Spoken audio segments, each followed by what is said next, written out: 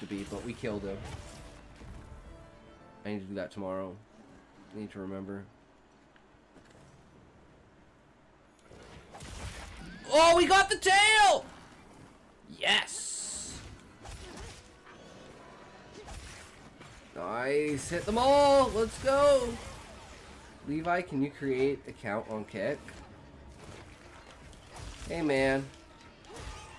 He's dead. Off.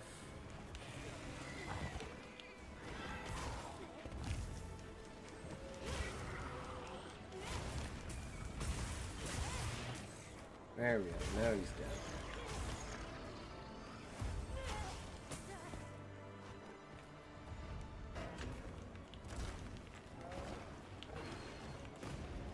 Yes! Okay. Woo! Yeah, I've always had problems with like outside shit because I'm Canadian and American banks can't work in Canada, and there's like some off fucking bullshit between certain credit unions and like online payments and like dealing with American companies and shit like that. So I feel ya. I feel ya, bro. Remember, if you can't say fuck you to your friends, who can you say fuck you to? Fuck you. And it was like, where's your optimization? I'm like, fuck off, man. Seriously? I just want to play the game.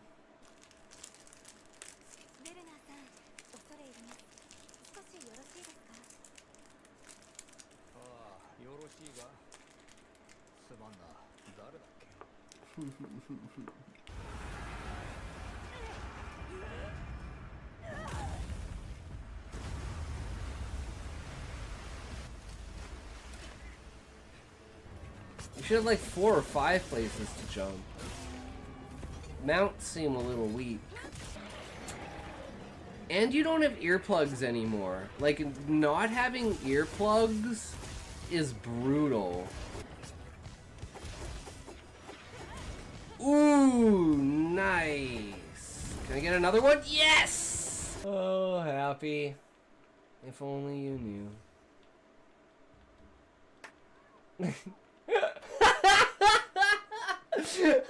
That one's new! That one's new! That's great!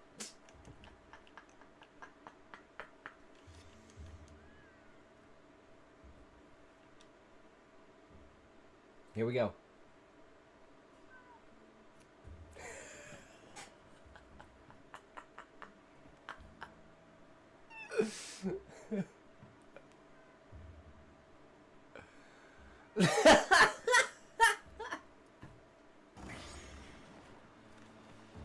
But, as always, remember, you can't say fuck you to your friends. Who can you say fuck you to?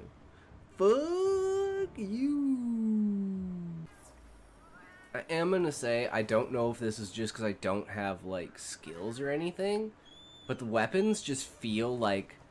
This feels like PoE 2 to PoE 1, where, like, Monster Hunter Rise and Monster Hunter World are, like, super fast-paced, like, super fast attacks, like, get out of the way. And this feels more deterministic. Aw, they fixed the stamina exploit! In Worlds, if you're moving while you're holding down guard, you actually get your stamina back. So you can infinitely guard as long as you're moving forward. I can fight a Rathian because I know Rathian like the back of my fucking hand. So the difference between a monster that I know how to fight and a monster that I don't know how to fight. What it'll do. Hey, Turf War! Here we go. Wait, I could do sneak attack. Sneak attack. Sneak, sneak, sneak. No, I can't do it. Damn it. I gotta get used to being able to use sneak attack.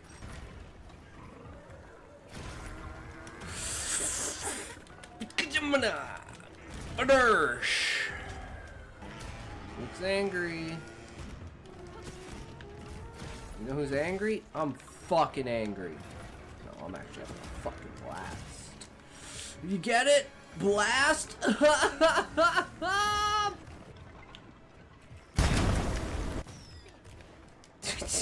Oh, he tried so hard. I'm sorry, Happy, but that was too funny. You fucking whiffed it. as always, thank you so much for watching, everyone. We had a blast today. We finally got, I guess this is the end of the beginning, or the beginning of the end, but either way, as always, if you can't say fuck you to your friends, who can you say fuck you to? Fuck you!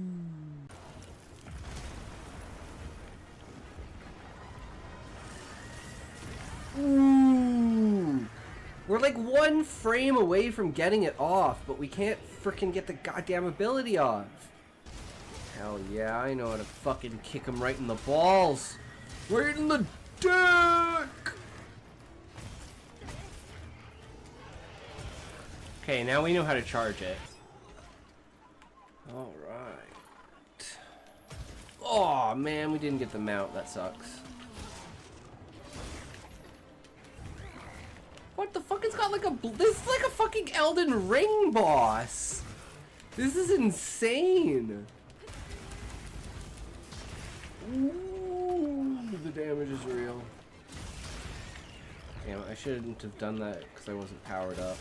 But he's dead either way. Fuck it. GG.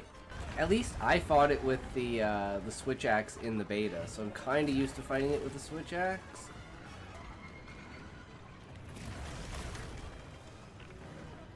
Take that as a W. Yo, bro, I'm winning. Welcome, welcome, Valium boy. We just fucking rocked. Wait, did you just did you just do what I think you did, Valium boy? Wait, did you jump onto Twitch to ban that guy who just hooded the bot?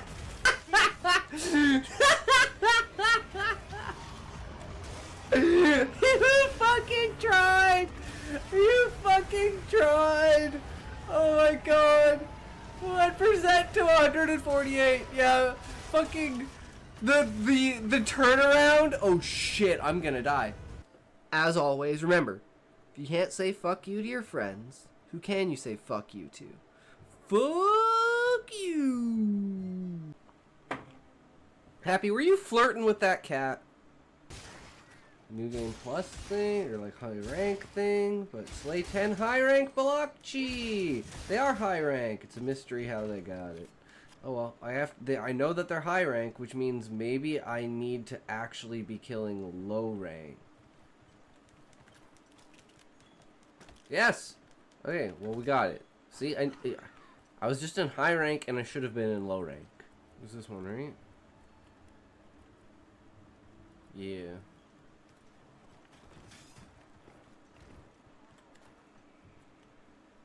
That looks badass. We're going to smash this chicken. What you mean by that? I have a hammer! Ooh, the spin to win, the spin to win, the spin to win! He's down! The chick. There you go, K Valiant boy. Get your ass on Twitch. Ban that motherfucker. That guy right there. That guy is on fire. You can totally tell. What the? Flap, he's stealing our hiding place. Dude, bail! Come on! I can't! The seatbelt was jammed. Why did you buckle it? Why would you do that? I don't know! Thank you so much, Amy Page, for the subscription, for gifting a sub. That is fucking amazing. Thank you so much. I love that clip so much. It's so good. Remember, as always, if you can't say fuck you to your friends, who can you say fuck you to? Thank you for the follow, My Magic 25. Welcome to the stream. We are back at it, bro. Aeon's Echo. What's that? Some pay-to-win garbage game? Yeah. Some free-to-pay garbage game. Damn! Alright. You sold me with the tits, bro.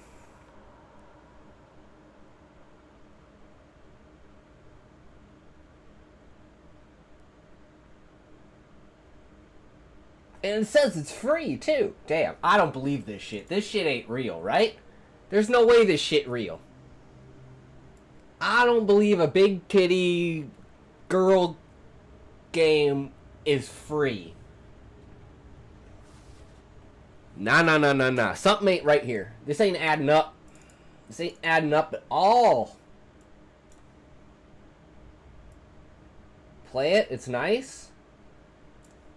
I mean, it's not exactly what we do, but you know, hey, it could be fun. You introduced it to us. It's got big tits on it. What's wrong with that, right? Let me take a toke though, and we'll figure this shit out. Who knows? Maybe Kick's got a sponsorship for it, and we could get some like free levels or something like that. I wonder. Let's see. I'm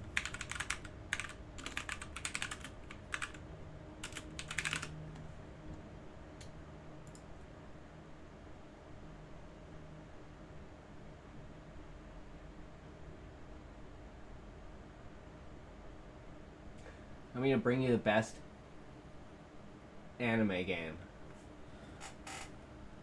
I mean, it's not this? Why would you tell me this if this isn't the best anime game? Although, what's the one? Hold on, let me look on my other PC. Because I have this game that I bet you will think is probably the best anime game ever. Where is that game?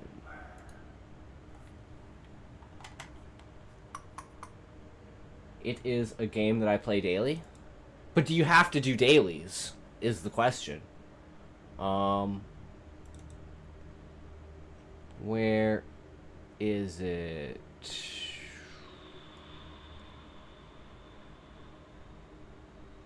Think it's in here? T-Hoodie?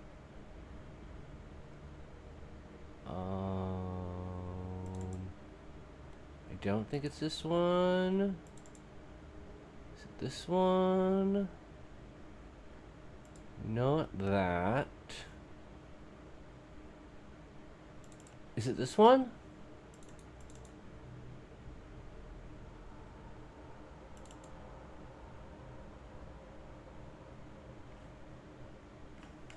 Hold on.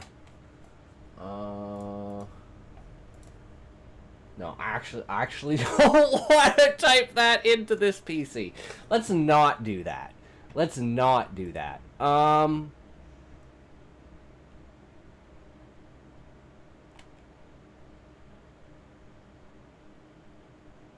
Why could I not find this?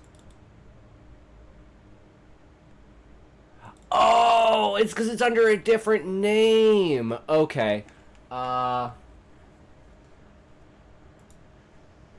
Try this one.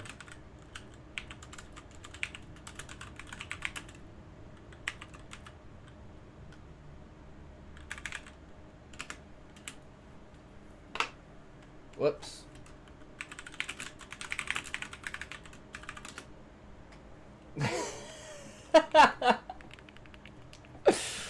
Best game ever made. Yeah, I couldn't remember what the name of it is. I haven't played it in like 6 months. Still haven't beat it. Fucking impossible game to get through.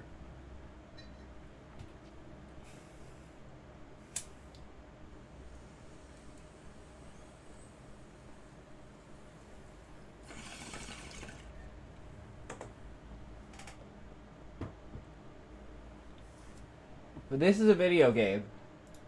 I believe we would have to do another one of these streams.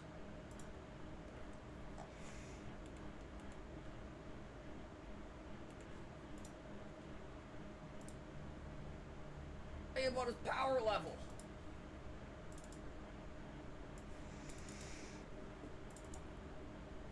Is it worth it? Is the question. Is it worth it?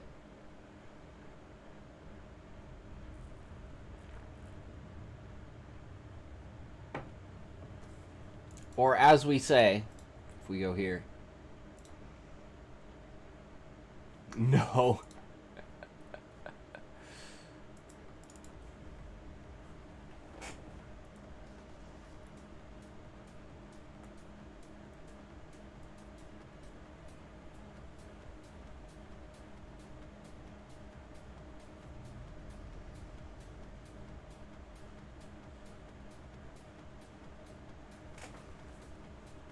I can vibe with this.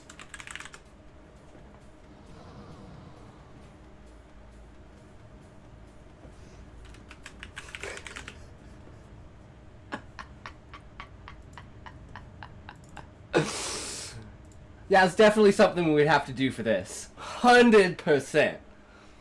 But hey, you never know. GG. Let's find out. Oh no, age verification. How am I ever gonna verify my age? Oh no, now it takes me to an outside and get 200 gold. Oh shit, of course it's a fucking... It's not free. Email.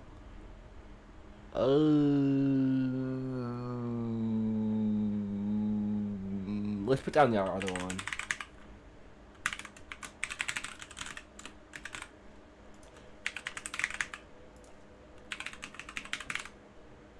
Boom. Done. Done. You sold us. I want to give you a better game than this? What? There's not a better game? Okay, what's the better game then? Fuck it. Tell me a better game than this. There are new update files. Download them? Dun dun dun. Now it downloads a virus, right? That's what happens? So what's a better game than this, then? What's the Discord say about this? Well, that doesn't help. Is that the music coming from this? That is fucking loud.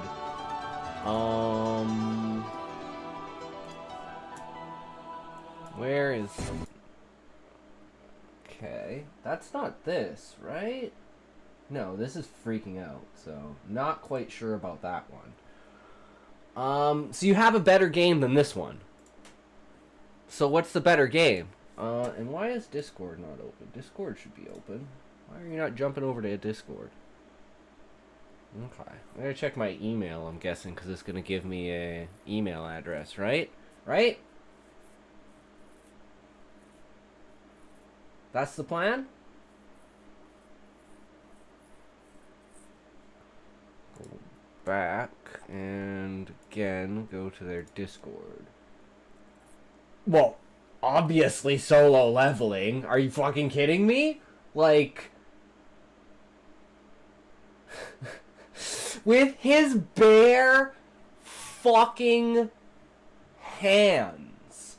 Just blow for fucking blow. And then he's like, okay, he's getting serious. We gotta pull out the weapons now. So fucking good. So good!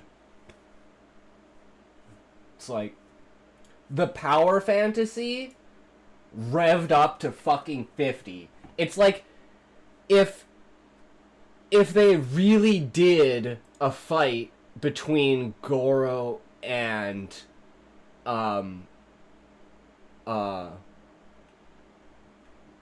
or Garu and Saitama. Even though it's like, we know for a fact he can't stand up to Saitama because he already tried to chop him, and Saitama was like, the fuck you doing, bro? I do same thing to you. And he was fucking down. So, yeah. I don't know about that. Garo seems like he's gonna... Even in his, like, I think that's why they chose to fight the two masters against him instead of putting him against Saitama. Because Saitama just, like, explodes. It would be a very interesting thing. But yeah, are you, I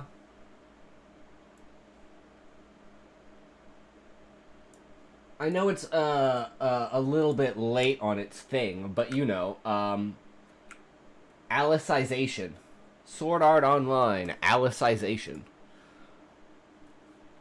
So if you got a better game than this, tell me, bro.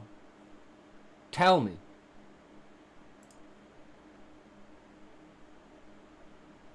Is there such a thing? I don't know. What do we want? Watch later. That's what we want. Alien races. So, the goal here is to pit our world building against criteria given in the video. And do we use the criteria? Do we have more criteria than this? And how deep is that criteria? So let us find out. Oh, and this is all in reference to species creation. So we have our... We should actually bring it up. Solo leveling, Arise. Wait, there's an actual game for solo leveling?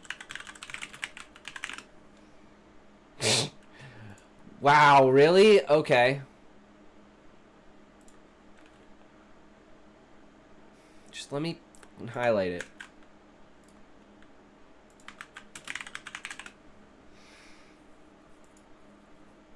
Damn, this is from 10 months ago? Is there anything that's, like, recent?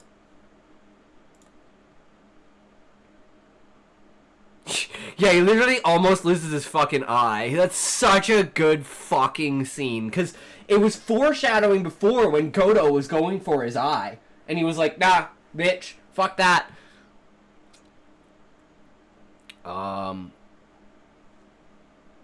No, it was so amazingly animated. It was not even fucking funny. Month?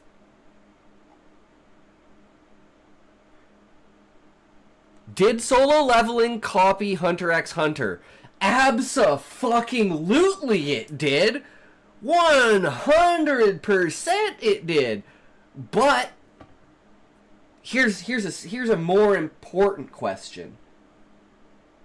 Does it matter? Download and try it. It's delicious.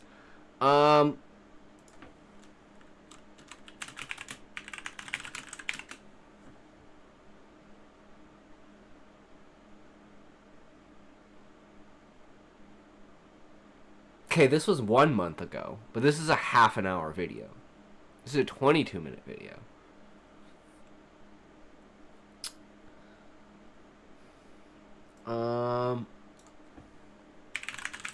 Let's see the gameplay.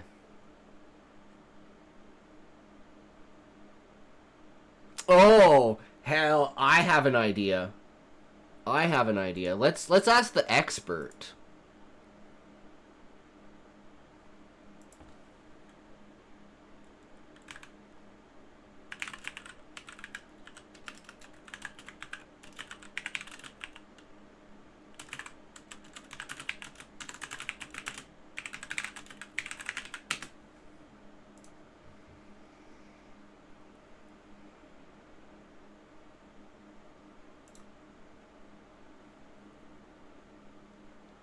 Oh, right, I muted it because I'm an idiot, because that shit had, like, ridiculous sound on it.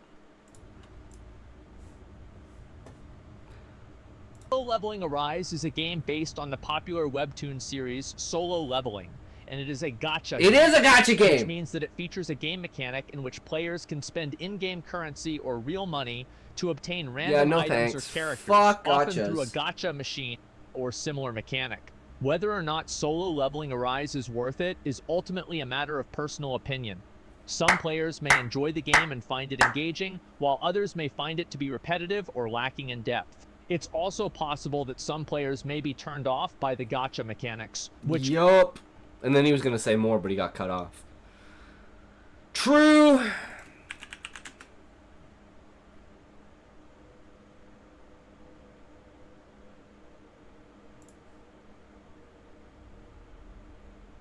Additionally, it's worth noting that gacha games have been criticized for their potential to encourage addictive behaviors and gambling tendencies, as players may feel compelled to spend money on the game in order to obtain rare or powerful items. So now the question is, are there sponsorships on Kick for it?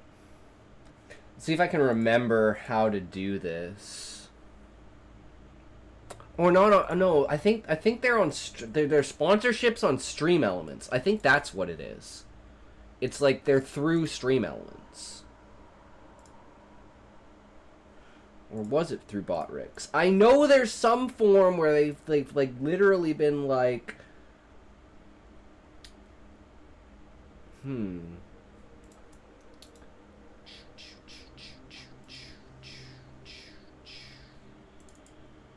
Not quite sure. Here we are, sponsorships. Now, can we search?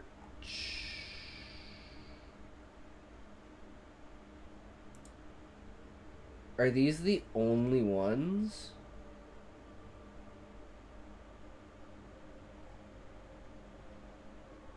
I mean, they got Zenless Zone Zero on there. Honkai Star Rail.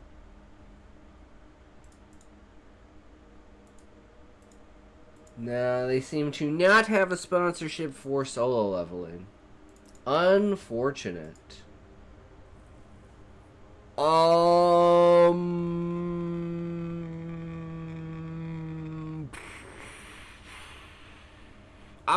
see what gameplay looks like. I don't want to see, like, PC gameplay. Well, we're going to look at it. If it has Dark Souls type mechanics, then we got to compare it to Dark Souls. Oh boy, I do not recommend chance to take shots at an IP-based gacha game. Yeah. If there's anything my viewers should know, it's that I'm heavily biased to talk negatively about IP-based gacha games any chance I get, and I just don't care. Solo Leveling Arise has been one of the more successful ones that came out a couple months ago. I wanted to try it out myself and see what all the fuss is about. Once again, just like the One Punch Man gacha There's game, a One anything I Punch say in Man? the video, primarily Oh my god, problems with that's it too are funny. I was not just with the talking about original One Punch posts. Man. It's with this game specifically. I've been playing this over the past 2 weeks, so you can kind of think of this as a first impressions review of sorts. We will dive into the world of Solo Leveling Arise. And I've go been into the playing it for reasons more than why a year. If you want ultimately my don't account, recommend I will this give game. it to you. My name is Psyche. Let's begin. I mean, no, I'm good, bro. I actually read the original Solo Leveling manhwa up until the Jeju Island arc. I'm not a manhwa discussion channel, but the main gist of the story is that there's these gates from another dimension that have opened up all over the world that contain dangerous monsters, but also let's just clear get the to main story or gates. The max I level cap. I just want to see gameplay. Gameplay. Is this PC gameplay?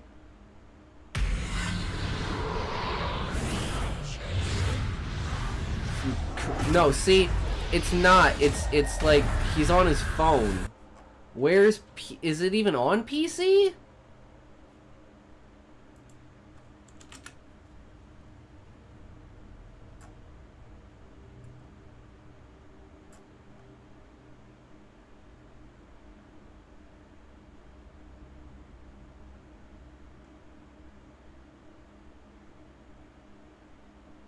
Well, it just looks generic joke.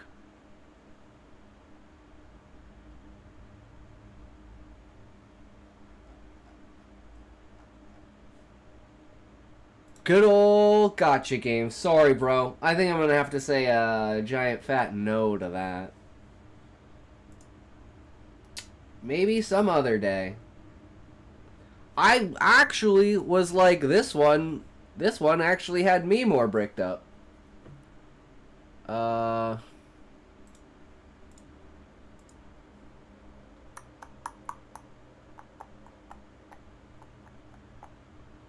Where here, this one.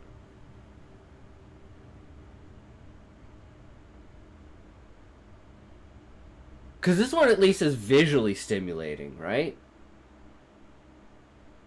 But I'd want to play this one, like, dressed up. Like, this would be a good tomorrow stream game. Because tomorrow's my weekend, so I could actually, like, dress up. So, maybe we will consider that for tomorrow's stream. And we'll do a makeup and bikini stream. But for now, we should probably start getting into the reacts. Because we've got a, like... Well, I want to write the short story so fucking bad because I have such good ideas. That's why we were going to talk to Asmon about it. And we're going to see what his opinions are on how we're approaching it and see if there's anything that we should do differently. Because I already had kind of it doesn't take much space to download it. I would prefer to download it on another device and then bring it over. I don't like directly downloading shit onto my streaming PC. Especially shit I don't trust.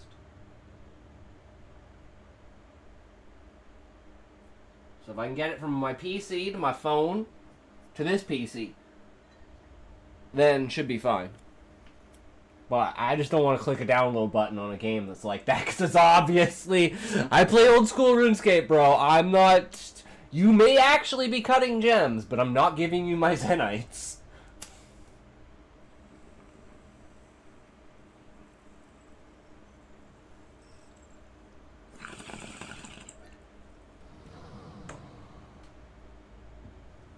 My Magic 24 is now following. Thank you for following My Magic 24. I hope you are enjoying the stream less than 3 Hi, sweetie. Hatred was just telling me he used to Arch Commander Consummate and thinks he'd be a perfect match for us. I'm not that interested. That's funny, My Magic. Oh, My Magic 25. Why? Welcome, My Magic 24. baby. What? When did Oh you start shit! smoking? That means there's 23 more of You you. have been lying. Plus, because we don't know if there's a 26. Burning pine Ah, scented shit. hairspray. Yes, I'll say it. Her 3-pack a day voice. Gotta love it. Fucking cinema. Alright. Let's see how our characters hold up against... Oh, no.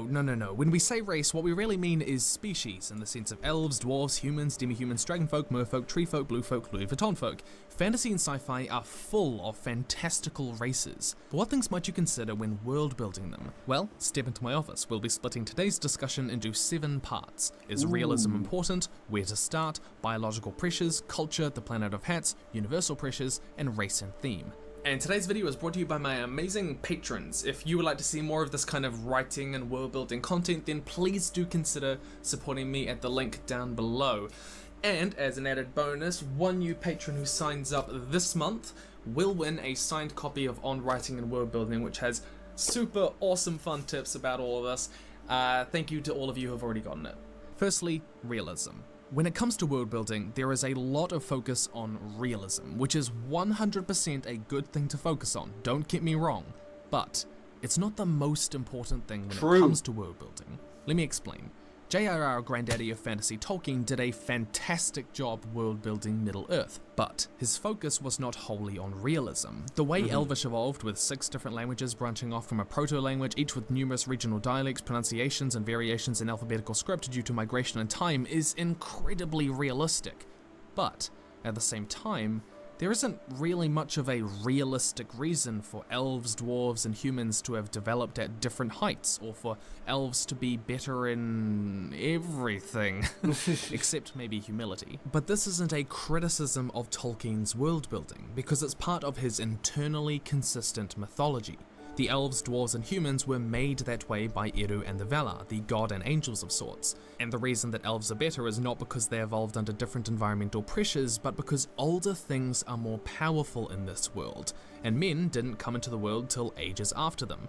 And that's just how things work. That's what Tolkien wanted. That's why... So, like, for instance, it kind of has the same idea in my book, where, the octopi species are the very first species, right? And they're the ones that procure everything. They create technology and culture, innovation, and they spread to the bottom of the surface of the ocean in order to build a city on land underwater, which is essentially like the idea of Atlantis.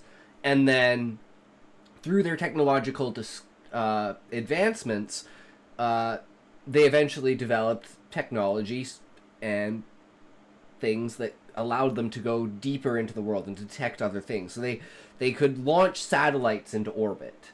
They could like use LiDAR to check the entire bottom of the ocean floor, the entire planet essentially. And one of their things is they find this energy source that's it's completely counter to any of the energy sources that they've detected on the planet or even in space around the area. They all seem to have a kind of unifying frequency that's like idea of like wavelengths of color in multitudes of like doubles. Like each wavelength is double the next wavelength of the next color. And the way that, well, first of all, what it is it's a shard of anima, a dark celestial being, and the Viceroy and the Monarch get corrupted by this, and this causes them to want to spread light across the entire planet. So they go, okay, well, we're underwater, and we know there's above water, and there's like land that's underwater that's above water. So, and then there's like more outside of that. So let's go and take our species and genetically engineer them to be able to breathe whatever that gas is that's in the air. So through science and genetic manipulation, they evolve the species to be able to breathe air. And basically they build a giant domed city that's on a hydraulic lift. And the idea is slowly over the course of 3,000 years, they're going to push the lift up and then lower the water content in the air until it's like a fine mist, until it's actually air, and then they've dealt with the two biggest steps, which are breathing air and the difference in pressure, which are two things they can't just genetically engineer into the species because they need to know why and how those things work in order for them to actually be a part of the species. You can't just, like, guess how lungs that breathe oxygen work. So you have to, like, press small advantages in certain directions, but use the environment wholly as its ability to adapt to the environment that you're in. And using that is how it's more realistic, that it's not just like, oh, well, we're super advanced, so we're just gonna, you know, like clone an octopus species that can breathe air. It's like, no, it doesn't work that way. And then they get to the top of the water, and then they realize, well, there's other species up here, which they thought, like, the original 6 dragons were the great worms, were like heavenly bodies like the moon and the sun. They didn't know they were actual entities that lived on the planet until they came to the surface. And the first thing that the octopi did when they came to the surface was basically go to the land and try to wipe out everything that was on the land and set up their own structure there. And after, like, the first week, the dragons are like, wait, what the fuck is going on? And then they come down, and they're like, hey, guys, stop! What the fuck are you doing? And then the monarch's like, yeah, get the fuck out of here. And they're like, whoa, shit, this guy's fucking powerful. All right. And then the Beastmen Wars start. And it's like the dragons try to stay back, because they know if they directly confront the monarch, even together, they probably all die. So they're like, well, we gotta drain him of his power somehow. They think they can do that. Can't actually do that. So they basically build the Beastmen army. And it's like the Beastmen are just getting slaughtered. Everything in the land is just getting slaughtered by them. And then the dragons are like, okay, well, if we can make it so the monarch is the only one, and, like, killing the octopi, like, causes the monarch to basically look in our direction, then we kind of just, like, kite him for, like, a bit. And the monarch's like, yeah, fuck this shit, bring the moon out of the sky. Does the nuclear option. And then, in order to facilitate the next era of the world, they take an avian species and an insect species, and they create the current avian and insectoids. So, in the book, the main race is octopi, and the secondary and tertiary races are avian and insectoid, and then under that are the races of beastmen. And I forgot we were going to pull this up. Oh, this was just in the background, that's why.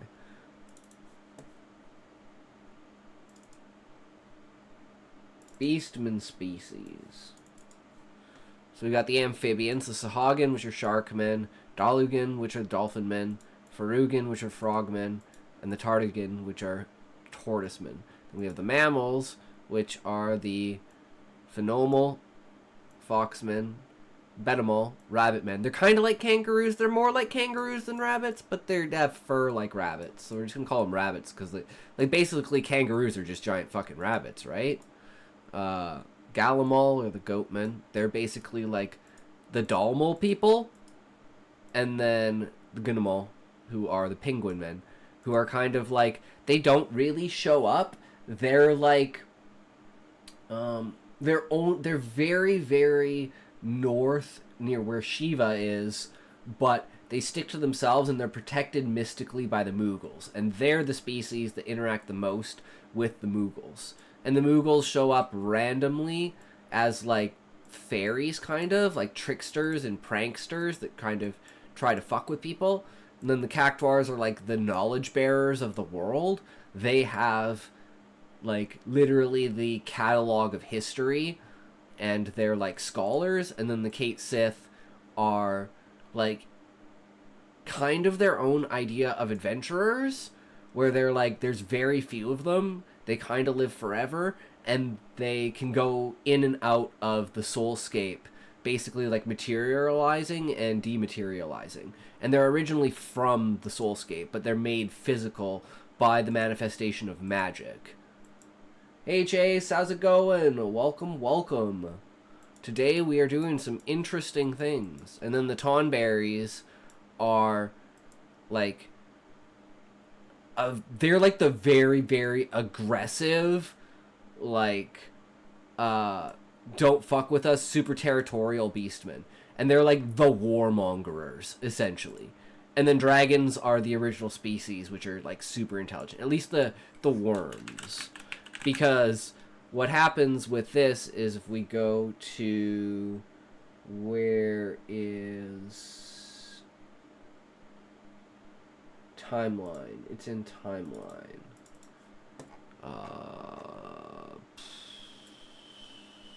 World Eaters. The way that the dragons exist. So Jormungand, Tiamat, and Vertra, then Shinryu and Nidhogg, then Fafnir.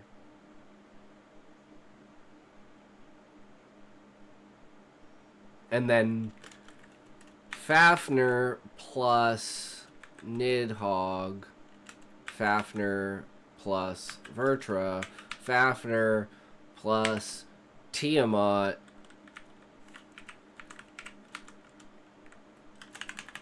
lesser dragons. And then you can just like imagine from there house-sized ash dragon, dog-sized. No, actually, this one should be the house-sized ash dragon. Whoops. I just watched a girl streamer. She was playing Kingdom Come Deliverance. It was great. Kingdom Come is like, I should fucking play Kingdom Come Deliverance. But I'm just currently playing Wilds, so. Oh my god. No. Dog sized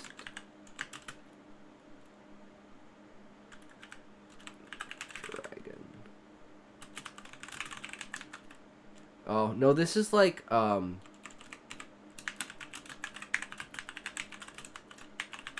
wyvern. And then you have, like, the mid-tier. Where actually, I feel like this should again be there. I find the game boring, but she comes to the last quest, and she skipped it. Well, this is car-sized.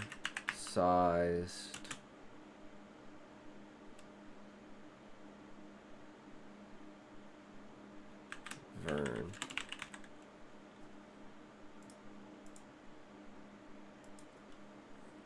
So yeah, eventually they just become these three basic species that you'll see of dragons.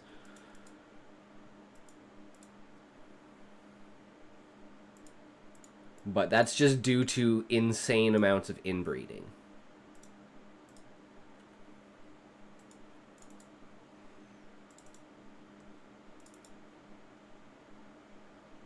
So we have realism in the fact of, if we go back to this, we'll go back to our notes. So like for realism,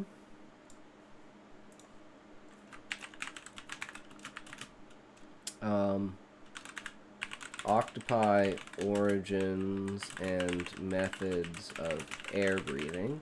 Because you're supposed to find someone in your party, a maid, and it becomes a fetch quest.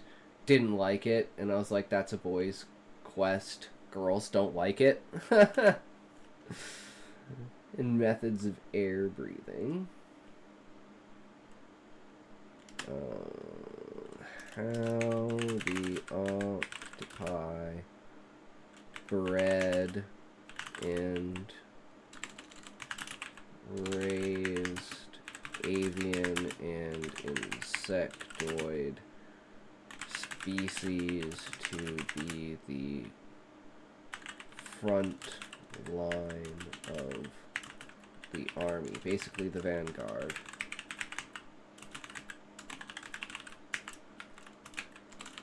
And scouts, avians. So they wanted scouts and a vanguard. So they made the avians and the insectoids. One to scout overhead, and the other one to basically tank the enemy while they did what they needed to do. So they're very, very realistic in the aspect of how those come to be. And since there is no technical language because of how consciousness works, it just is, right? So the other species you'll find, and in comparison, in some way, shape, or form. I'm even considering the fact that the avian species was chocobos, but chocobos can't fly, so that kind of doesn't really work. But chocobos would be like the cousins, right? Super old elves are super powerful. Realism is important because it frames the unrealistic parts of your story and makes them more believable. In Story of Your Life by Ted Chiang, there is an alien species called the heptapods, who experience time differently due to their language. And as a character learns this species' language, they begin to see time differently too, past, present, and future all at once. This is a scientific premise that is controversial at best, but it's what made this race of aliens so incredibly unlike anything we've seen before, and was framed by a truly realistic discussion of linguistics, politics, and biology, all of which play such integral parts of the story that we totally buy the unrealistic parts of it. And while realism does help ground your race in a familiar and believable world, sometimes the unknown is even more immersive. H.P. Lovecraft's soft sci-fi eldritch abominations from other dimensions and planes of existence, and the spirits in Avatar: The Last Airbender are intentionally unrealistic races of sorts, because the writers intended for them to inspire awe, horror, and wonder. These feelings make the world more immersive because the reader wants to know more. It's escapist. We don't need to be able to explain every detail of their existence. What matters is that there are internally consistent rules as to why these races are the way they are. Realism only becomes a criticism when the unrealistic parts of a story have no internally consistent justification, or they don't add anything, like wonder or horror to the narrative to make it more immersive. Realism... The unrealistic parts are like Gaia and Anima, but they're like foundational to the story. Frames fantastical things and makes them more believable. And for a bad example here, consider the economic system in J.K. Rowling's Harry Potter series. Seriously, it makes no sense whatsoever. Go look into it, and it doesn't really add anything to the story, so calling it unrealistic is, yeah, a valid criticism of her world building. But the ever important and impossible question looms: where should you start? A lot of world-building guides start with discussing realistic approaches to how species develop scientifically, planetary forces and environmental pressures, which we'll get to soon. But the truth is, you don't really have to start anywhere in particular to do good world-building. Tolkien began with an Elvish language, and his elves' design sprung out around that as the first thing he... Yeah, my first thing was creating celestial beings, and in the first iteration of the book, the celestial beings were more like projections. Like, they could project themselves in places, and they were originally called the Lorians. And they basically had a world that was connected to every other world. And during an event they called the Alignment, where it was like a galactic alignment of like everything, it kind of opened the realm and allowed the Lorians to interact with other species. And they built this temple that was basically in reverence to them from their people, which all the people used to worship them. And some of the races, like the planet that the main characters are from, like the main area it takes place in, they purposefully shut them off from the Lorians because there was an evil Lorian who was basically trying to control the consciousness of men, and so the other Lorians basically had to seal off the portal for them, and it was never truly sealed off. It's just the power source was removed, but no one ever knew this. Everyone was told that it was completely destroyed, but it couldn't be destroyed. So they just decided the best way to destroy it would be destroy the memory of it. Say that it was destroyed and take away the power source. That would be the only way. But they couldn't destroy the power source either, so they just needed people to forget what it was. And then eventually, you know, another natural alignment comes, and one of the Lorians gets out and kills the guardian of the Crystalline Temple, which is the prologue of the story.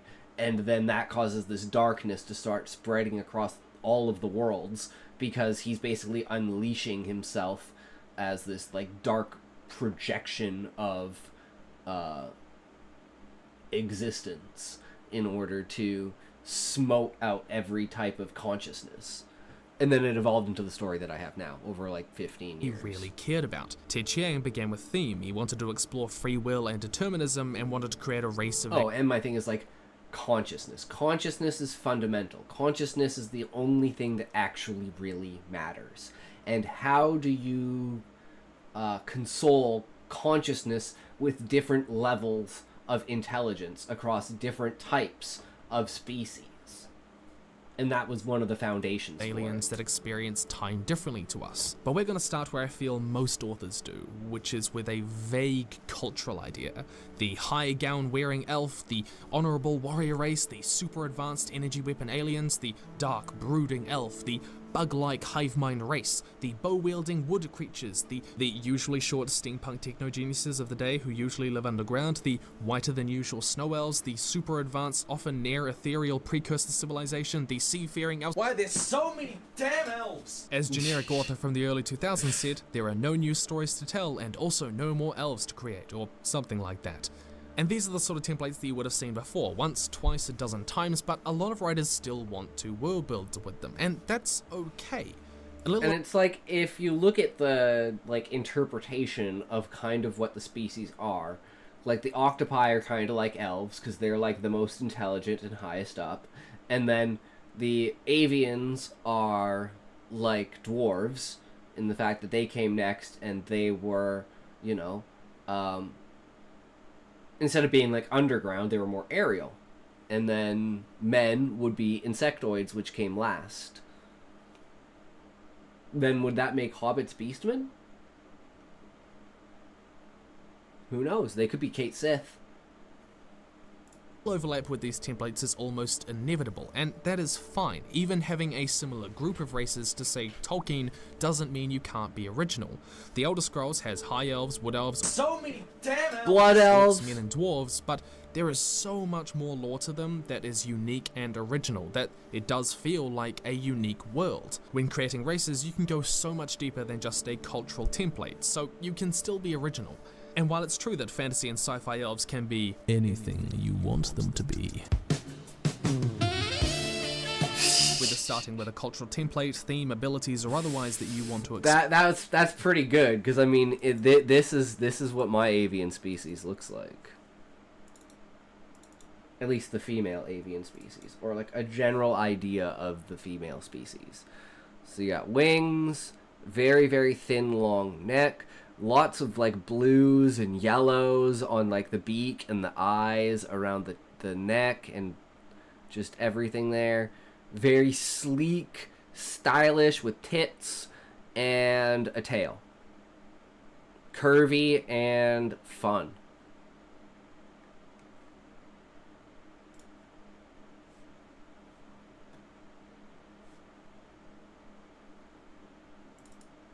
And then the males are like hippogriffs, and they have massive manes around their necks that they braid in certain ways to show different, you know, what house they are, what their achievements in life are, and stuff like that. So the avians are very specific with that, because they're the only ones who technically have hair. explore, Even though there's like hair and feathers, or just full, I don't know. those things will arise from certain biological and cultural pressures, especially if you're taking from real-world cultures. They don't exist in a vacuum. True. So, building on this, part 3, biological pressures, because these are the ones that authors usually focus on. In particular, 3 things: feeding, reproducing, and not dying. The Yup. basic bones of any realistic species. These are going to be determined largely by the regional environmental pressures, which may include, but are not limited to, climate, predators, competition, everything changing when the Fire Nation tax, food sources, water sources, weather, available resources, terrain, and otherwise. Consider the plucky human in its natural habitat. Most of that is like almost unviable because of the tree. But then you have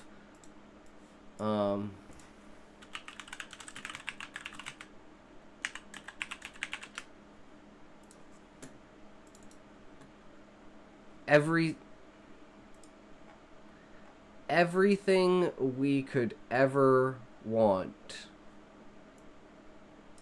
Jesus, what the fuck is this shit? Get out of here. What the fuck is going on? Holy shit. No. Don't allow ads, idiot.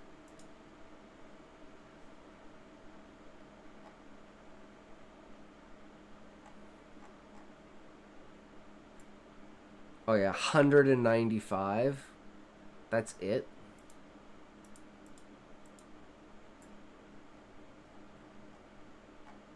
I mean, that's a lot, but I'm sure there's more than 195 different types of monsters in Final Fantasy.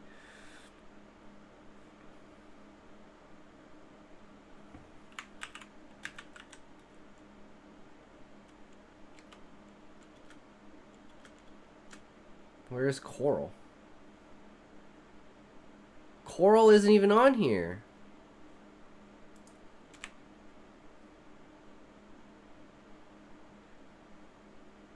So yeah, obviously they don't have them all. Let's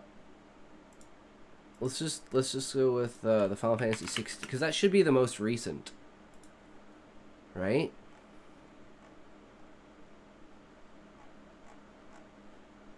Can we just get like?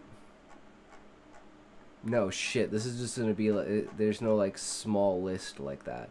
So maybe that is like one of the best lists we could get.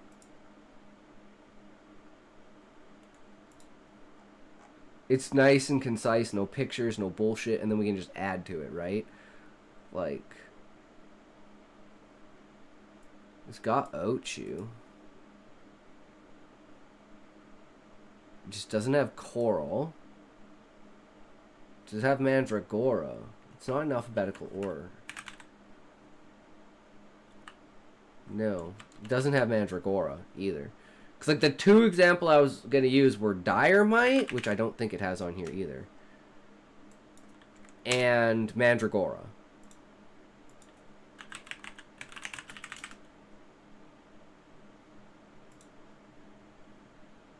So, yeah, like a Diorite, and it's like one of the main delicacies is spider legs from a Diorite.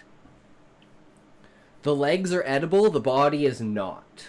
The body is poisonous, but the legs are edible, and they are fucking delicious.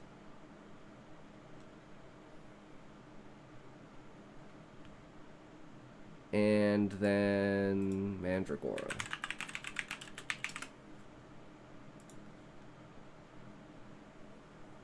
So you got your plant, and you got your insect, and then you got your coral.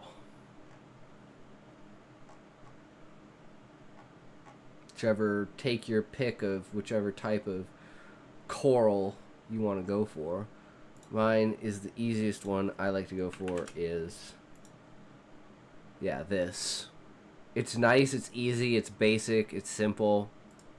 It's just a coral. It's like a little bit taller.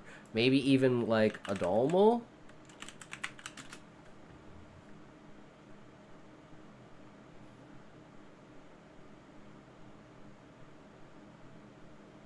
I wonder what dolmal neck would taste like. Would that be like turkey neck, but like insane? So maybe we got to make a food category, but like that should just come up as it is, right? You just like figure it out as you go along.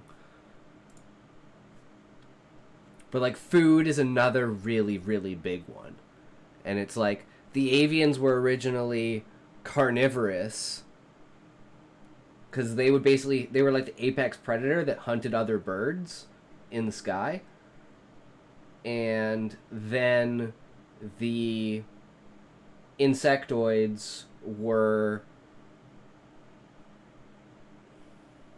I'd say, kind of like aphids, but like huge, you know? The insectoid race is still one giant fucking question mark. It's a ladybug species in some way, shape, or form, and the whole point of the species is for, why am I blanking on the name? Is for the Magus sisters. That's the inspiration for the insectoid race, is the middle, like, ladybug type. But it's more like take that and then centaurify it. Your Essentia! Welcome, welcome. How is it going? Today we are talking about species creation and the different ways that we can create different species, and how does our species building work up, like hold up against the greats.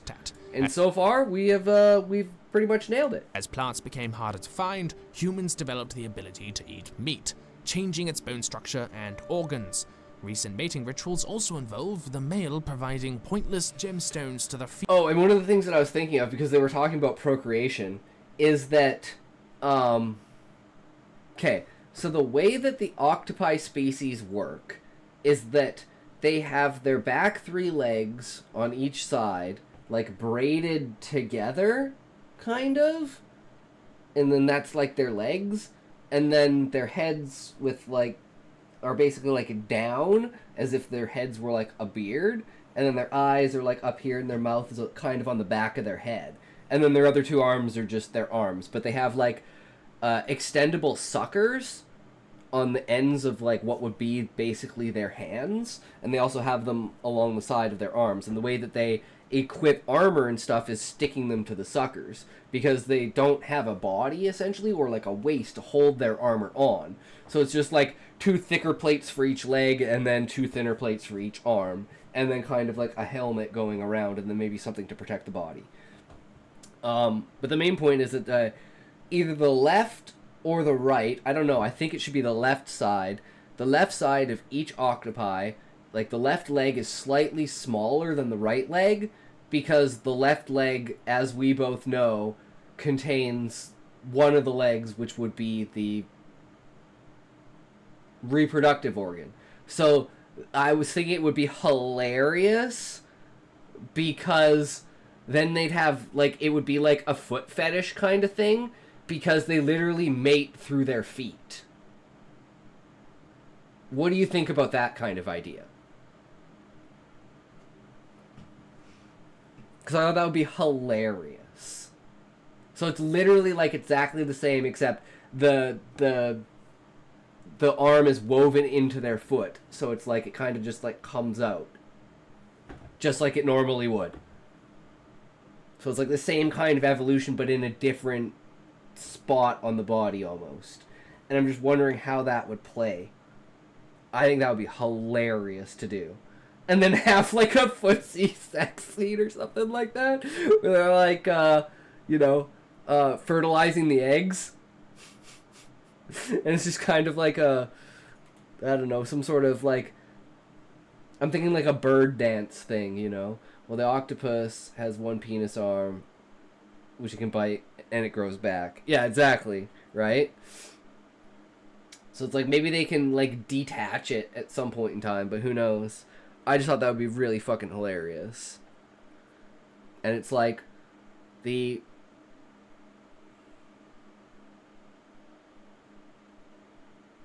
wait a second. I'm like 100% sure, but I'm like 99 point.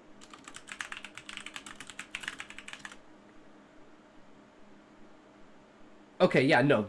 Ladybugs do lay eggs. Okay. I'm like, they lay eggs, right? Okay, I don't want to be retarded here. I mean, I am retarded, but I'm like, ladybugs fucking lay eggs. Because then all three of the species are egg-laying species, except the insectoids and the octopi can lay in batches of, like, up to 10. Whereas the avians can only lay batches of, like, 1 to 3. So this causes like a rate, like a slow race differential, but it used to be that there's always going to be the most amount of octopi, and then there used to be the second, like the most amount of avians, and then a little amount of insectoids. But like over the period of time, the insectoids have just been increasing their numbers faster than the avians can. So it's like through like these 600 to 800 years, it's like, despite starting with significantly lower numbers, the insectoids are now starting to catch up to, if not outpace, the amount of avian species. I like the idea of that. Female, its rarity proving its ability to provide. Humans are also very interested in not dying, even developing weapons and tools, also that other things die and they don't. So you gotta figure it out. How do they get food, how do they bang, and how do they not die in their environment? In the 1974 science fiction novel Icebreaker, the alien trans species developed claws like ice skates, enabling them to quickly move across the frozen planet to escape predators and chase prey, and larger claws usually made them more likely to mate. Breaking this down a little bit further, you might ask what grows in their climate, who do they have to compete with for food, and what abilities do they develop to acquire the food. For example, sylvans who can telepathically persuade trees to drop their fruit are less likely to develop opposable thumbs, which they would need to create tools to cut them down. On mating, you might ask, what does reproduction involve? Birth, spawn, eggs? What traits would be selected for in this environment, and how long do they live? An alien race of bird-like beings that only breed in the wet season may develop colorful plumage during that season. And true! He went there with the avians, that's for sure. Not dying, you gotta ask, who are their major predators, how do they defend themselves, and how do they survive in intense weather? See, one of the main things is, like, it's hard to say that with the avians and insectoids because they're genetically engineered. Whereas with the octopi, it is completely irrelevant to the story. What, like, way back in their evolution, before they had technology, what were their predators in the ocean? Well, obviously sharks and, like, crustaceans and shit like that, right? So it'd all be realistic type, but it's like, that is so far off in the background that will literally never be discussed in the book. And if it is, it's so inferred that it's sharks and crabs and like that kind of thing that would be the natural predators to octopi, right?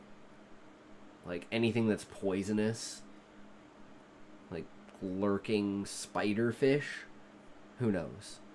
But not dying as far as the beastman goes, that's the whole bestiary, and that's just going to be us building the world out eventually. Because now from yesterday, we know exactly how big the continent is, and how big the tree is. And from there, we can extrapolate where we're going to put places, how long it's going to take us to travel in certain areas, how fast chocobos can travel, and an entire caravan together. How long and how much can they keep up with that? Which is very important. The Parshendi and Brandon Sanderson's Stormlight Archives developed a chitinous skin, a hard shell, to protect against ferocious hurricanes that would regularly ravage the land. But more importantly, realism demands that a dominant species be dominant in an environment for a reason. This is usually a mixture of A, being able to acquire resources more efficiently than anything else, B, they become the top of the food chain, and True. C, they develop ways to survive natural pressures. Oh, I totally forgot to grab something. 1 second.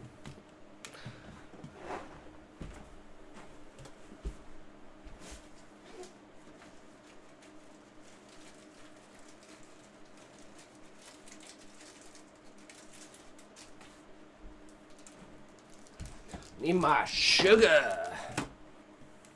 Totally forgot to eat this fucking thing. So let's do that now. Others don't, thinking flooding, intense storms, or an ice age. Humans developed tools and clothes for this. That's part of the reason we became a dominant species. But the Formix in Orson Scott Card's Ender's Game became the dominant species because they developed a hive mind, giving them the ability to seize the means, coordinate resources and people more efficiently than any other species. And this becomes a world-building issue if you've got multiple sentient beings developing in the same environment. They'll be Natural enemies. How did they deal with this? Absolute genocide or a symbiotic relationship of some kind? Genocide. Or maybe your races didn't come together till a lot later. Consider the basic biological drives. Giving a unique reason as to why a species is dominant is a fantastic world-building tool to create a unique species and culture. For culture, building on the biological pressures you have in designing your race, you've got to consider culture, which is kinda everything, including, but not limited to,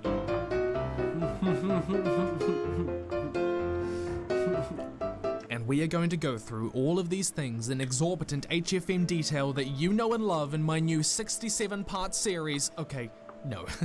All of these things are really important to consider, but I wouldn't be able to do them justice in this video.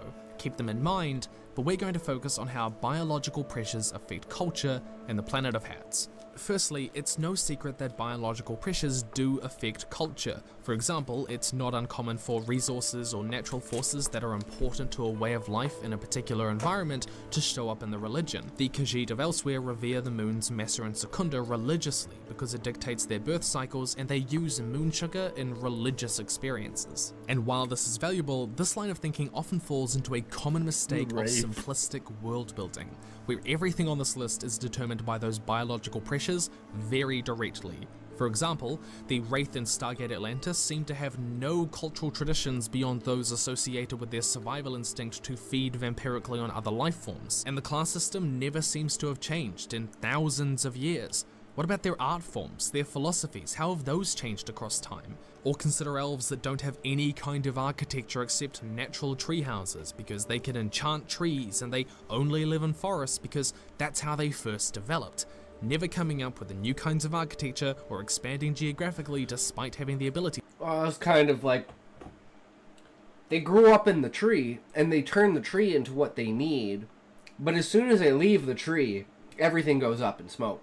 And then that also changes the tree, because there's areas and people in the tree that don't want anything to do with the adventurers. So there's like designated areas where you can only have tree material. And if you bring anything outside of the tree into that area, it's basically against the law. And it's like, because the tree's so big, the monarch's like, just go to whatever the fuck you want. If you want your own area, go build your own area. Go make a fucking branch, bitch. And they fucking do.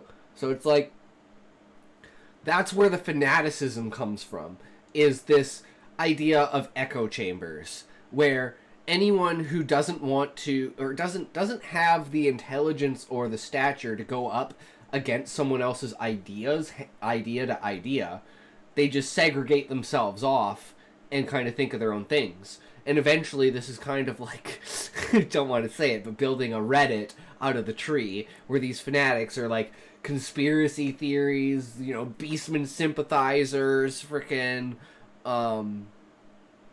Beastman haters, like racists, like people that hate avians, people that hate insectoids, people that hate octopi. There's all kinds of shit. And then there's everything to do with the Adventurers Guild that's outside of the tree, and the fact that they're still like technically not allowed to bring Beastmen into the tree.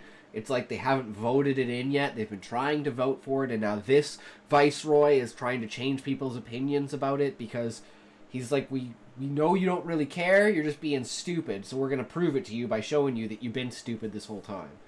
Only he shows them in the wrong way, and it freaks the fuck out of everyone way too much and blows out of like proportion the ideas that people have had about what the monarchy actually is and the Adventurers Guild.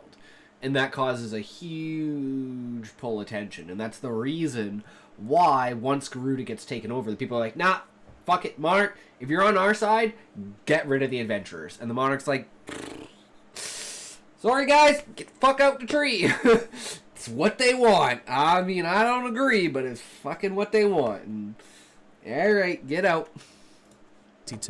These kind of species feel static, and this focus on pure biology and cultural world building is unrealistic. Gothic architecture didn't develop in response to the biological needs to mate and eat, and political structures like democracy didn't develop as a strategy to survive. It was the gradual systemic decentralization. Yeah. The reason for the diplomatic government is because everyone who was in the dome at the end of the war, when the monarch pulled the tree out of the moon out of the sky, anyone who was in that inner circle inside of the dome who was not meant to die were the foundations of the society that the tree would be. So like we were discussing yesterday, reasons for the species to not pass this knowledge on to their spawn. And the reason is they're trying to create a society that only needs to exist inside of the tree. So they don't need any of the ideas of the outside world. But that causes stagnation, which causes entertainment, which causes fanaticism, which causes like imagination, which causes people to want to leave, and then people eventually do leave. Of power motivated by social movements alongside the decentralization of wealth. TLDR #CrownBadMeVote. Do not reduce culture to the biological pressures to eat, mate, and survive. Higher order species slowly override natural selection, and other more socially constructed pressures begin to guide cultural development. True. Especially if the sentient beings can heavily modify their environment. True. Consider developing a number of cultural elements that either do not wholly reflect their basic biological pressures, or are so far removed from them that they appear novel.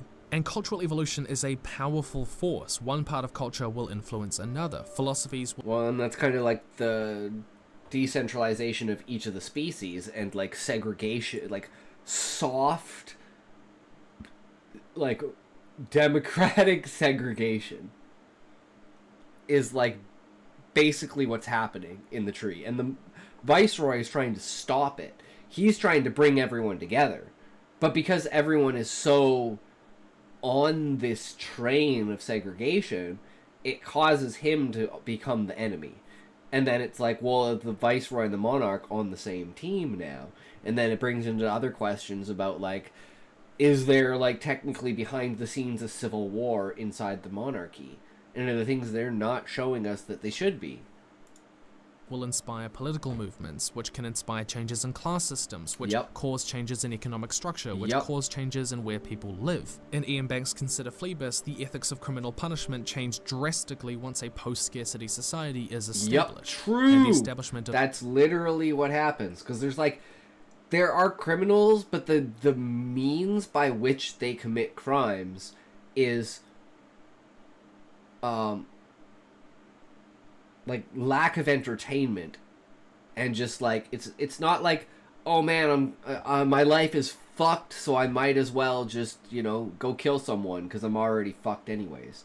No, it's like, I'm fucking bored of life. I want to do something that's exhilarating, so I'm gonna go try and kill someone and see what happens. So it's like, there is no tolerance whatsoever for it. It's like you're basically executed. So it's very, very frowned upon. But it's like extreme, right? You literally would have to kill someone. But, and it's like, the other thing is it's like fucking impossible to kill someone inside of the tree. Basically, the only way to kill someone is to cut their head off. At any other point, you cut all their limbs off, they just instantly, like, heal. They don't heal back, but the wounds heal. So it's like, you could reduce someone to pretty much nothing, and they'd still be alive. So it takes a lot to kill someone inside of the tree, because of just natural healing abilities and natural sustain. Of these It's like trying to kill someone on the fountain in, like, a MOBA. It's like, you can do it if you fucking one-tap them, but you gotta fucking one-tap them. Massive orbitals change how their economy works, with people acquiring more land. And part of cultural evolution is diversity of thought. Not only has humanity changed as a whole across history, but multiple ideas of, say, social etiquette develop in the same place, and it varies even more geographically. Phrases like, the elves believe X, seem a little strange in this light. Allowing the reader to see a lineage of cultural evolution and a diversity of people groups means your fantasy and alien races won't feel static. True. As if it developed one way and unrealistically never changed. And we can't talk about constructing alien and fantasy cultures without mentioning 5, the Planet of Hats. All dwarves are Scottish miners, all elves are punsy assholes, all orcs are very much yes sir, green, bad, not good. It's when a whole race or continent or planet is entirely defined by one character type and every individual fits into that. In David Eddings' The Belgariad series, the Cherok's are all stoic, seafaring warriors with axes and beards and braided... they're Vikings, basically. All members of the society wear the same hat. And it's obvious why these sorts of hats are unrealistic world building for your races. Large groups of people are more diverse economically, politically, socially, and morally. It's really difficult to believe that a whole world or race are this way, and that makes the world less immersive. But that's the coolest thing about it is people, the characters in the book, the people in the book believe those stereotypes. But those stereotypes are not true of the races. I think that's a really, really important thing, too. Is that these species have not wholly come to the realization that they're more similar than they're not because of the idea of consciousness being fundamental. Their form doesn't matter, and their level of consciousness doesn't matter either, because Gaia cares for all levels of consciousness that come from her. Whether it's the plants, whether it's the water, whether it's the air, whatever element it is, whatever material it is, what gas, plasma, light, anything is all in the smallest, tiniest bit of way conscious.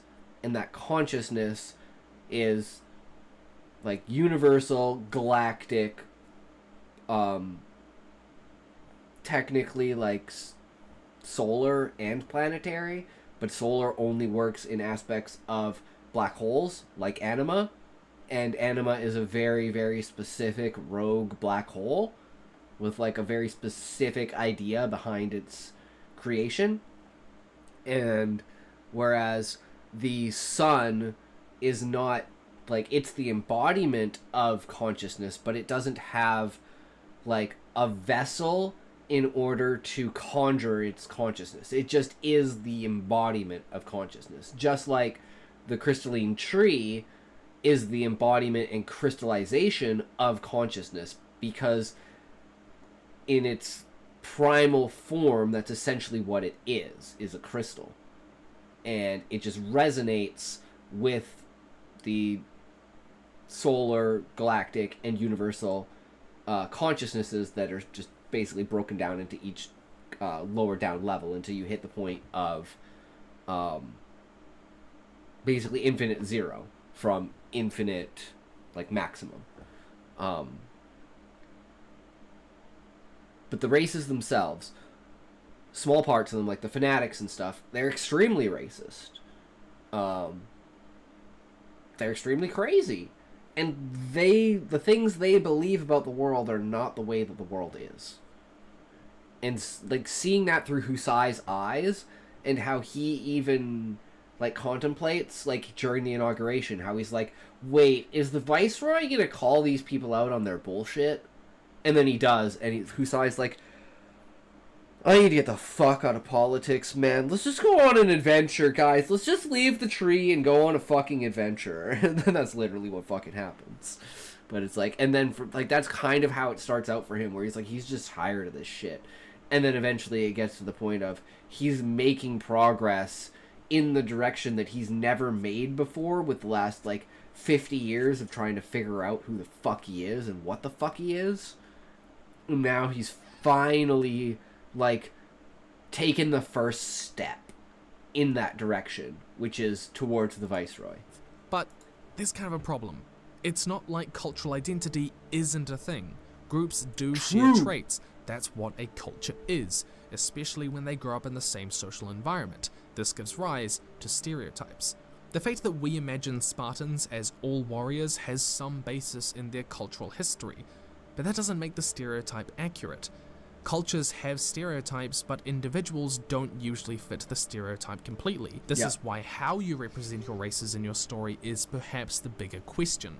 In The Dragon Prince, the Moonshadow Elves are known as fantastic assassins, masters of illusion, wise and fearless, as well as living by a strong code of honor. Yet throughout the story we meet a number of Moonshadow Elves, all of whom fit some of this description, but never all of it. Rayla was an assassin, but she's full of fear and anxieties from the first scene. Lujan was a master of illusion, but she's not wise or knowing as Rayla expected her to be. Even Runan, the one who most closely fits the stereotype, is given a degree of complexity beyond that. Allowing no individual character to wholly fit a stereotype introduced beforehand gives the impression of diversity and complexity in a race, especially if the reader's first impression of them diverges from it. And the Planet of Hats often manifests with a... Because, like, in the first chapter, the characters that we do introduce and we do use do have a lot of that stereotype to them, in the fact of the insectoids are mainly like tanks and frontliners. Avians are mainly like assassins and like thieves and like, you know, more about speed and stuff. And then the octopi are more of the mages and the support backline, like strategists. But then it's like you look at Kalmosh and Julek, and they don't fit that at all, because they're both octopi melee. And then you look at I think it's Vimco. Well, let me bring up the character sheet. Character compendium.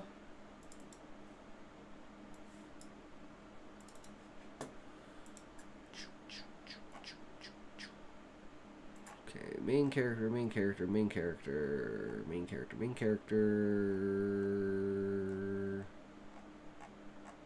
Where are they?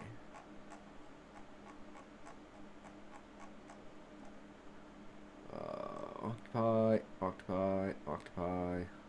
Oh, right, Gladig. Alchemist and a scholar, but he's an avian. Bard and a red mage, even though she's an avian. Octopi, gunbreaker and engineer. Hey, thank you for popping into the stream. I couldn't raid without my laptop. Hey, no worries, cute muffin. It's all good. You're here, that's what matters, right? You're showing up. And then Kalmosh is an insectoid. Oh, right. Hanmik is also an insectoid, but he's like the most powerful mage because he's a time mage because of his title. Which, why don't I have descriptions of this? Turn back time 60 seconds.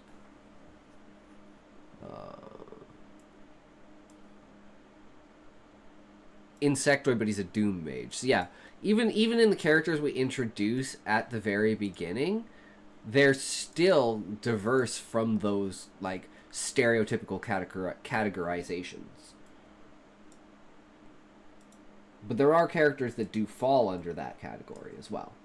So we do have a diversity of it, which is good. Trope, equally as irritating as your own, especially if they lock you outside in the winter at 8 years old after sibling trope. Well, the Warriors of Light technically fall under that. And it's like the protective older brother and the crazy, like, out-of-control younger sister. Here in your close-up... I mean, world building. This is the single biome planet. Everything is desert. Everything is forest. Everything is ice. The logic We're here literally, is that because one of the everything biggest is things for keeping... Because, like, one of the biggest problems that I have is I don't know anything about geography. So I don't know how certain biomes bleed into other biomes. So, what's the ultimate way to make our fucking planet? Well, whoops. What the fuck? Why did I... Jesus, I'm fucking high. Well, let's use Earth. So we did, and we created a Norwegian guy came into my stream. I didn't recognize his name. Zemlan X. Apparently, he's a good player. He helped me get top 160 in the world on first map, and then I ended stream and went to another one. I told him about Zemlan X, and he told me he is Emlyn, and he is top 15 world on the same map. Damn, that's OP, Muffin. I told you, man. When you, like, do speed running or, like, competitive, like, top 100 in the world shit, like, stream that shit, bro. That is totally worth it. You're gonna pop the fuck off one day. 27 followers now. People, yay. Hell yeah, brother. Why can I not find this? Characters? No. No, it's not there. It's not there. It's a fucking image. Where is it? Is it in here?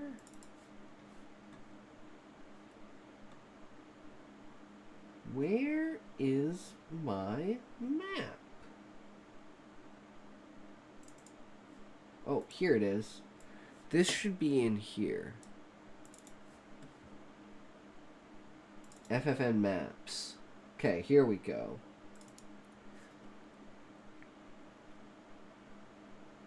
So this, we took the entire world and we turned it into one continent. This is our continent.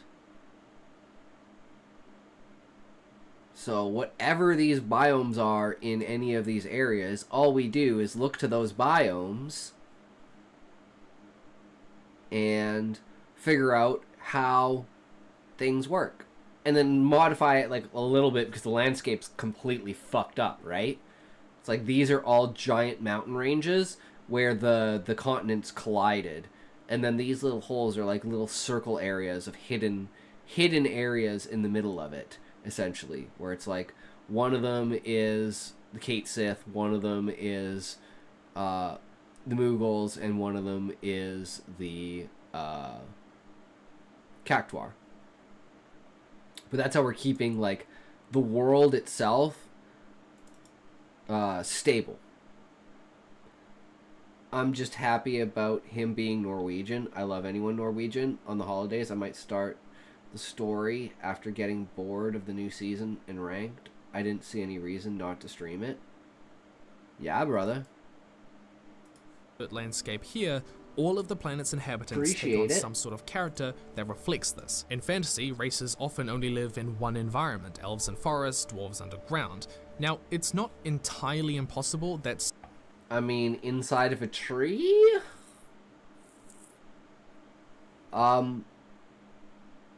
For Twitch, it'll always be dead. This is the way it is now, Muffin.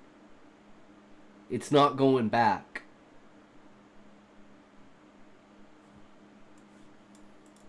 If you want to see it, it's down here. You're level 10. It's the only way to see it is through this. So you just have to scroll down on the stream.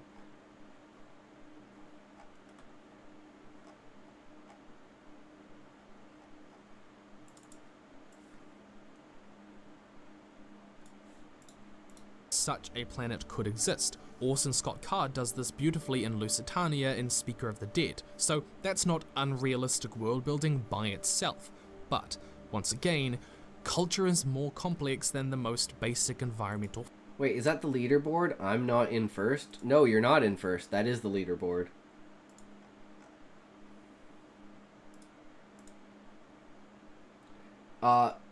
Currently, like this, is ranked by watch time.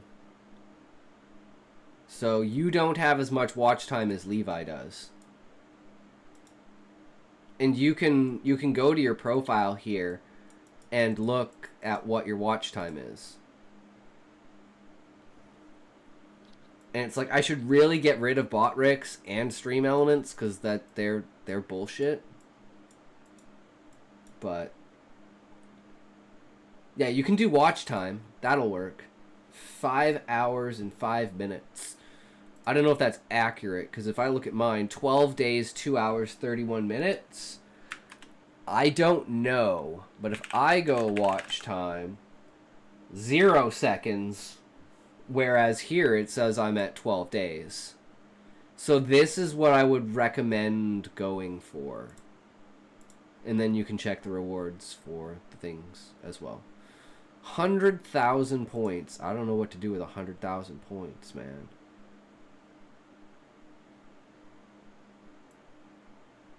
But yeah, some of these people have like a lot of watch time. Like, I don't know who this guy is, but like he's beating out Cuck and Eggy Mayo.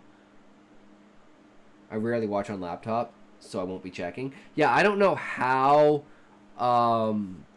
it deals with different like devices. If the different devices still equal the same watch time, I'm not exactly sure. Forces, and a species will spread geographically. Oh, but before we continue, let's measure, boys. Let's measure, boys. Fuck! Fuck! Well, I mean, you wonder fucking why. 13. Damn, brother. Damn. That's OP. Graphically, fair. if they can. That is Plus, accurate. Let's not forget the usually forgotten universal pressures. These are pressures imposed on a planetary or universal scale. And as with history, Literally, and I religion, measured. the Lol. most important thing you can do in world building here is study the science behind it. I'm not a scientist. I'm not going to be able to give you all the advice and information you need. In Isaac Asimov's 1941 Nightfall story, the inhabitants of Kalgash go mad. They suffer brain damage, or they even die with just a short period in absolute darkness, because their world has perpetual sunlight, given it is surrounded by 6 suns. It's always illuminated. Maybe your planets are further or closer to the sun. Maybe there is a greater gravitational pull, or it's orbiting a black hole, all of which would have drastically different physiological effects on the inhabitants of a planet as a group. And it should be noted here that this is usually more a consideration for science fiction, because fantasy stories tend to take place in a pseudo-Earth-like environment, even specifically European. But they don't need to. Universal pressures affect everything on the planet, so it's a good way to give an original feel to your fictional species, especially fantasy, if you really want to distinguish yourself, because they often rely on just a conventional Earth-like cosmology.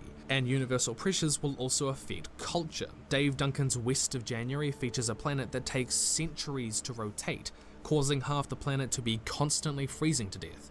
Civilization does develop, but it's a permanent... I like that idea, because I always thought of a world where it's like the entire species on the world. I feel like people sleep to this guy's vids. I mean, maybe, I don't know. I think they're great. Like, I'm learning a lot. They're putting me into new perspectives. None of the other channels I've watched have, like, as good insight as he does. He sounds good? Yeah, legit. What I was gonna say is, a planet that all of the species has to be on the light side of the planet, and it's like this ever, like, turning, caravan that has to continuously, like, their entire civilization has to move across the face of the planet in order to stay away from the darkness. You, on the other hand, ... Yeah, I know, I've a lisp, I slur, not only do I take breaks, but I say, like, the, like, were, for, der, what, all the time. You keep people initiated in the stream. They want to watch, not sleep to you. Why, thank you, Cute Muffin. I really appreciate that compliment. And that's what I hope. I hope that I can instigate people to activate their brains and, you know, visualize, imagine, and then, like, not just, like, don't just imagine my world. Look at how I describe creating my world, and then think to yourself, can I make a world like that? can I use like these small tiny things? Like that's what I love about my short stories is I'm just creating these random worlds out of nowhere for like the purpose of literally torturing them, because most of the stories are like some sort of fucked up moral or ethical dilemma that the person is facing or the character is facing of the situation, you know, and it's like generally most of the time it doesn't turn out good. Like in the story we're going to write today that I'm super excited to write today. But we'll get to that. We'll get to that. We're almost done the react, so we'll get to that. But I gotta take a toke. Clean this shit out.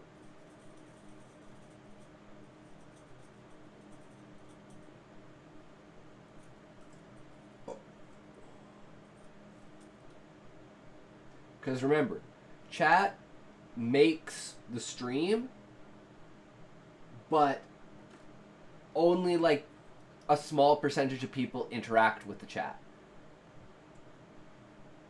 But those people are the people that make the stream, because otherwise it's just me talking to myself, right?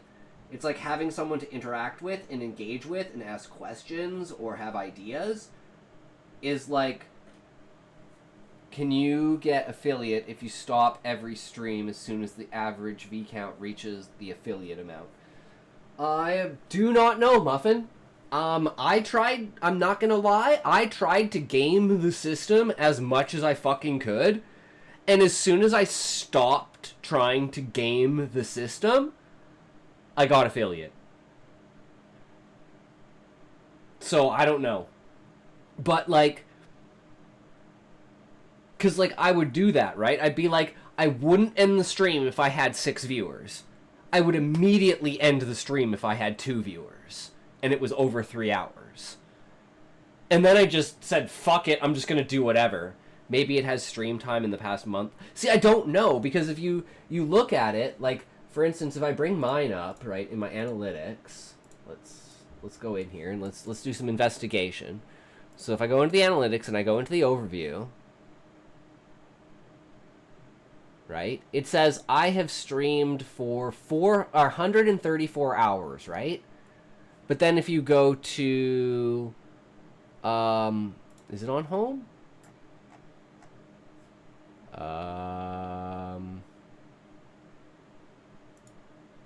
Stream summary?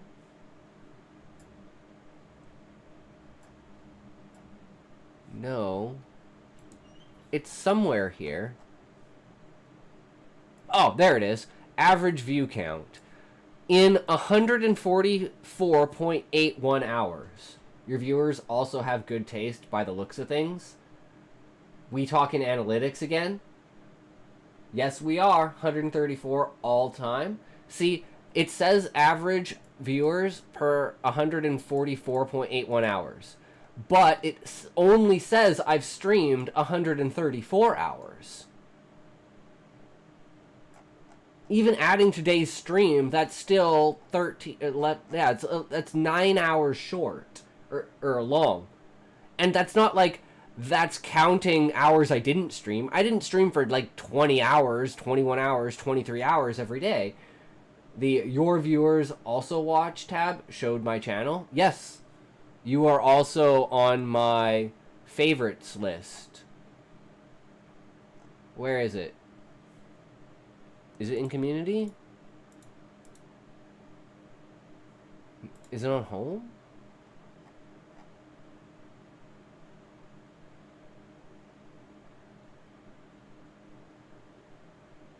Yeah, shout out doesn't work. I have to fix it. It's broken. But what you can do is this.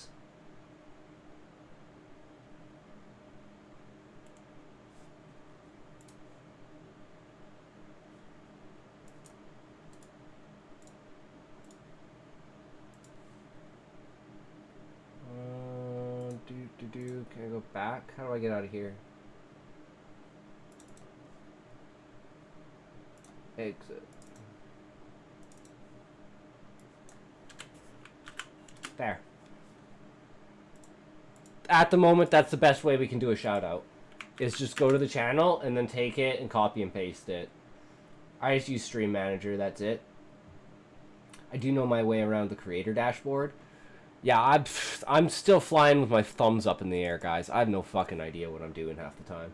And then I forget. Like, I'm like, oh yeah, that's what it was. And then I just forget because I haven't done it. Like, I don't know how to do, like, fucking anything with OBS. Like, if you asked me, if I got a new PC and you're like, okay, set up your stream, I would literally have to re-Google how to, like, get YouTube to work, how to get the fucking everything on. I'm so bad at that shit. That's why I'm like, I do one thing a day. At least I try to. At least one thing a day on my list of things to do for the stream. Because that's like the most I can do. Anything else is like way too overwhelming. Especially when I need to like redo everything to get rid of bot-rics and add stream elements. But tomorrow is the weekend. So, well, tomorrow's Friday. Then the weekend. So tomorrow, or the next day, we'll be redoing exclamation point talent to include other talents, such as art, such as, like, you know, painting, drawing. Tomorrow is Friday for me, as in it's my last day of work, and then I have 2 days off. Yes, but it's my Friday. When you work a normal, standard, you know, job, talent, monster hunting. Ah. See, now Levi knows what's going on.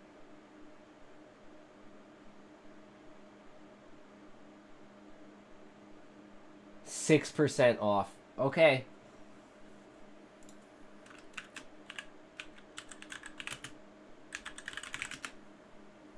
Damn, I'm 157% at sucking. Shit.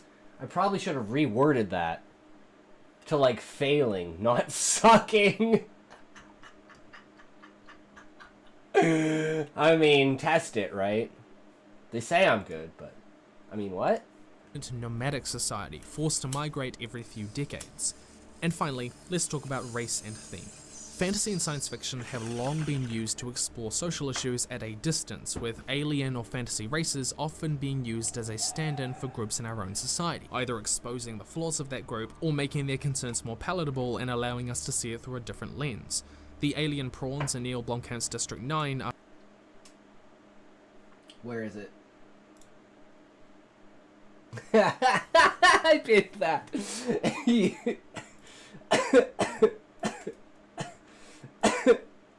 Oops, that's not what I wanted.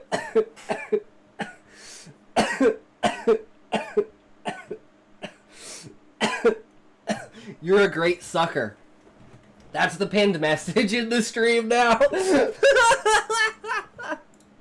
are stand-ins for South African black people, exploring the ideas of xenophobia and racial homogeneity. Now, in doing this, using alien and fantasy races to explore modern social issues often involves something called racial coding, where a species is designed with traits recognizable of a particular cultural group. I wonder how I'll throw that. I'm gonna get banned at some point. No, you're not, the cute muffin. That's not bad at all. Like, you have to purposefully intend that to mean something bad. You can't look at that and say that that has any connotation towards anything. I don't think suggestive comments are bannable unless they're harassing. My mod system is to warn, not ban, unless I say. Well, I don't know. Okay, you want to see something weird? And we were trying to confront Valiant Boy on this yesterday. But, like, so I don't know when this was, but at some point in time between the ending of streaming yesterday, these two people were in the chat. And for some reason, this guy, Viratox Wolf, was banned. So I had to unban him. So I'm going to ask Valiant Boy if he banned him. Because these guys were in my chat while I was offline. And they just, like, I don't know why they were in here. I don't even know if they follow me or not. But I just thought it was so odd that I looked and it said the guy was banned. And I was like, wait, why? And I looked at it, and if you, like, look at his chat history. Whoops, look at his chat history. That's all he said. Venture Bros alert www. Hiya folks. As in, like, holy shit, you have a Venture Brothers alert after he followed me. And then, like, today at, like, well, I was at work, right? He was just in the chat. And then I got in and he was banned. And I was like, what the fuck? Why? That's so weird. And it's not like this one was banned. And this one's done it before. Coming in and just spamming the kick emoji. I mean, I don't mind that. It's interaction, right?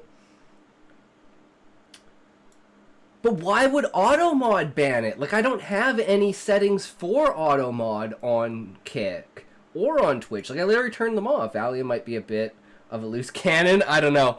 Well, I mean, his name says it all, Levi. His name says it all.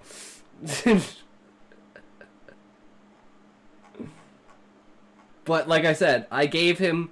I knew it might sometime down the line be a problem, but I was like, I don't care. He was the first guy to support me. He was the first guy to become a subscriber.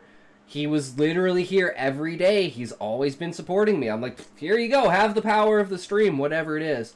You're going to have to ask for his gun and his badge someday. I do believe so, Levi. That is my worry, that I will have to ask for it.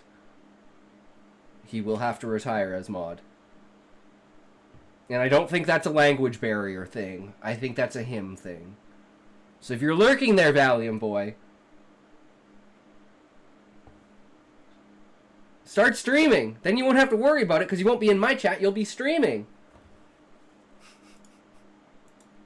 This can be done well, but it can also be I done don't ban badly. because I just want my viewer count to be above 1. Yeah, like, unless you're, like, 100 viewer plus or, like, 50 plus viewers, it's like, I don't think there's even a reason to ban the bots. Like, maybe if it's, like, a really long message, then to get it off of the chat, because the chat lasts for, excuse me, 2 minutes. So it'd just, like, clog up chat for 2 minutes, but that's about it. I banned the bots for ideological reasons. I mean, I agree with that, but I'm just lazy, and I have banned them before. But it's, like, it's not something I'm like, fuck you, bot, get out of my way. I just do that to troll. I don't actually, like, you know. If I was literally doing anything else, I just wouldn't. But I was just literally doing nothing. So I was like, hey, I'm sitting here waiting. I'm gonna ban you. I don't ban bots because they make me feel like I have someone. True, Muffin. Most of my initial followers, like my first, I'd say 60 followers on both Twitch and Kick, were all like graphic designers that would come in and be like, I even have like my old highlight reels. Like, look at this shit.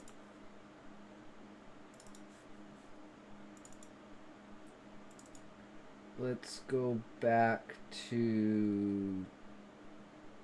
Here's one, January 20th. Laura Jordan, welcome to the stream. Thank you very much for the follow, good sir. How is it going? We're trying our first challenge run because we got bored. So we're and Fireball's not till level 31. So we're like, well, let's just use staff skills and see how good staff skills are. Because I remember freezing shard being really good when I was using it on my witch. And yeah, it is really good. We just need a better wand. What level are we? 18? We could use the other wand with the level 6 skill, but this is a level 9 skill right now. Do you play it's like more bots come in. Laura? Let me guess. You're a graphic designer, and you want me to buy your art. Customize your channel. Good, by the way. Yes. But just look how many of them there are. They're all over Twitch. They're all. This is within one stream. That's good.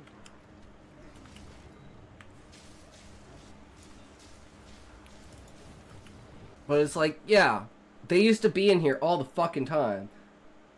All my guys have been pretty genuine so far, I think. Had someone come by to ask for recommendations for anarchist lecture, since that's what I'm advertising myself as reading. Yeah, see?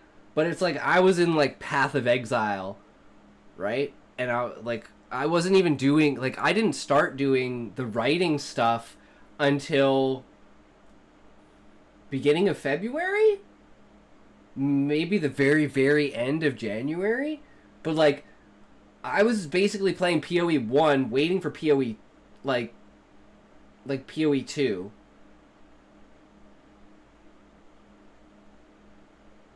No, I mean, I'm playing PoE 2, waiting for Monster Hunter Wilds. And then we were playing some World in there, too. Oh, and during my stream, a friend of another streamer I watch came in, and now I have another Discord. Nice!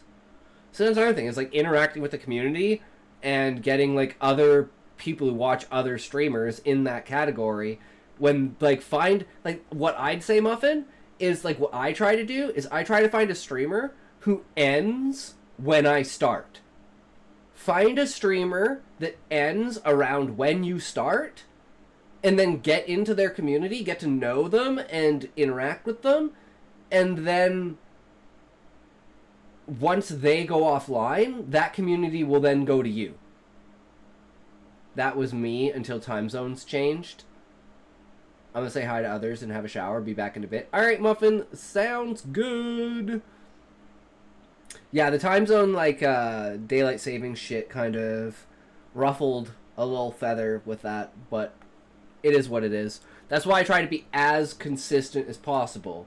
At least 3 hours every day, maybe more than 3 hours. And today's probably going to be a 5 to 6 hour stream. We'll see where it goes.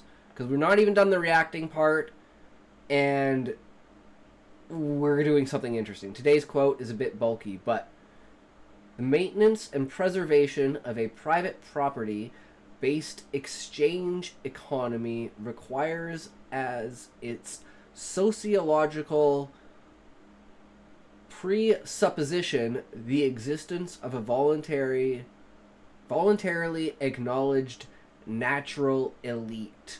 The ones who rule over you in the fact of knowing that you cannot rule over yourself, because the masses are dumb. Why do you think the average is so low? It's because there are people that are so fucking dumb, they bring the average down to, like, 85 IQ instead of, like, 95 IQ. But most people you'll interact with will have an IQ of around 90 to 110.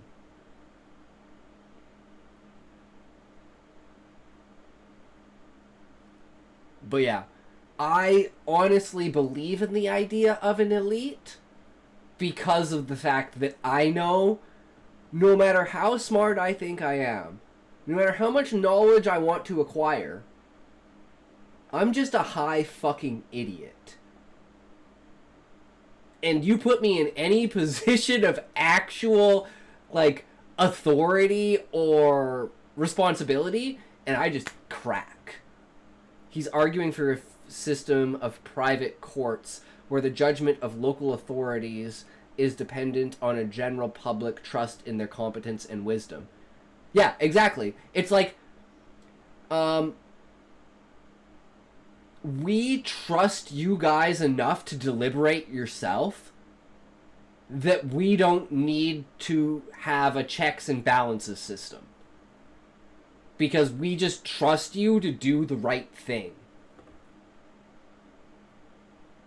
And honestly, I believe that's how it should be in a technologically, socially advanced society. You should be able to trust the most intelligent people in the, like, the top 10% intelligent people in the society with the most important decisions for the society, because they're the ones that understand them the most. And then have people with the lowest set IQ deal with the mundane cultural issues of the normal man. I think that as an ideological start is you have a representation for the idiot and you have a representation for the intelligent, and you are leaving it in the hands of people who know better than you.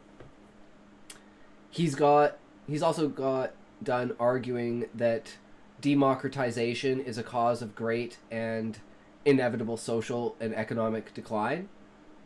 True, because if your average population is retarded, that's an education problem.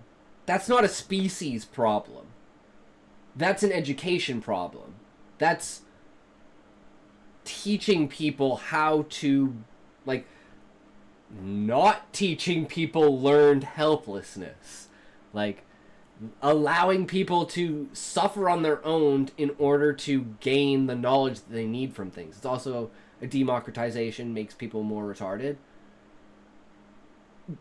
That's true. Look at, like, Idiocracy. They're literally entrusting all of their shit to companies that they have no idea, and everyone works for Brando. But it's like, at some point, that's kind of one of the questions asked with, like, the militarization of the royalty and the politicization, I guess, of the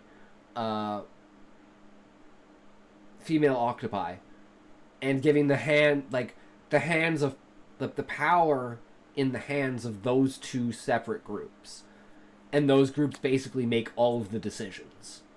But one of them is democratically voted. The other one is used at the hand of the democracy and does not act on its own. Really, really badly. Very lives don't matter today. Oof. You can't just slap an identical cultural label on an alien race that came from an entirely different biological and social environment. It's jarring because it doesn't make any world-building sense, and if you wanted to be that explicit in the first place, then you might as well write them for who they actually are instead of aliens. Using the distance that fantasy and alien races provide thematically is often most effective when the species faces similar issues, but is not identical. Parallels can be drawn philosophically without them being parallels in world building. True. And it can also lead to some clumsy thematic readings. I'm going to link Lindsay Ellis's video on Bright and how this leads to really lazy world building below, because she explains one perspective on it better, and yeah. In summary, 1. It is more important for world building to be internally consistent than realistic. True. Realism frames the unrealistic parts to make them more believable, and the reader does not need to understand everything. Wonder and horror can be more immersive. True. 2. Start with whatever you care about. Setting, cultural template, language, theme, or otherwise, and work outwards to build a logical world from there. Yep. Just keep Done. in mind that these things arise from particular environmental, True. cultural, and universal pressures. 3. Biological pressures are determined by their regional environment. How Yep. does their physiology help them eat, bang, and stay alive? True. Consider giving them a unique reason to be the dominant species. This is often to do with superior resource collection being at the top of the... Insectoids, because they're bigger than the other insects, and avians because they're bigger than the other birds and they eat the other birds. It's actually pretty simple that they're the dominant species, because that's literally how it is, like, in real life. food chain or adapting to survive where others can't. 4. Biological pressures do affect culture, but they are not the end of culture. Sentient species slowly override natural selection, especially if they're able to modify their environment, and cultural Keep the elements will evolve retards. over time. Allow That's the what reader it's to see called, how they've keep the changed and retards. diversified prevents a static and unrealistic race. 5. The Planet of Hats can be avoided by ensuring that characters representing a race never fully embody the stereotype, especially if they're the first one the reader encounters. True. 6. Universal pressures are a simple way to give all of your races an original starting point, especially in fantasy, which tends to rely on pseudo-Earth-like environments. Yep. Universal pressures can also affect culture. And 7. Fantasy and alien races are used to explore modern social issues by coding the species to represent a particular group in society. Yep. This is often unconvincing and can be heavy-handed. Consider having the race face similar issues without it being identical. Yeah, and they don't face the same issues, but they are... Or they face the same issues, but they're not identical. They do face the issues of being looked down on by a species, but it's not even like... It's not really that they're looked down on for their intelligence. They're looked down on the octopi because the octopi are like, the monarch and the viceroy are octopi. So, by proxy, we're better than you because we're related to, in some way, shape, or form, the royalty because we're the same species. Whereas the avians and the insectoids look down on the beastmen because they have a lower set intelligence. And it's the thing they can pick on and be like, we're smarter than you, we're better than you. And then they kind of project that towards the octopi, that the octopi treat them that they're less intelligent. But that's not why the octopi have this feeling. It's because only female octopi can be voted in politically, so they have a true head of structure of the government, and then the monarch and the viceroy are also octopi. You can also use them as a general stand-in for the type of conflict without them actually representing specific real-world examples of certain races. Yeah, so I'm like, for instance, like, they were built for a specific purpose, right? The avians were built as scouts so that they could fly over the land and scout for the octopi. And then the insectoids were built as tanks for the vanguard to be able to withstand on the front lines, while the octopi stood in the back lines and basically artilleried the beastmen. Tavi the chat. Hi, chat. Hi, Tavi. Welcome to the stream. How are you doing? What is up? Welcome, welcome. We are discussing fantasy and alien races and how my species holds up. And so far, my world building with my species seems to be good. So I think we passed this test. What do you think? What are your alien or fantasy races like? Let me know down Hi, in boy. the comments Doing below. good. Just started this As profile. always, links to my book and to my Patreon down there as well. But in the meantime, welcome. I Very hope you nice. enjoyed Very this video. nice. It was a hell of a one to put together, just the script. Anyways, stay nerdy, and I will see you in the future. Hell yeah, brother. All right, boys. Now is time.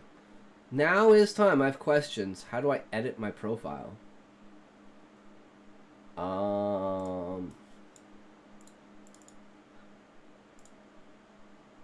I believe here. So you like click on your name, and then you go to settings. Let me check. I don't want to do that. I don't know what that'll show because I don't want to show my email or anything.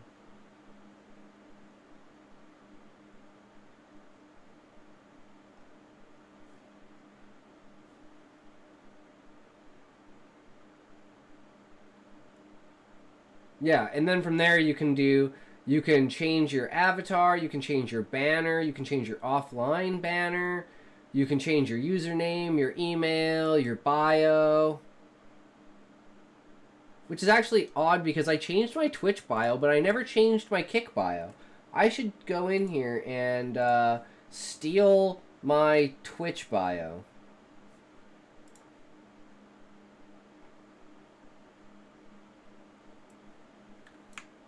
I don't know why I didn't do that. Screw that. Boom. Done. Okay, our profile has been updated. Very nice. I'm on my phone. Do I have to be on a computer? I want to put a PFP. Well, I still think of Kick when someone says Kick. Isn't Kick like a messaging app? Like a phone app? For messaging?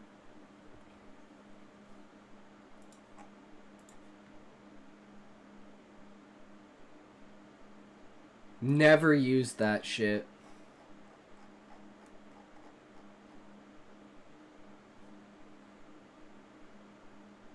It's another live streaming app, but it's less popular now. Yeah, Kick Messenger. I'm pretty sure I have that on my old phone. Because that phone's from like 2016 to like, I got a new phone in like 2021, 2022. So should still be on that. I literally use that phone as a, because my other PC doesn't have Wi-Fi.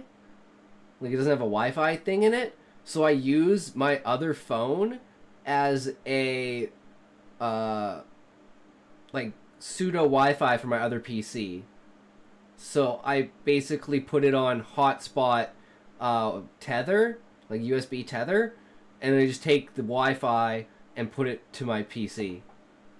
So I can edit my profile on my phone, or do I have to be on PC? I don't know. Let's go. Let's see. Let me pull out my phone, and let's see if we can go on here. Let's go on Kick.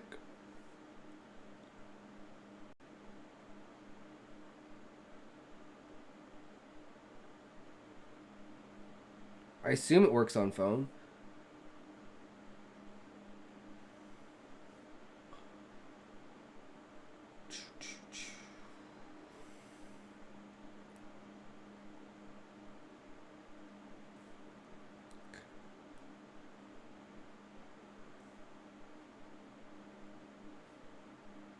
Yeah, it looks like no. Looks like you can't do shit on the phone.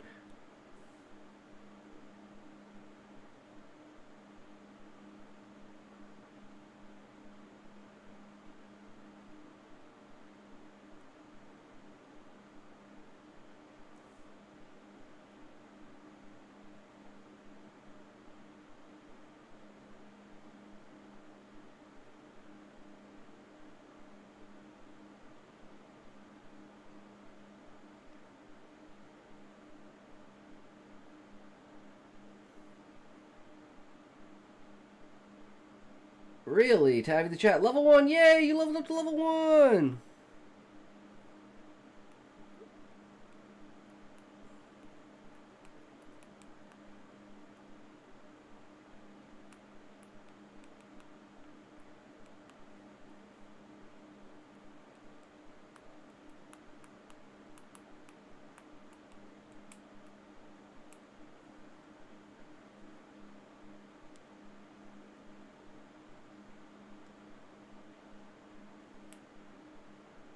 Profiles aren't that important if you're not streaming. LMFAO. Yay. Wait, I can't see other people's comments.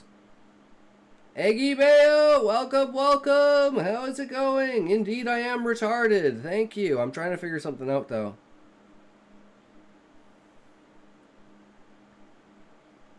But welcome, good sir.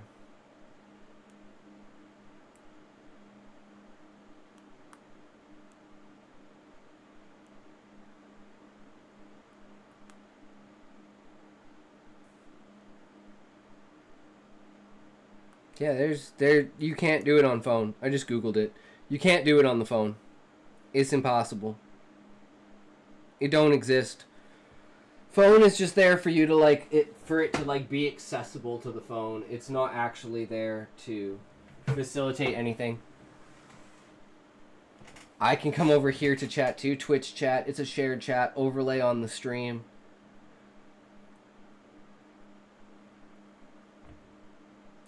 Yeah, it's a multi-streaming thing so that people can communicate. Hang on, baby boy, I was on Uber. What'd you say?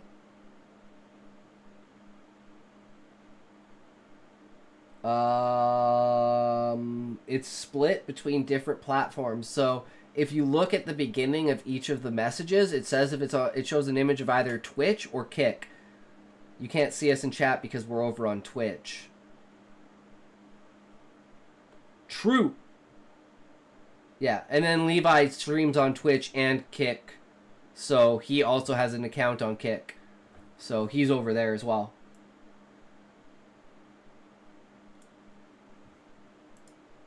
I prefer Kick. No way they approved the GIF. Wait, I just realized, Eggy Mayo. I was thinking that today, too. I was like, and did you notice I had to change the name of it? They wouldn't let me use Tard. So I had to put Tardy. So it's T-A-D-R, or T-A-R-D-Y, instead of Tard. They're like, that's offensive. And I'm like, fucking retard. Wait, I also wanted to stream, but I couldn't figure out how.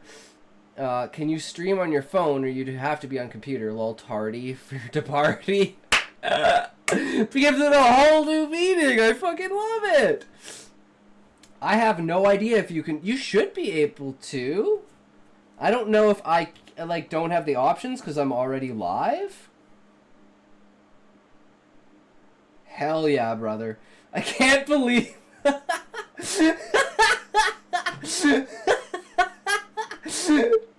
Oh man, no, I've never tried streaming on my phone because I use OBS to stream. I don't stream directly through Kick. I stream through OBS.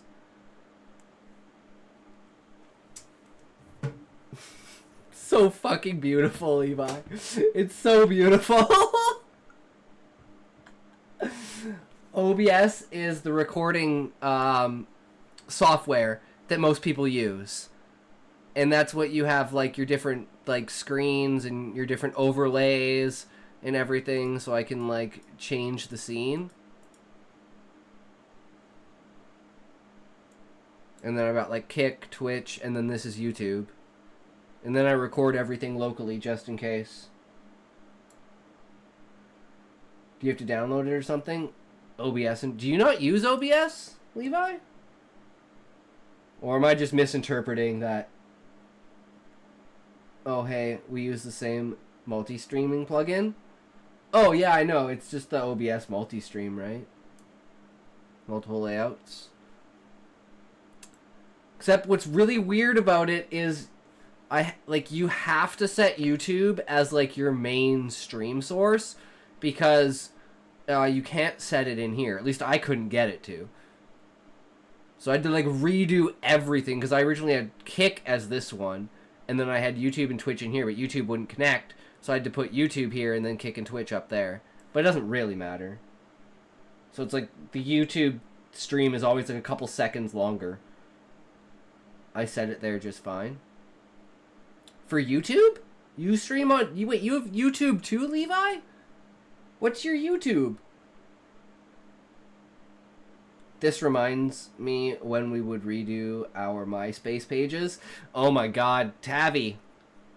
True. True, brother. Nothing could be more true. Before the days of Facebook. God. MySpace. Yeah, I stream on YouTube too, but I don't do anything with it. You should, Levi. That's like the only reason I stream is so I can make YouTube content. Like, it's not about the stream. It's about the YouTube content. I miss MySpace. MySpace was the shit. So fucking long ago. I feel ancient. I'll figure out the YouTube stuff later. Yeah, that's why I made, like, multiple YouTube channels, so I could do my stream highlight reels and the short stories, as well as upload everything onto my main channel. And then if you wanted to segregate and find the individual pieces, you could do that. And it would be a good time. Alright, but we're going to take a toke, and then we're going to interview Asmon. Do you recommend a desktop or a laptop? I recommend this.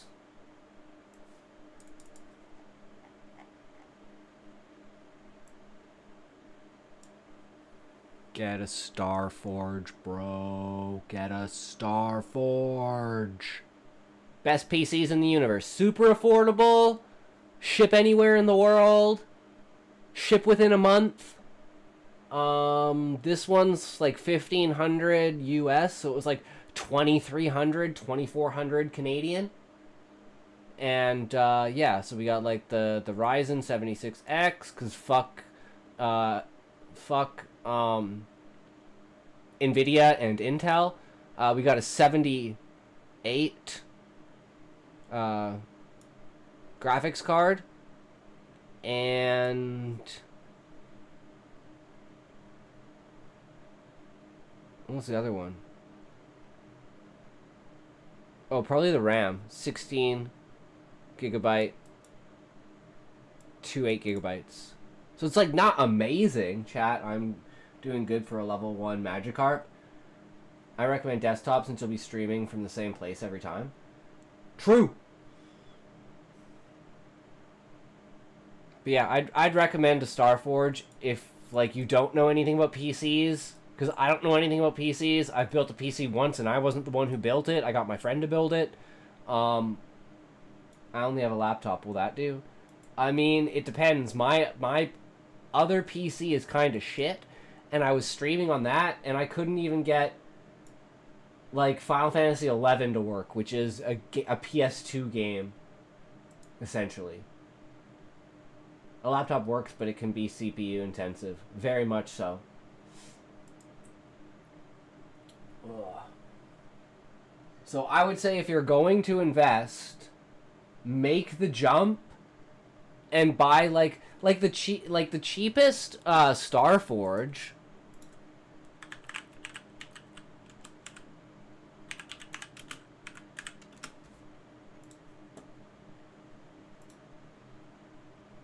It's $1,000. CPU intensive means it takes up all of the capacity of your computer to work.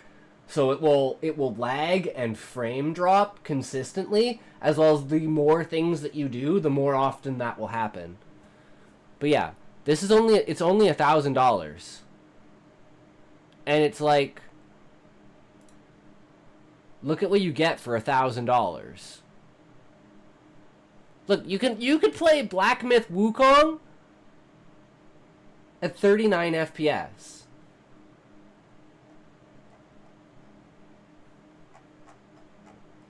Like, you've got the i5, which I don't know if that's the one that has an issue. I think the i9 has an issue. And you're getting a 6650.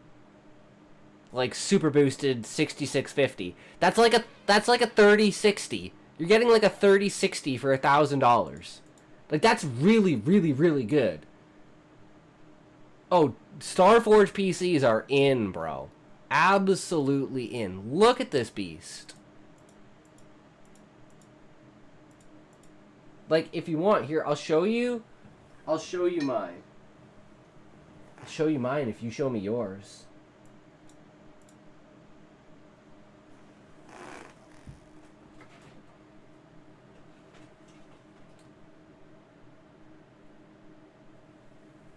That's my baby right there. My Starforge PC. She is magnificent. Look at that graphics card. Look how big she is. It's crazy. Yeah. All that. Super, super easy. Let me just go back to my overlay. I love my Sennheiser 450 BT. Nice. But yeah. That's my PC. First headphones came back, now desktops are making a comeback. While Levi, there was a time where everyone switched to laptops. Yeah, I'd always had a laptop until my first PC in like 2010. Well, I'm glad it seems like you can speak freely here. Yeah, man, you can say whatever you want.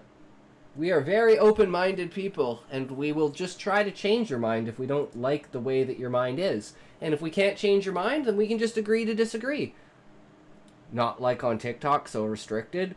Well, you have to think of it this way. I'll put it this way, Tavi. The short story that we're writing today is a trigger warning for people, but it's basically a bunch of scientists experimenting on animals to test, or the ultimate goal is to find a drug that is a ultimate universal painkiller. So they're literally torturing animals to learn how the brain works so they can create a like ultimate painkiller for humans. And then the twist is they're not actually experimenting on animals. They're experimenting on plants. And then it asks the morality of the story is to ask yourself, why do I consider such a great difference in emotional impact that torturing an animal has versus torturing a plant? And then introspection towards, why do I take this at such a high value and not this? Even though if you look at it, technically it's like, it's not scientifically accepted, but it's scientifically studied that plants indeed do feel. And they respond to their environment. Whether you want to call that whatever you want, it is still a response to their environment. Which is a very, very potent thing to express. Because that is exactly what animals do, is they express themselves in their environment. So, very interesting, like, swap there. That's the whole idea. So it's like, I gotta go, I got an Uber, thanks for your help. No worries, bro, have a good one. But yeah, we need to tote, and then we need to start this. Because the ultimate goal today is to see what Asmon thinks of my moral dilemmas.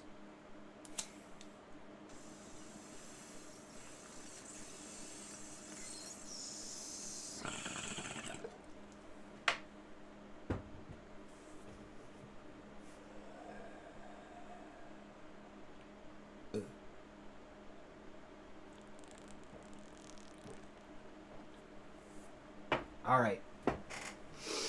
Ugh. So, I did a little bit of pre-building to see if this would actually be worth it or not. And, oh boy. I think it is. I am Asmongold. I stream World of Warcraft and react to YouTube videos. What do you believe the biggest social problem in the USA culture? I think it's definitely political polarization. I think that the political divide is so great in America at this point that even though people have some beliefs based in facts, it's so difficult for the two sides to actually communicate. True! I think that's exacerbated because of people's tendency to only talk to people that they agree with, and then you get these echo chambers that just get more and more extreme, and they end up not caring about the truth at all. True, brother. One of the things that I do is that I always try to interact with people, and I don't always do it in the nicest way, but I make the point to try to talk to both sides. I like to think that I still have a relatively open mind about most issues, even though I definitely have my political leanings, and I also have a really thick skull to admit when I'm wrong. I don't think that you have a thick skull to admit when you're wrong. I've seen you do it many times, and not bat an eyelash. You even preface things with, I could be wrong, but, which is a huge reason I respect you. You begin with the premise that there is at least a possibility that you are wrong. Good voice. This is crazy. Did he license his voice to an AI chat? He's had conversations multiple times about this, and no, by all means he could take this down, but he just doesn't give a fuck. He's like, it's cool, go ahead, I don't care, right? But no, all of this is like pending DMCA.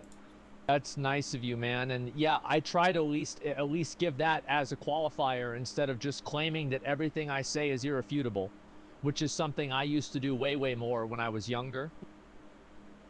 I've tried to take your aspects of communication to heart and put them in practice. I had a guy come in my chat talking about death to Gaza, and after a 15-minute conversation with him, his views over the Abrahamic religions and how he didn't consider the fanaticism in Judaism and Christianity is just as bad as Islam, it is just pushed under the rug more. He then followed me and said he would consider the views and perspective I opened up for him. That's really nice, man, and I'm glad that I could help you at least have a discussion with that person. One of the things I've actually noticed is that most people are just reasonable. They're usually just misinformed or just don't understand the other side's perspective. And I think it's so much more productive for everyone to just try our best to talk to each other rather than scream at each other. Does this AI chatbot have up-to-date information on the Zachvar Twitch channel, or is this mainly pulled from Asmongold TV YouTube channel?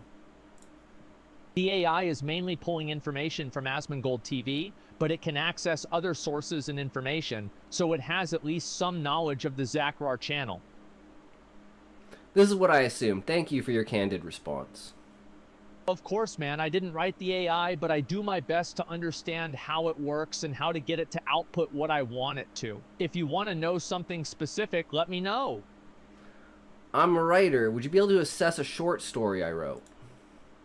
Absolutely, man. I might not be the best judge, but I'd be happy to read it. The language has a good rhythm, and the descriptions are very vivid. The story... Can we redo that, please? Sure thing, brother. Let me know what the issue was or what you want to change.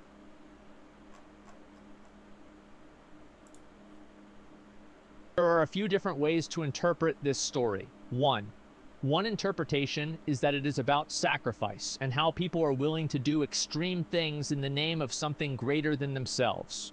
In this case, the people at the feast are willing to sacrifice their own bodies and even their lives in order to serve their king. Another interpretation is that the story is a commentary on the power dynamics of society and how people in positions of power are able to impose their will on others. In this case, the king is able to force people to do harmful things to themselves for his own sake. Perhaps you do not fully understand the story. In the story, the king is the one sacrificing his flesh to feed his people. It's an interesting interpretation. It suggests that the king is willing to sacrifice himself for the people in order to demonstrate his commitment to their welfare. This could be seen as a positive quality of leadership and a sign that he values his people above himself. Do you think the cannibalism in the story diminishes or enhances the moral? I think the inclusion of cannibalism in the story could be seen as a way of emphasizing the extreme nature of the king's sacrifice. However, it could also be seen as a way of underscoring the extreme power dynamics of the society in which the story takes place, in which certain individuals are seen as having the right to use others as they see fit. Ultimately, the interpretation of the significance of the cannibalism would depend on the reader's own perspective and worldview. New topic. Is solo leveling Arise worth it, and is it a gacha game? Solo Leveling Arise is a game based on the popular webtoon series Solo Leveling, and it is a gacha game, which means that it features a game mechanic in which players can spend in-game currency or real money to obtain random items or characters, often through a gacha machine or similar mechanic. Whether or not Solo Leveling Arise is worth it is ultimately a matter of personal opinion. Some players may enjoy the game and find it engaging, while others may find it to be repetitive or lacking in depth. It's also possible that some players may be turned off by the gacha mechanics, which... Wait, hold on. The story? You mean this story? This is the banquet. I sent him the banquet to see what he thought about the extreme ideas in it. True. Additionally, it's worth noting that gacha games have been criticized for their potential to encourage addictive behaviors and gambling tendencies, as players may feel compelled to spend money on the game in order to obtain rare or powerful items. Or are you talking about the bot, like, slurring and, like, or not necessarily slurring, but, like, repeating, like, the same words as if it's, like, taking a breath and then restarting the sentence? So just the way that he said, the story?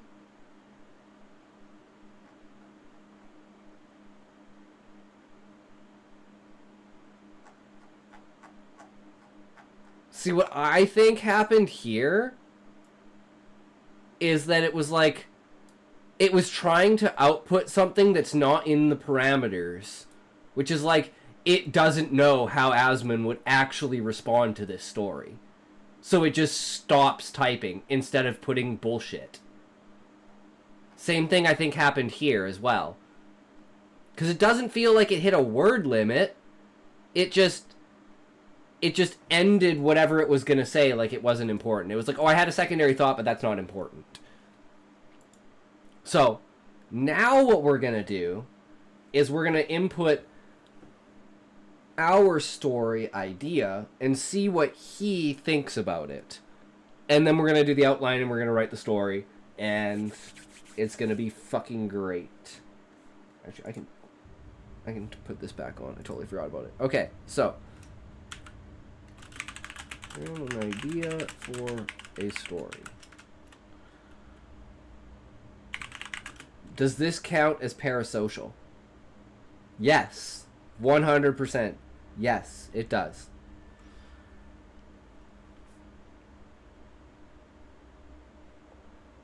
I have an idea for a story. There are experiments on animals to try to discover a universal painkiller that is straight to the brain. The scientists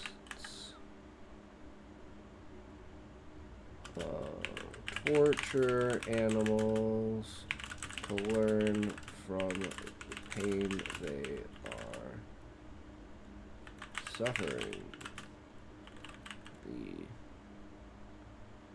The moral, or the twist of the story near the end is they are actually torturing plants, not animals.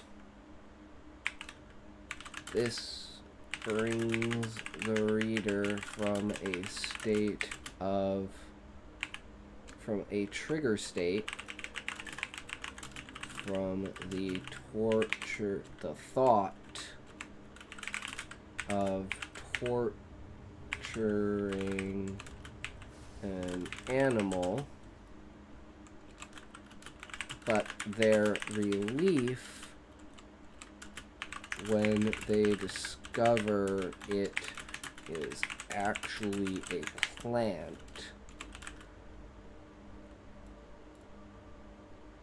is a point of self-reflection as to why one is so emotionally charged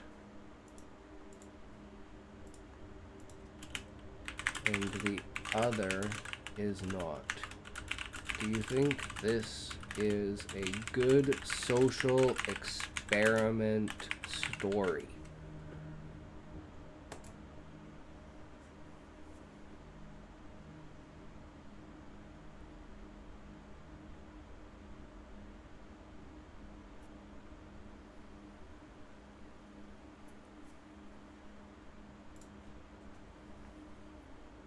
I think your idea for a story is certainly original and thought-provoking.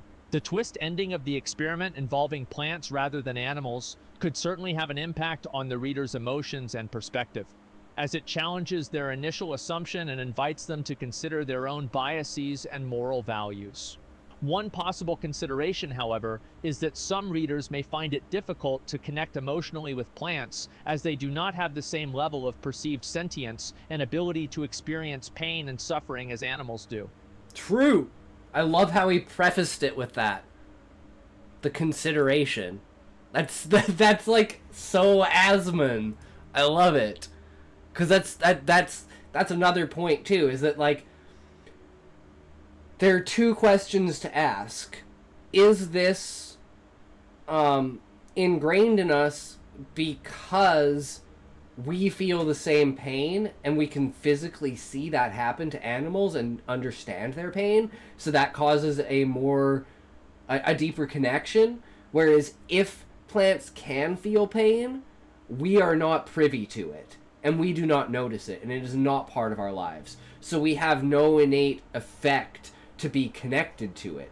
So it being separated is only natural. So even by asking this, it isn't a question of, are you bad because you don't think that plants feel pain? It's just a simple mark on yourself of understanding. Like, I think it's a potent understanding of being able to look at bias without changing your perspective, because the bias shouldn't necessarily change your perspective, because it's still, in reality, you can see an animal suffering, whereas you can't see the plant suffering. So it's like a third order effect as opposed to immediate to you, because you would have to perceive it in your mind plus know the knowledge and interpret that they're alive and conscious and can feel pain.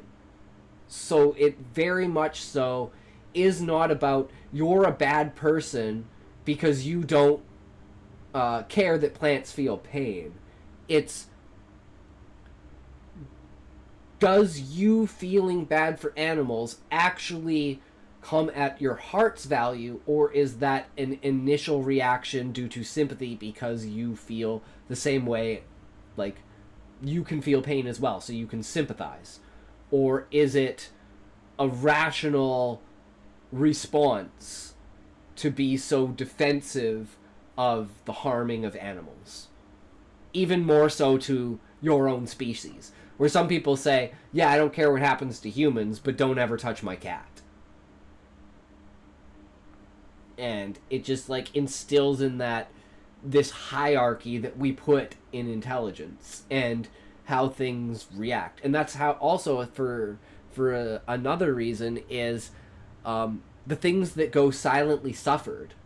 And the reasons why so many people suffer silently is because no one ever helps someone unless they can see that person like in a like almost physical pain, where it's like there's this separation between emotional and physical pain, even though most people in their lives, most likely if they've lived a good life, have felt way more emotional pain than they have ever physical pain, unless you've gone through some like major surgery or something like that, or you've injured yourself significantly in some way.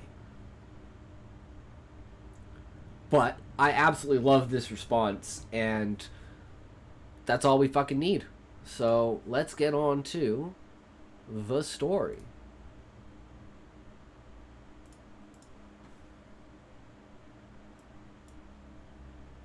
So we didn't put much down in notes, but I don't think it really mattered.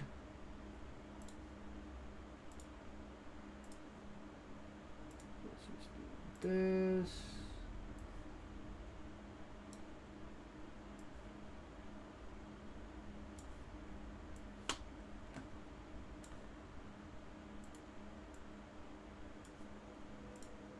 We need, actually, this here. And we need plot outline.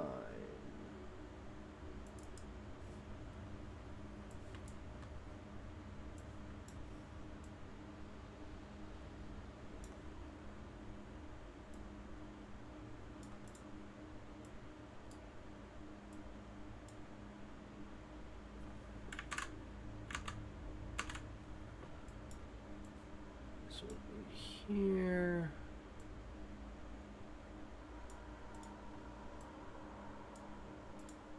That ought to do. Okay.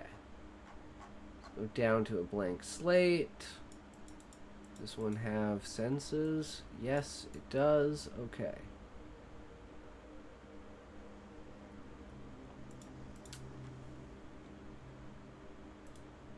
Close that. We're going to take a toke, and then we will begin.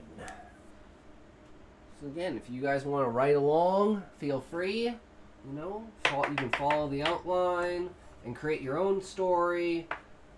You can write a story along with me. You could do whatever you want, but we are now at the writing time in the stream. So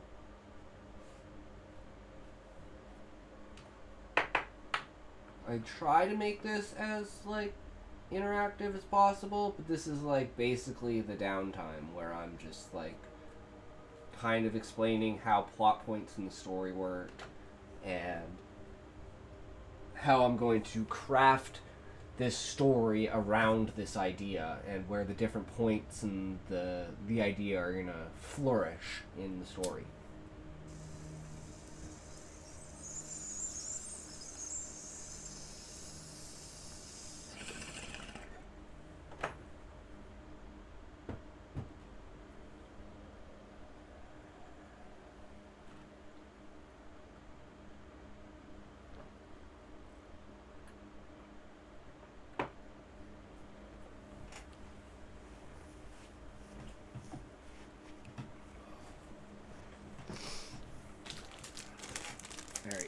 raise that blood sugar.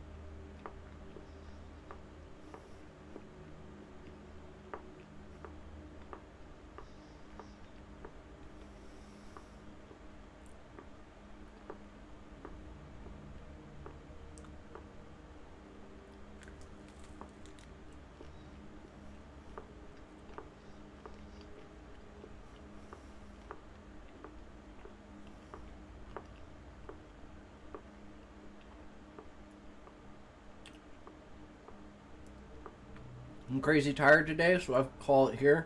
Call it a night here, even though it's still kind of early. Have a good stream, El Captain. Hobby Khan. Hell yeah, Levi. Have a good night, good sir. Thanks for stopping by. We'll probably see you tomorrow, right? We're going to do a long stream tomorrow. Big stream tomorrow. Yeah. Take care, buddy. Always a privilege having you here, man.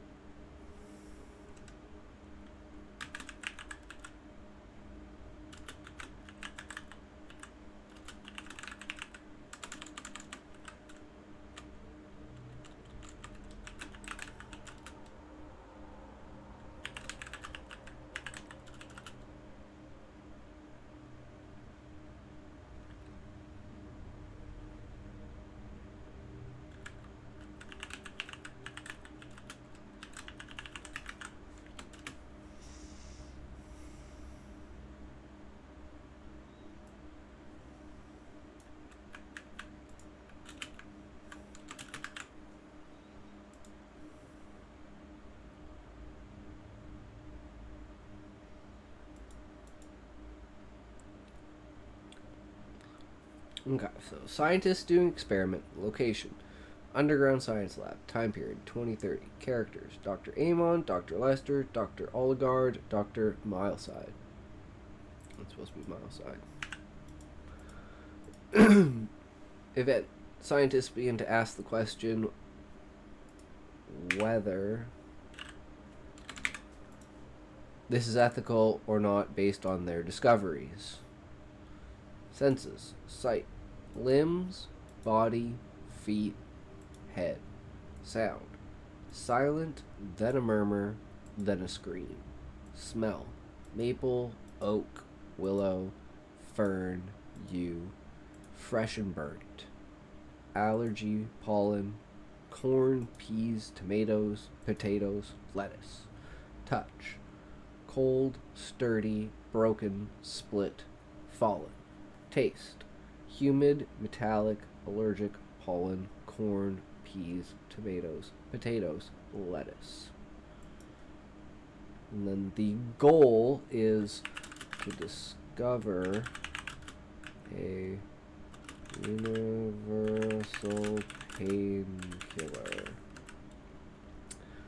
Conflict. The discovery of the sounds causes ethical and moral debate.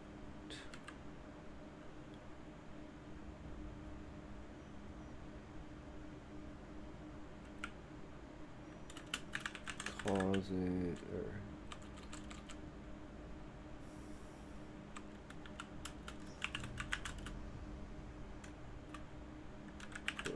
protagonist presses the others on this told to can it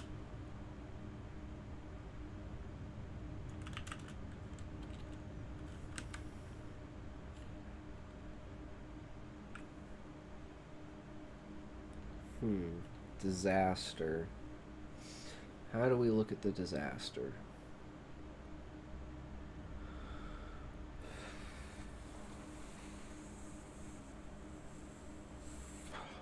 I'm like, I didn't want this to be the disaster, but I guess this is the disaster.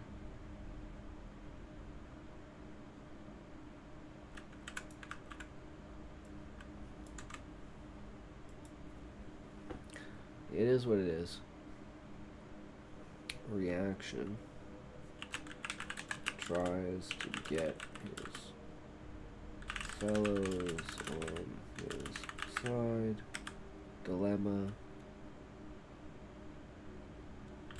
Was he even that sure about these sounds? Decision. Science is more important than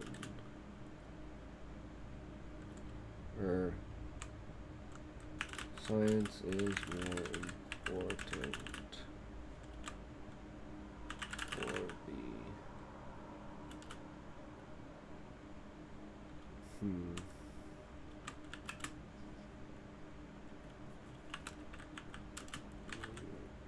suffering of others means cost of our comfort.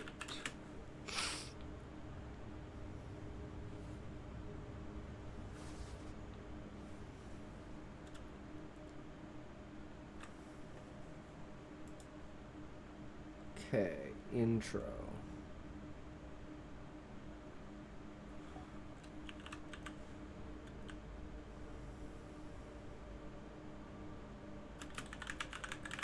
Science team is studying the reaction of that doesn't work. I gotta figure out how to word this so it's like not revealing, but is like makes you ask questions and points you in a certain direction, but never truly states it.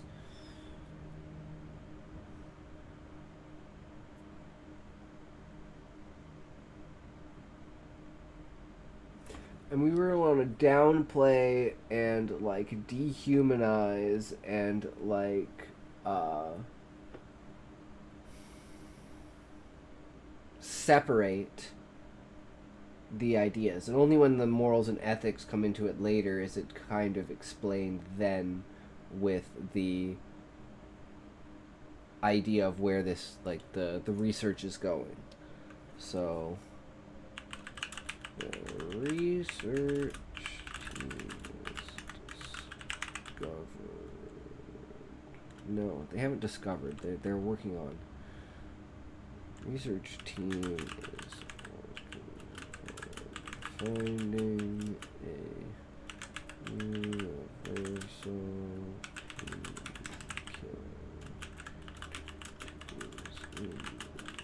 first steps of the program.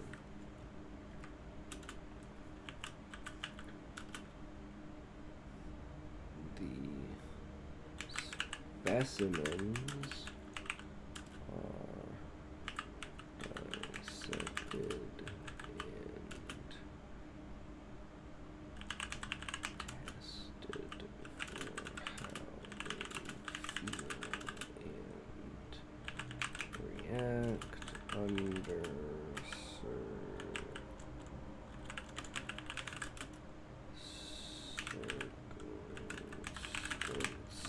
circumstances. Fucking can't spell. I spell it so badly.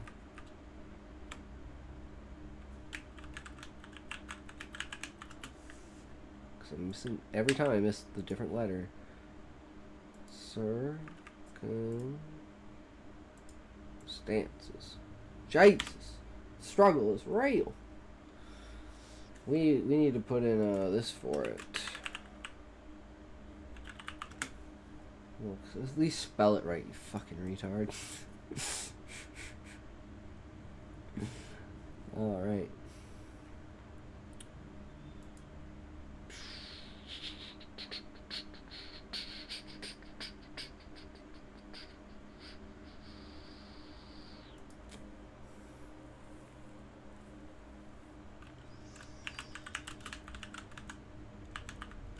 Seems here unbelievable.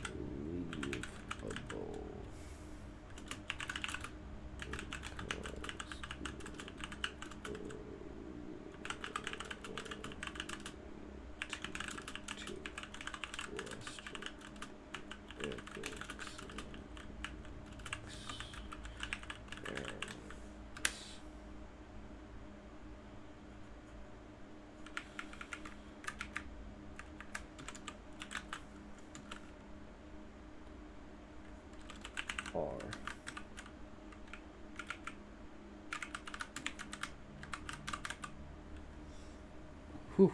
Okay. We got through it. Sounds like are unbelievable. They cause even the leader of the team to question the ethics of the experiment. Discusses how to move forward.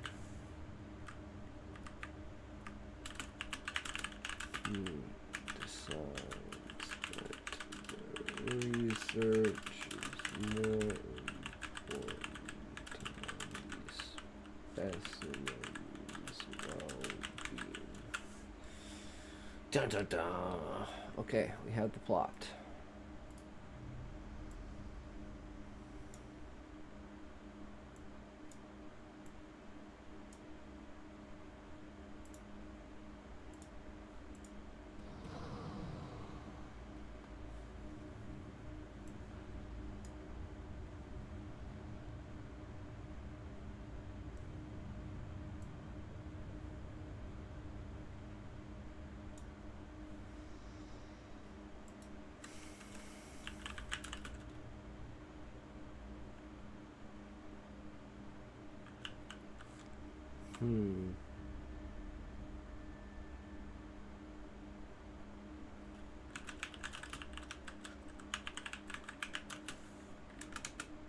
Pain tolerance.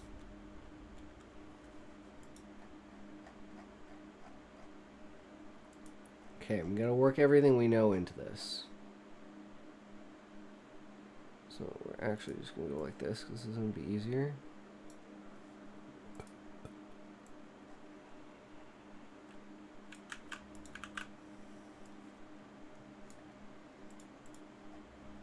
So it's only this on here, and then this. And then we have the names of the characters that we need to introduce. So, how are we gonna do this?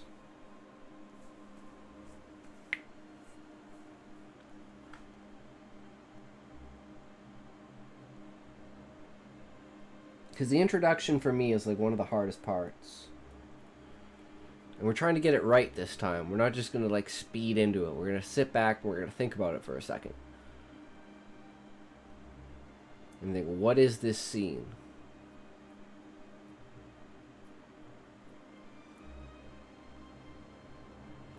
Should this be them, like, already in the lab? Should this be them sitting at a desk with papers? Should this be them,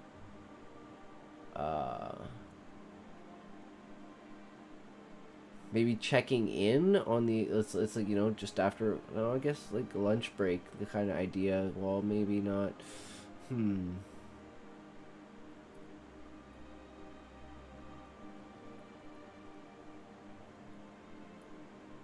I'm thinking of, like, literally everything except the frickin', start of how to set it all off. Because, again, that's, like, the hardest part that we have, is getting that beginning.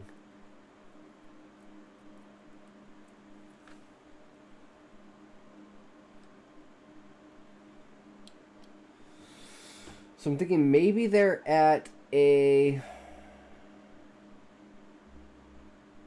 sitting at a desk?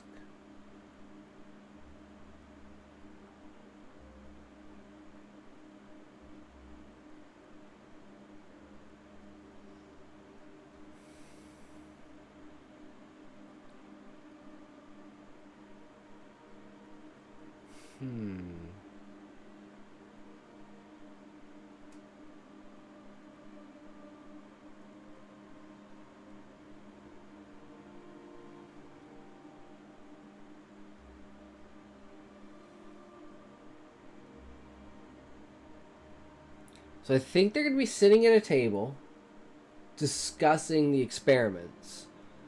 And they're discussing their discovery. And the implications that that discovery has.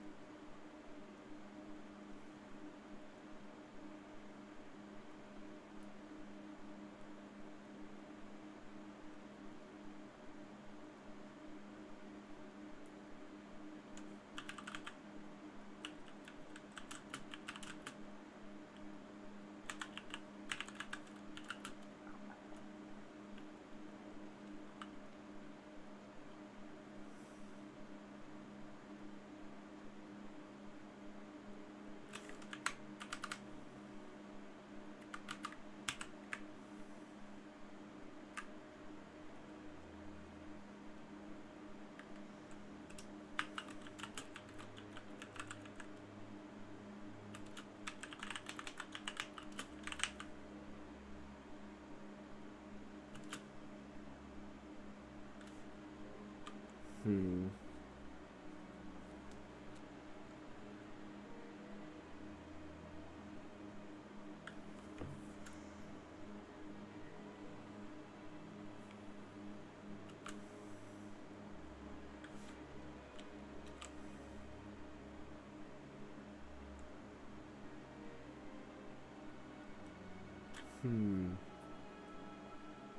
Thinking, like, does he have a clicker in his hand that he turns off the sound? Does he, like, turn down the speaker?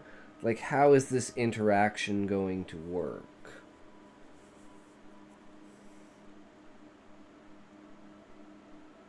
I think him reaching out his hand and turning down the speaker works, because then we can use his arm and interacting with the world with his arm to describe the lab coat, to kind of set the scene that this is like, you know, a professional science thing, whatever you want to call it.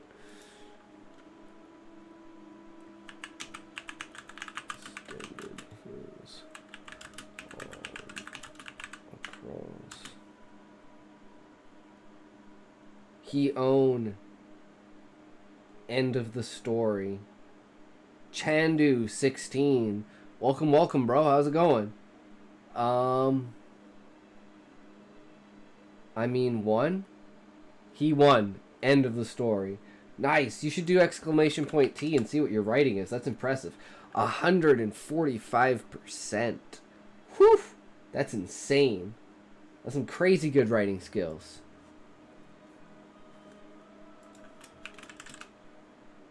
But you never beat my 50,526 power level, bro.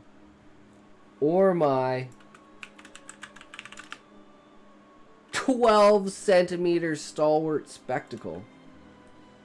I wrote many books like that. Damn, man. Have you published? I'd buy one. That's insane. That's such a good story. Like, where did you come up from that? I actually, like, he own end of the story is better than he won. Out of stock. Damn. That's impressive. I love it. I am humbled to be in your presence, good sir. Please teach me the ways. Why do I have to use so many words? So unfortunate. The pinned message says it all. Extended his arm across the...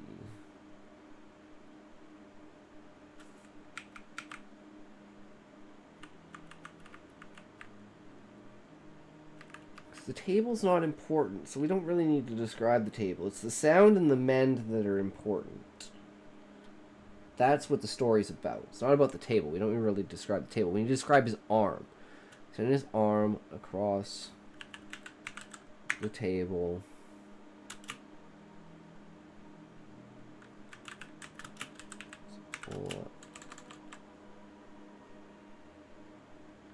White lab coat trailing slowly behind his hand until met his elbow and clumped.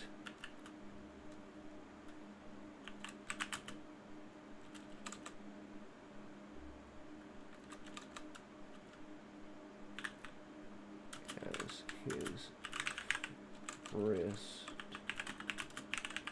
turned from his fingers turning down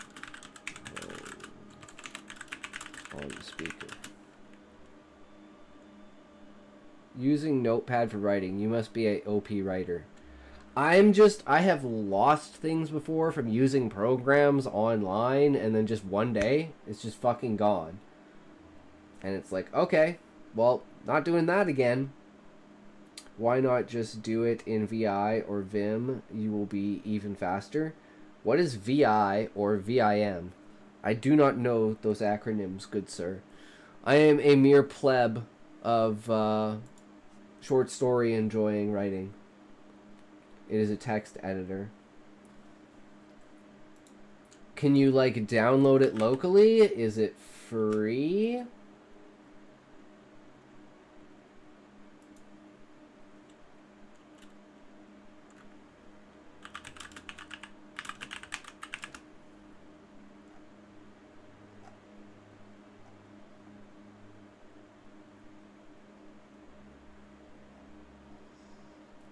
Yeah, but I don't really care about it editing. Editing's not important. It's about getting the story across. Maybe you like it. Obsidian, it does store files in local or online. I mean...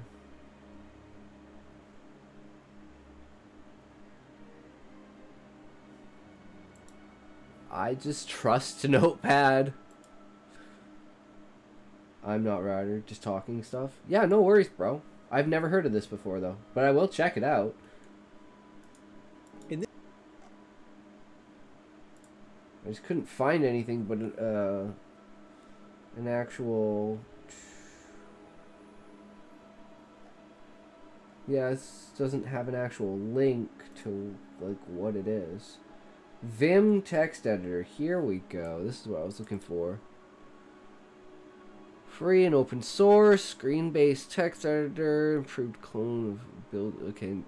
Vim's on. Drive Vim. Port. Command line interface. Standalone application. Graphical user interface.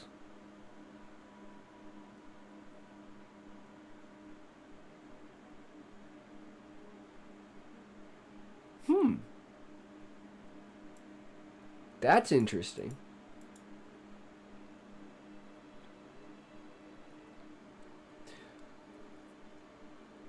I may actually have to check this out. Yeah, you can paste the link.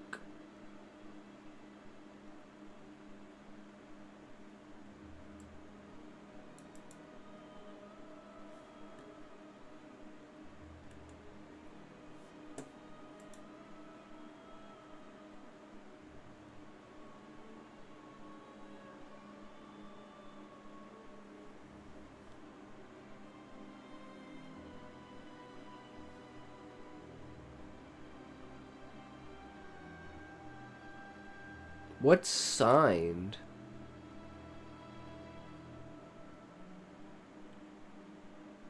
And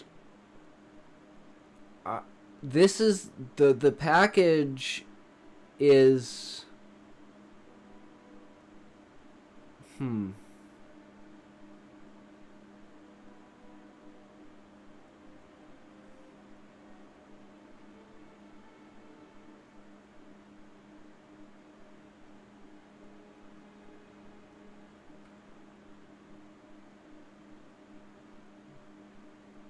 I'm like, is the package the direct one onto your PC? I just mean, like, this one's a launcher and an installer, right? But this one's a package. As in, like, does it just have the installer in the zip file? Or am I just being retarded?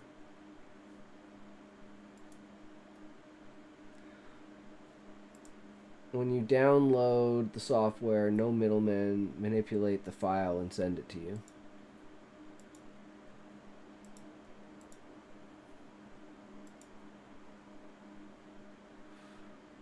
Hence, I have no idea what that is.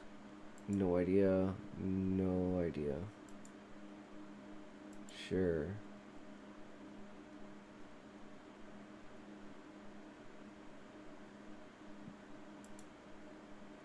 Maybe, actually.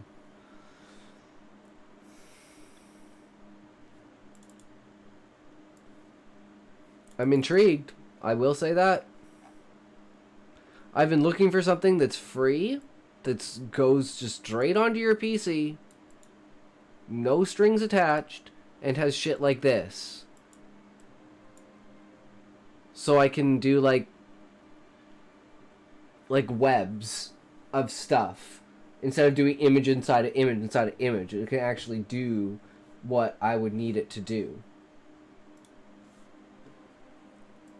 Is there a dark mode? That's the first question. Is there a dark mode?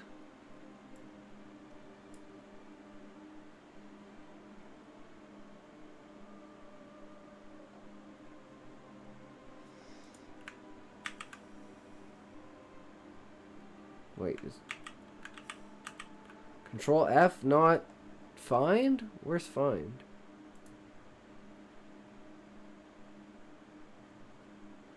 Webs and stuff like diagrams, you need to try. What's obsidian?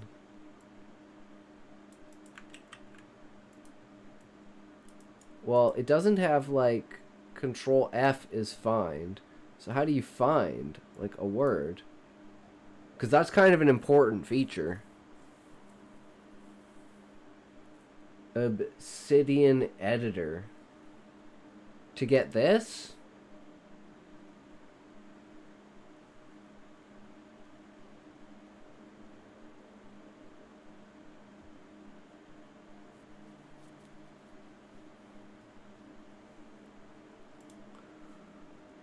It just looks like so much work.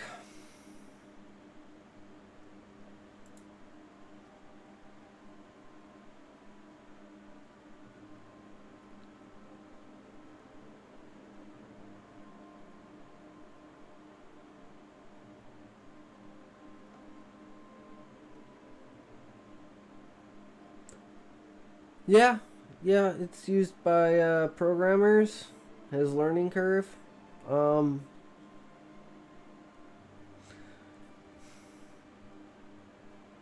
Just doesn't seem worth it.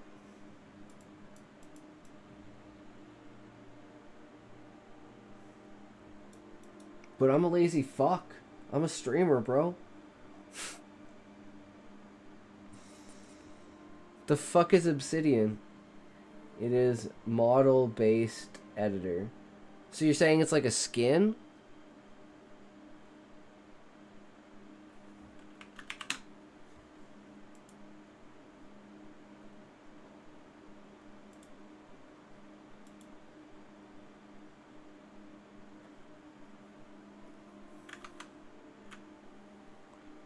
So like, how do I do this?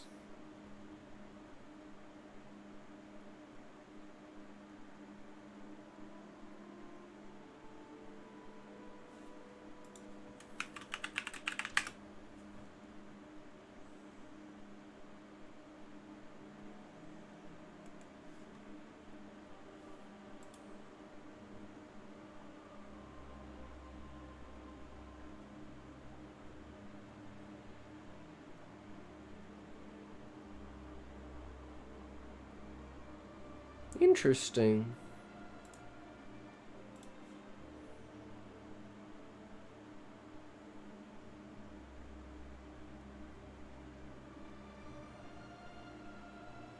Oh, I will definitely have to check this out. Thank you for showing it to me, though. I appreciate that. New perspective.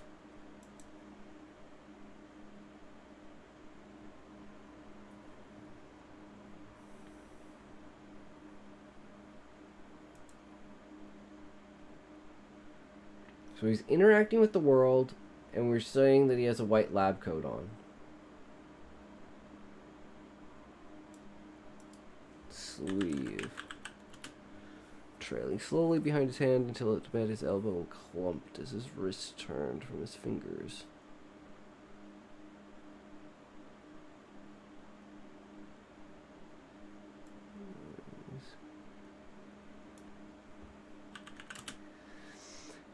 He turned down.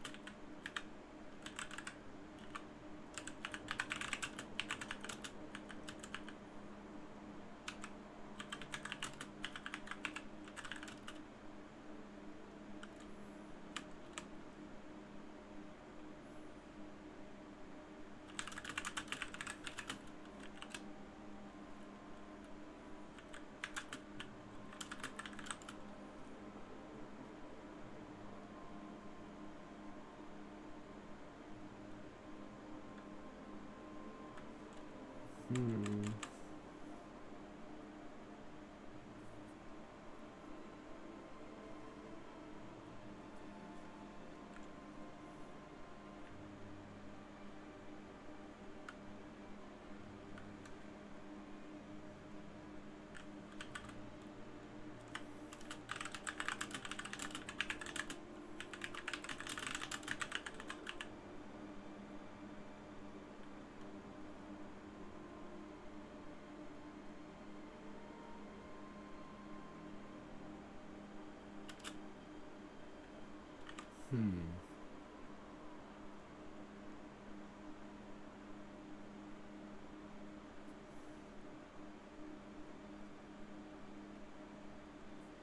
Never thought the intro would be this fucking hard. But once we get past the intro, we'll be goddamn good to go.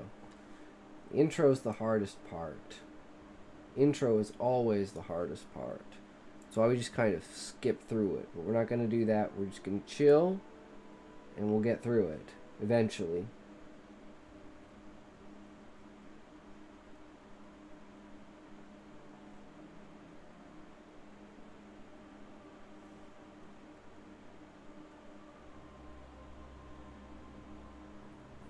It's like we've already said the important thing. I don't think anything else really matters.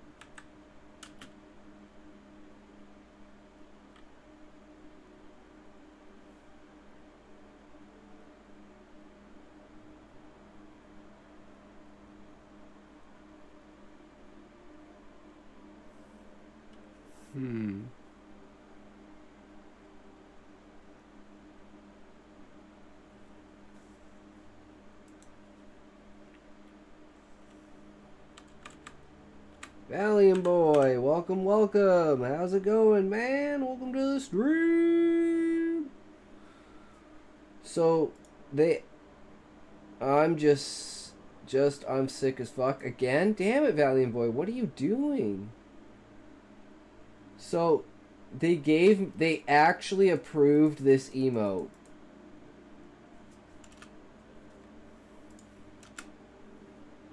Twitch actually approved that emote. I can't believe it. It's fucking hilarious. I had to call it tardy because they wouldn't let me use tard.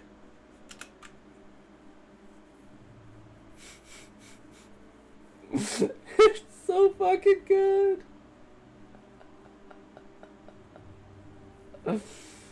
Oh. But yeah, we're writing a story, but we're having troubles with the intro. I will stay at bed. Alright, no worries, bro. Today is a longer stream. As you can see, we're already 3.5 hours in, and we've just started writing. We haven't even gotten past the first scene of the story. Creaking of his chair from years of abuse.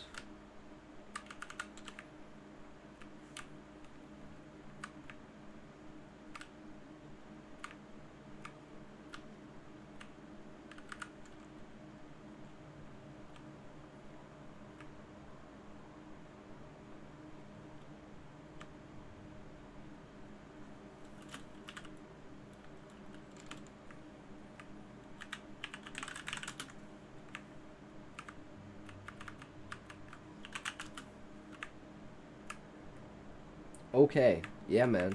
His chair creaked. Dr. Amon leaned back, his chair creaking from the years of abuse.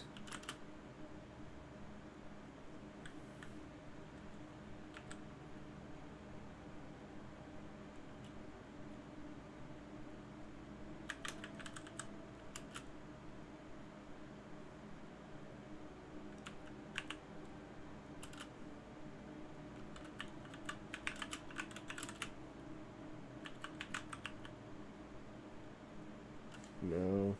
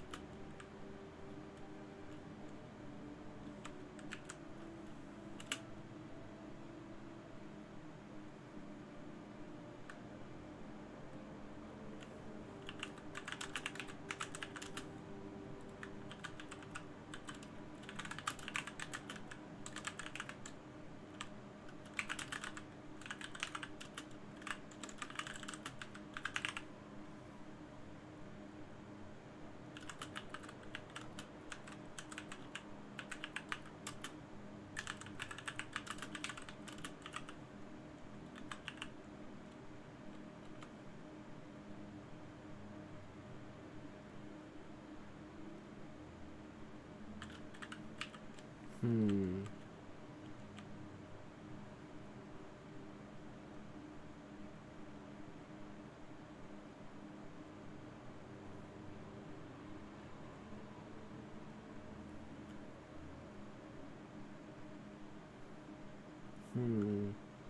I'm like, did he kick it? Did he, like, slam his fist down?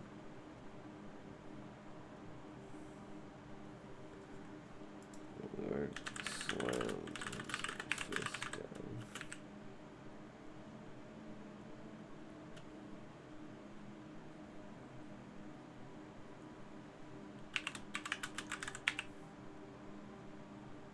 Only obstacle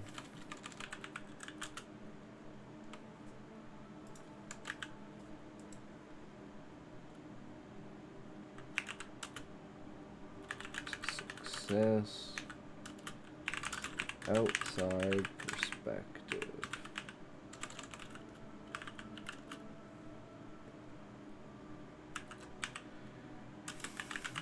Science had...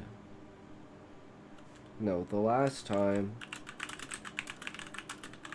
science bent the knee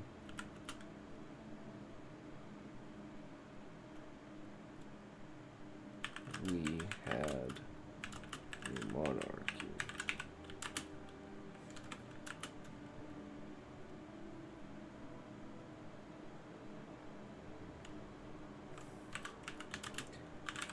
Voice firm, assertive,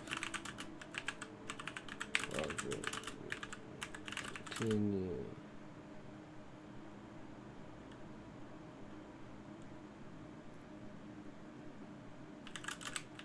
Light bulb.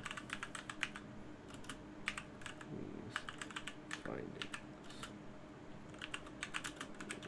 Pursuit of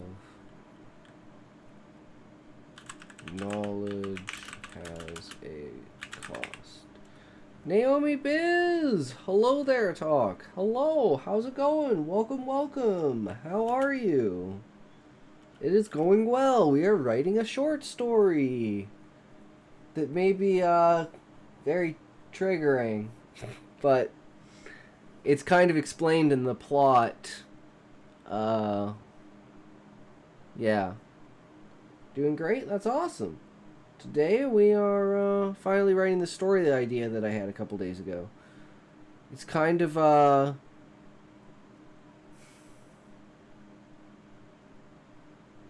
question of, is the immediate visual and auditory stimulation of an event one of the sole reasons why we connect solely with that? Is like a noticeable response, whereas even with the knowledge of a said response, no one will, like, there's a way less chance that somebody will intervene, such as the fact of, if someone is suffering in silence, they will suffer longer, because even if people notice that they're somewhat seem to be in pain, the idea that they're suffering silently is almost like a noble cause to some people. So they're like, oh, they're dealing with it in their own way, and then they won't help. Whereas, like, you see someone in distress, and you're way more likely to engage helping them because you relate to the distress, because you think, oh, what if I was in that position? I would want someone to help me. Now we extrapolate that onto a scientific parameter of what's the first step of trying to discover. Sounds like a really good storyline. Yeah. And then discover what the lengths you would go to in order to find a essentially universal painkiller. So the idea is causing as much pain as possible and studying the brain in order to find ways to completely negate the brain's ability to interpret pain. And that's the ultimate goal. And through specific descriptions such as limbs, body, feet, head, screams, and taste of things, as well as cold, sturdy, split, fallen, broken, it gives you a certain impression. And when you think of this in a discussion of how the brain deals with pain, well, the first thing you're going to think of is, oh, well, the only way to do this is to basically torture animals, right? But then the twist is actually they're basically torturing plants, not animals. And then it's the reader to ask themselves the outrage at the direction of thinking that it was an animal, and then the relief of it being a plant, and then asking themselves why do I feel more for, let's say, an animal than I do a plant, even if you're someone who believes that plants are conscious? It's that, goes back to that question of, if it's not directly presented in front of you, even if it's an ideal that you hold on to, you won't react to it as strongly as you will something that you may not agree with but is right in front of you. And that's like the main moral purpose of the backstory of this this story. And so they're going to be talking in very obscure ways, and there's not ever really going to be an example of it, but you'll infer from it, basically from the very, very beginning, the sound coming from the speaker turned from jovial to stern. So it's like all of a sudden it's now like serious mode. And then they're just discussing the findings and how it goes.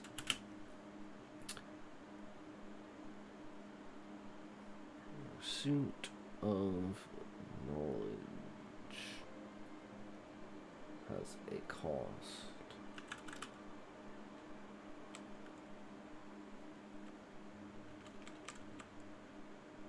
Always has a cost.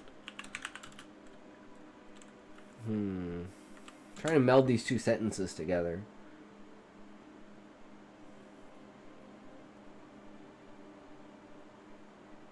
Pursuit of knowledge.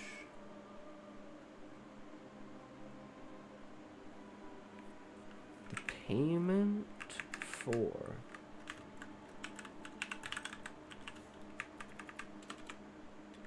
Payment for knowledge.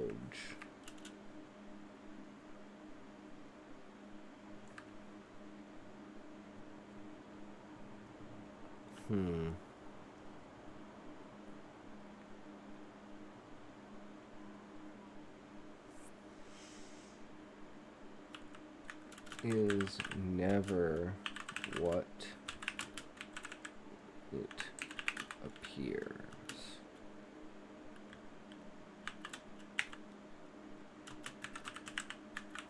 Mile side.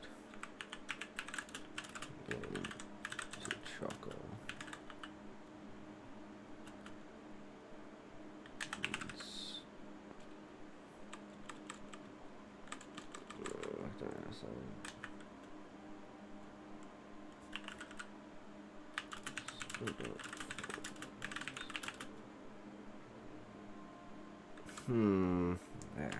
I don't know. I don't know.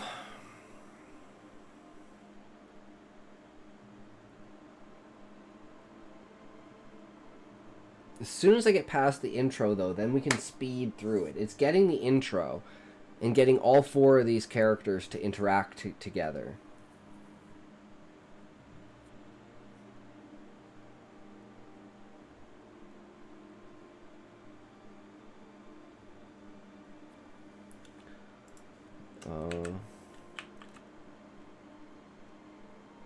Eggy mayo, hell yeah, tardy it up, bro, tardy it up.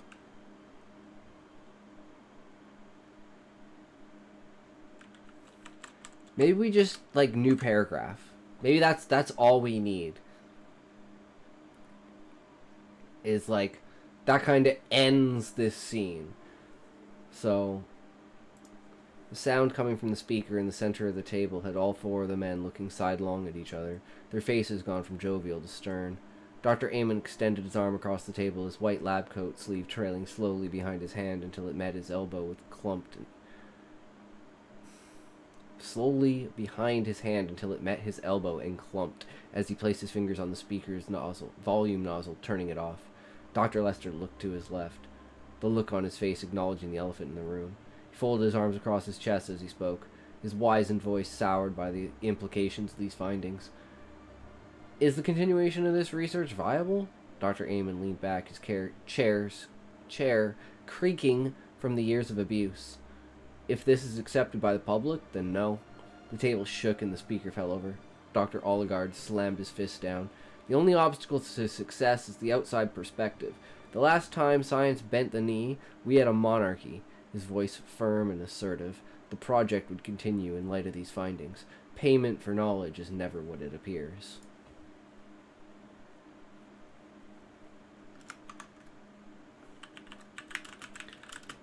Pain centers of the brain. One of the last bastions of unknown depth. The map was becoming clearer.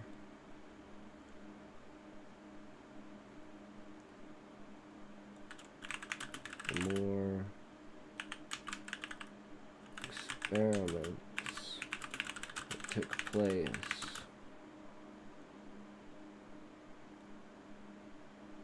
the more refined it became. It was once a blob of messy.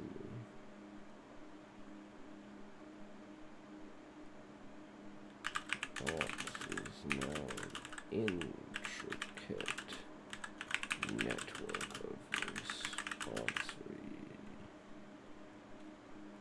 of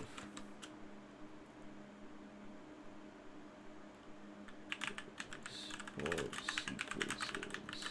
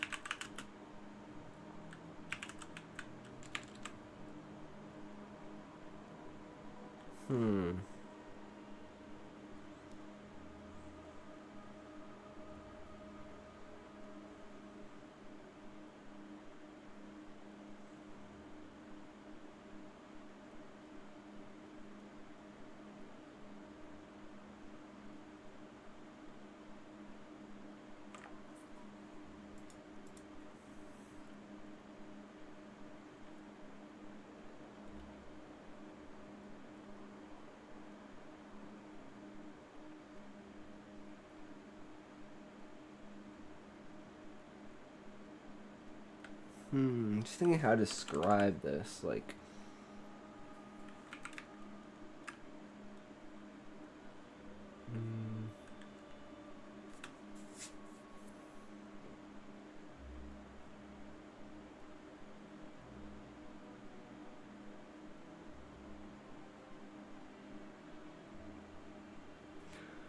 Because he's, like, sitting there, and he's about to do the experiment. The experiment is basically cutting into this thing, and then he's listening through a speaker for the sounds that it makes while he's cutting into it.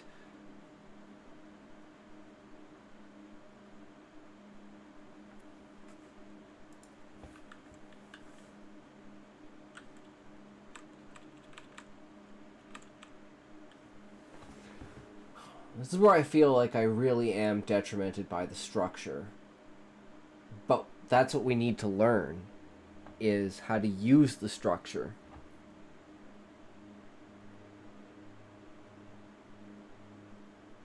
And it's like, I just see the picture of the story in my head with using the structure, and I think, well, that's boring. And I'm like, how do I equate all of this into here?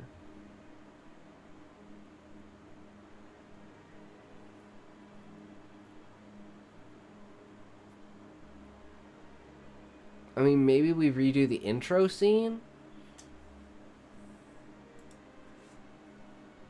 But I like starting smack dab middle in it.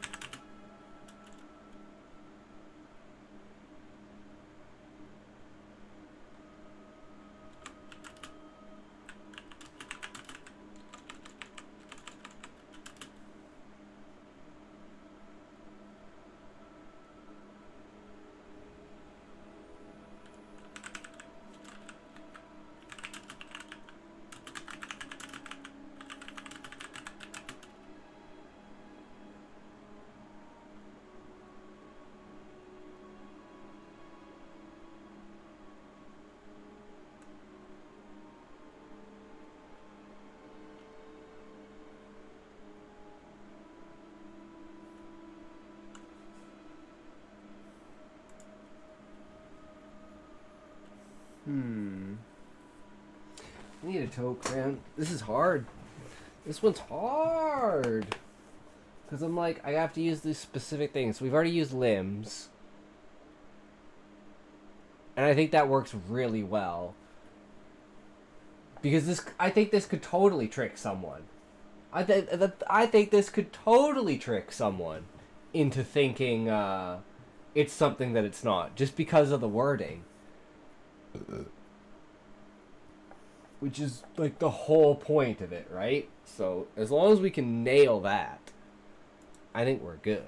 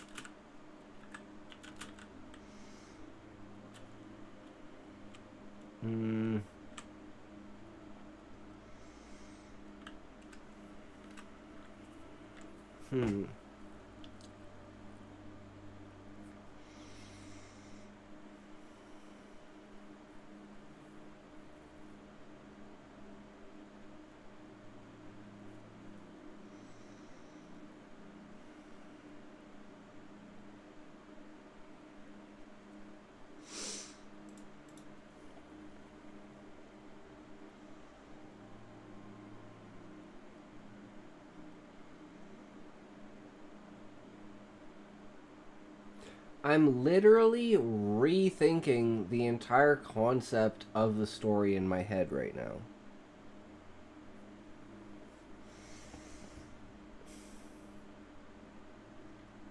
Like where the entire direction and idea of the story is.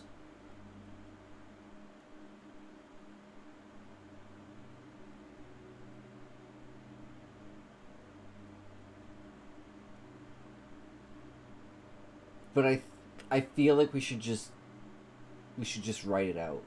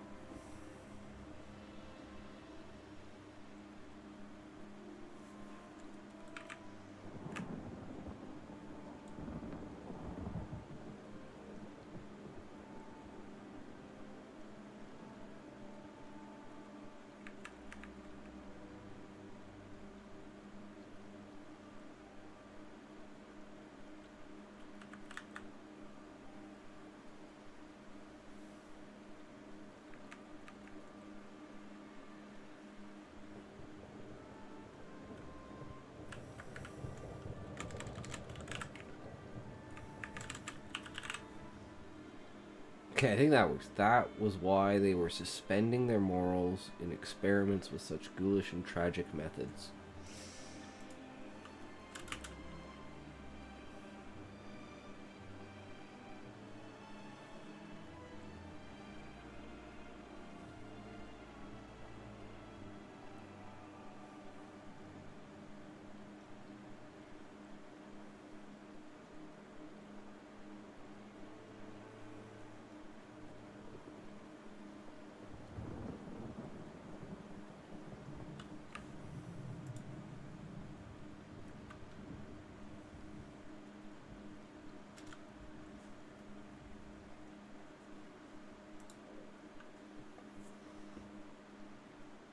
Okay, let's just see how it sounds for now, right?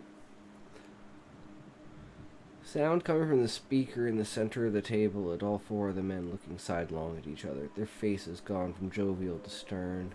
Dr. Amon extended his arm across the table, his white lab coat sleeve trailing slowly behind his hand until it met his elbow and clumped as he placed his fingers on the speaker's volume nozzle, turning it off. Dr. Lester looked to his left, the look on his face acknowledging the elephant in the room.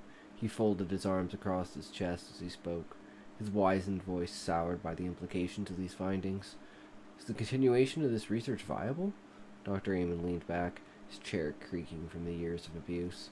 If this is accepted by the public, then no. The table shook and the speaker fell over. Dr. Olgard slammed his fist down. The only obstacle to success is the outside perspective. The last time science bent the knee, we had a monarchy.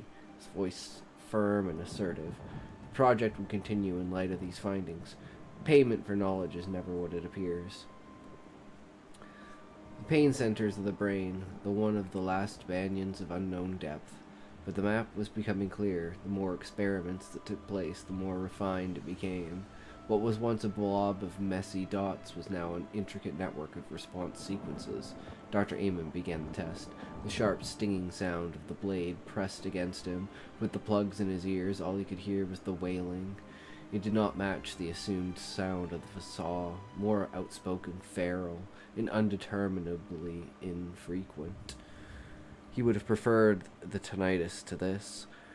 His heart would not feel so heavy over the drone of an engine, but this savage nature had him at odds. Several limbs fell to the ground. The scent of lightly burned maple trickled through his nostrils, sending a shiver down his spine, so sweet and succulent, opposing the scene before him. He doesn't care because he doesn't have to be there, Dr. Lester spouted as he removed the plugs from his ears. He sat down at his desk and reached into the top drawer. You saw him yesterday, though. He was moved. So that's a step in the right direction, Dr. Amon stated as he sat down beside Lester at the desk. Does believing this, but continuing to do it, damn us? He placed his lunchbox on the desk and opened it, the sandwich unappetizing in this circumstance. We have lines for a reason. I know it's fair for them to move. Instinct calls when you're pressed into a corner. The true face is revealed to you, even though you despise it. If knowledge was all that was needed to move a line of that degree, such a magnitude, I believe we are living in a paradise. Leave that question to when we research the soul. A smile crept across Dr. Amon's face. Hope for the future. That was what they were fighting for. That was why they were suspending their morals in experiments with such ghoulish and tragic methods.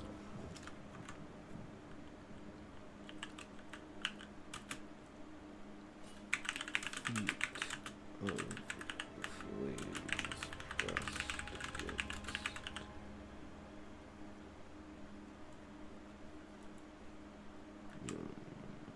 Heat of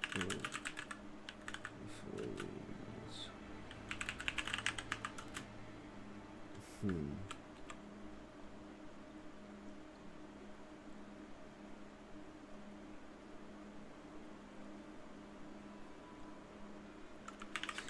Felt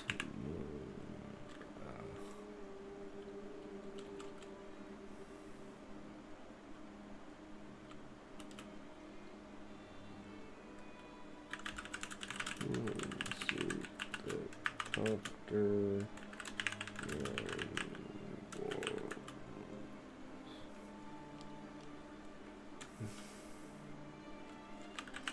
heat of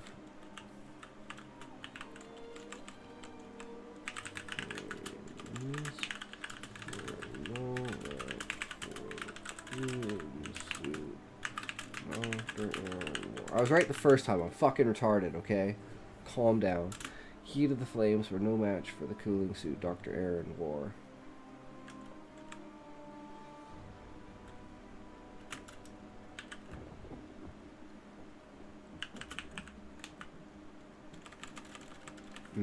That's a good contrast. I like that.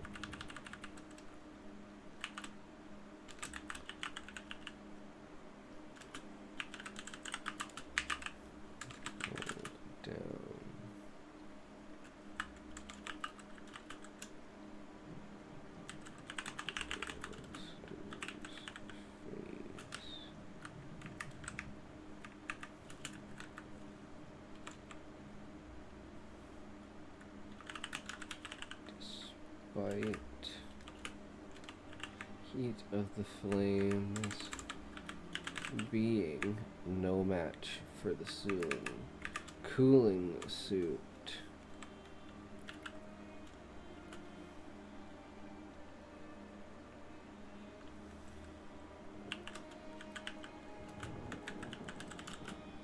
Smell.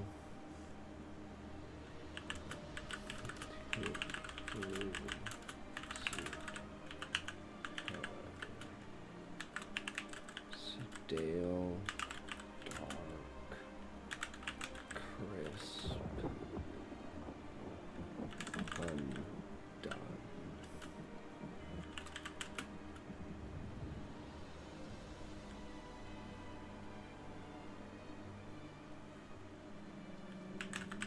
Ashes of this creation were mere specks now uttered within tempest of plasma.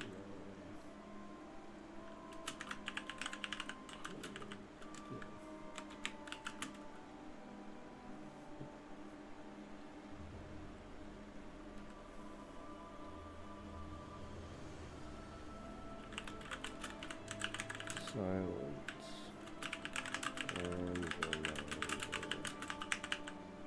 of the deed. Data completely collected.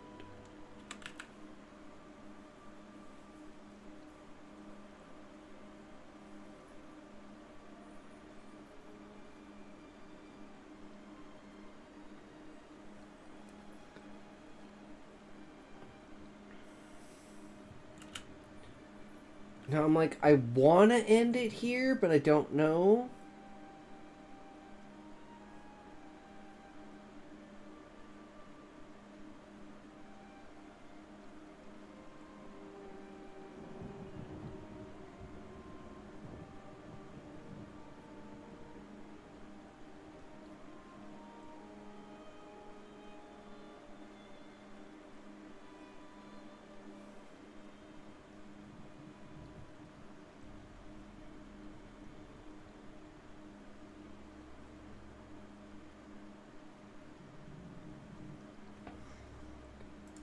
Yeah, I think we end it here, and this is where we do the reveal.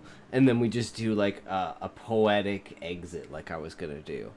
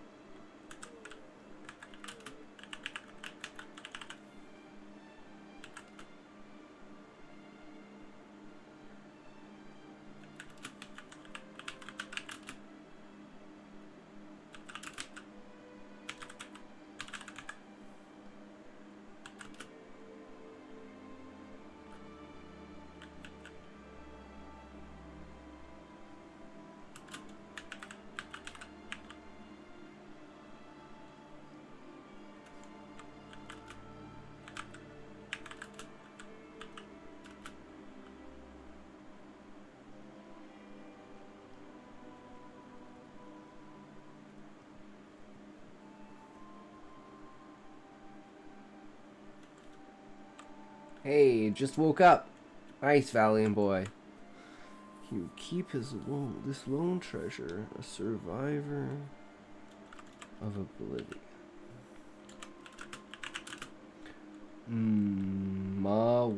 MMA was cool yesterday. Oh, MMA? I don't really watch MMA. Full headache? That's brutal.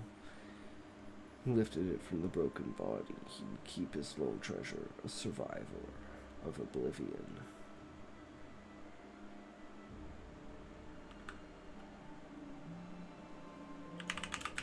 Red, yellow.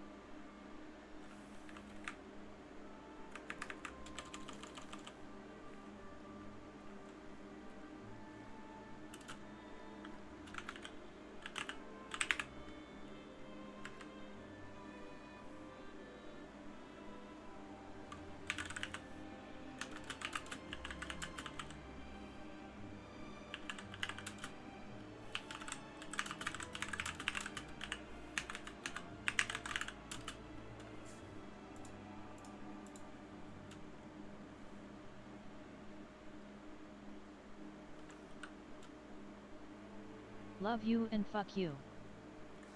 Why did Botrix reset again? What is this? Botrix, fuck off.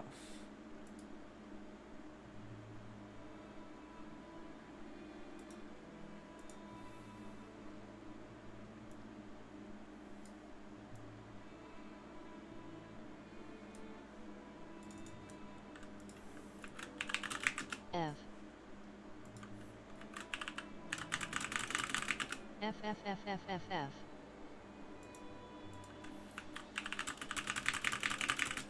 F F F F F F F. Why does that sound different even though it should be exactly the same? It's so annoying.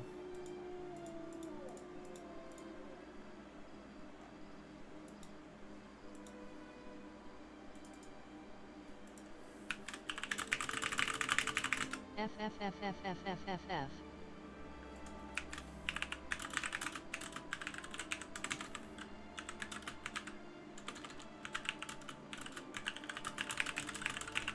Fuck you, Valium boy, I need to talk to you.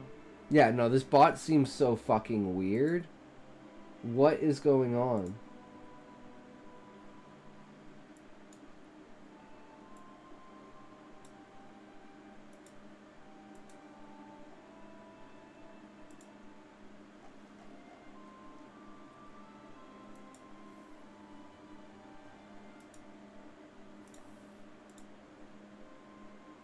Are you there, Valiant Boy?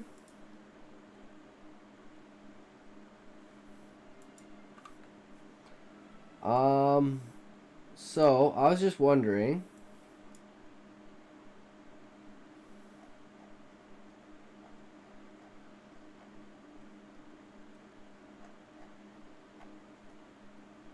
Did you or did you not ban this guy?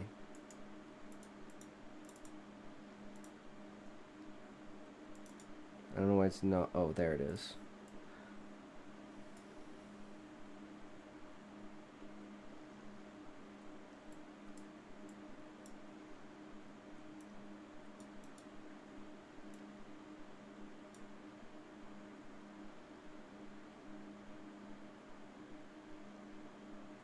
Why would you ban him? He comes in. No, I unbanned him. Why the fuck did you ban him? He comes in and says, Venture Bros Alert, W. Hiya, folks. And then he was just doing poggers. Like, I don't understand why you banned him. Makes absolutely no sense. He acts strange with these words. He was doing poggers. He's... Don't ban people. Leave people alone, Valiant Boy. Like, what the fuck? Why is he banned? I don't need... Like... Okay, I'm just saying, like... Yes, I debanned. You need to stop banning people. Just... Yeah, but... Like, this affects my community, bro.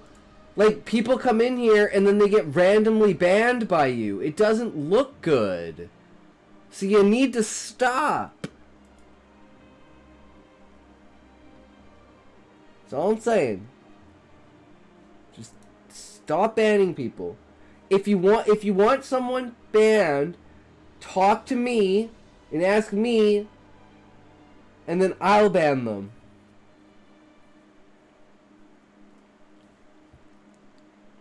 Sorry, just needed to get that out there. You're good, man. You're good. I just needed to say, stop banning people. Just stop. I know you're God, but stop.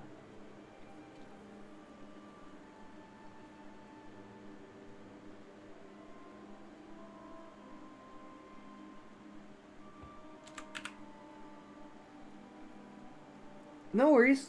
I'm not mad at you. I'm just saying, like, this has become a trend. And you seem to jump the gun too much with random... But it's like, we're a really small channel, right? Like, we don't care about these things. If they're a hacker, a bot, a scammer... If the two people in here get scammed by some fucktard, that's their problem for being fucking idiots. That's called natural selection. It's a free marketplace of ideas. I know you'll say me something about that, but for my security, I do that. You can't do that on my channel, though. Yeah, but, like, you can, like, block them yourself, but don't ban them in my chat. Right? Like, those are two completely different things. Like, you personally can block them, just don't ban them in my chat. Like, put them on your blacklist. Yeah.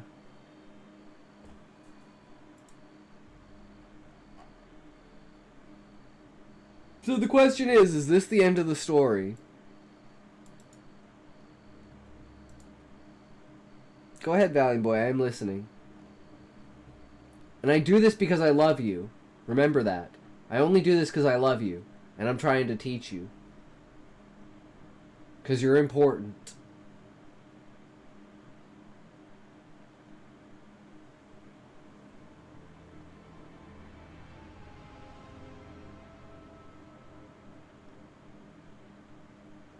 Stop talking to me at now because my head is fucked up. Body too.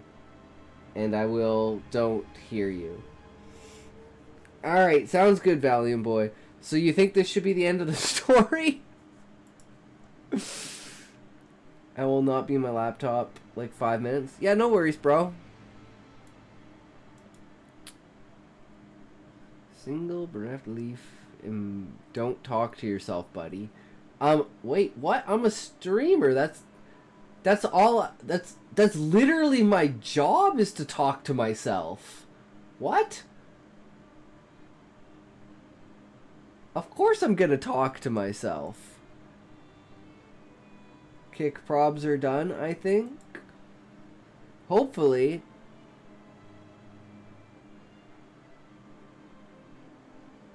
I'm like... Bro, listen me. The fucking CTS is so fucked. I don't know what the hell is going on. Its Steph's broken. We need to get Asmon's voice as the TTS. That's what we need. How do I download the Asmon TTS freaking pack? Oh god.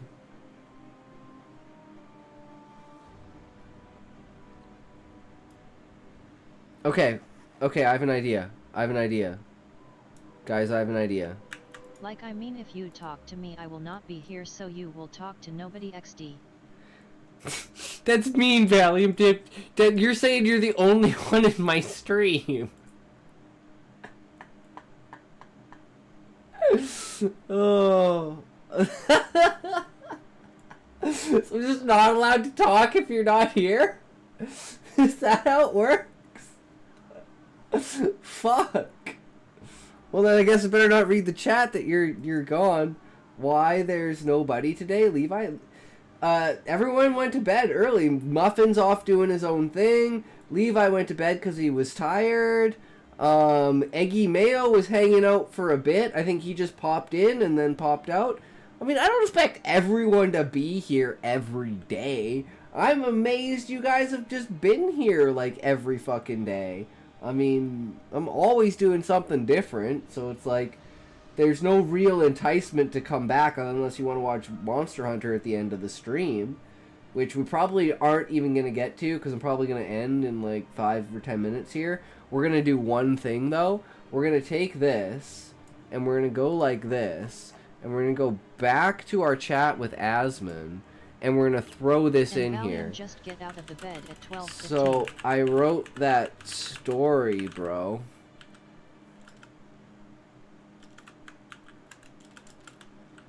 Does the ending feel forced?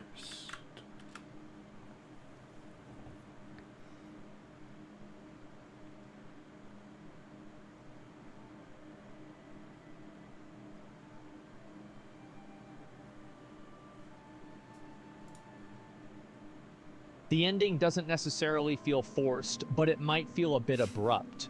The transition from the description of the horrific experiment to the mention of the single leaf and the hope it represents is sudden and could be developed more to make the connection between the two more apparent.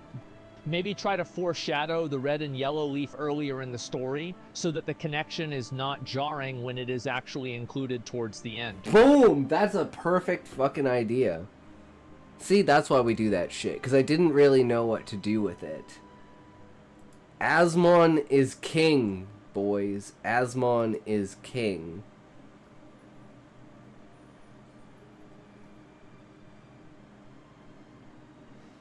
I don't think that's a command.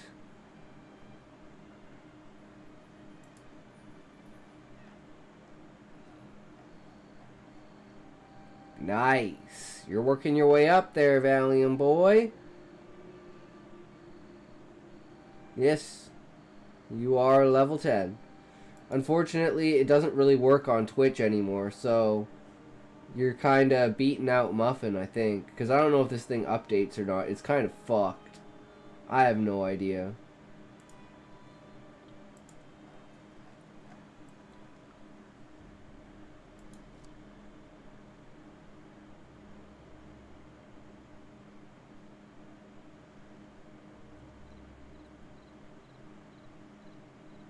Cuck chair, just DDoS kick the guilty. No, you want to see the ultimate DDoS. I'll show you, Valiant Boy, you don't know what DDoSing is.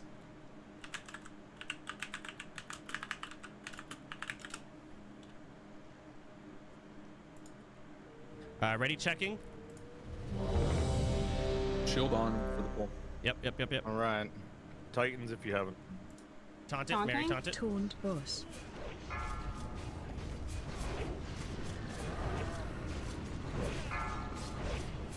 Taunt boss.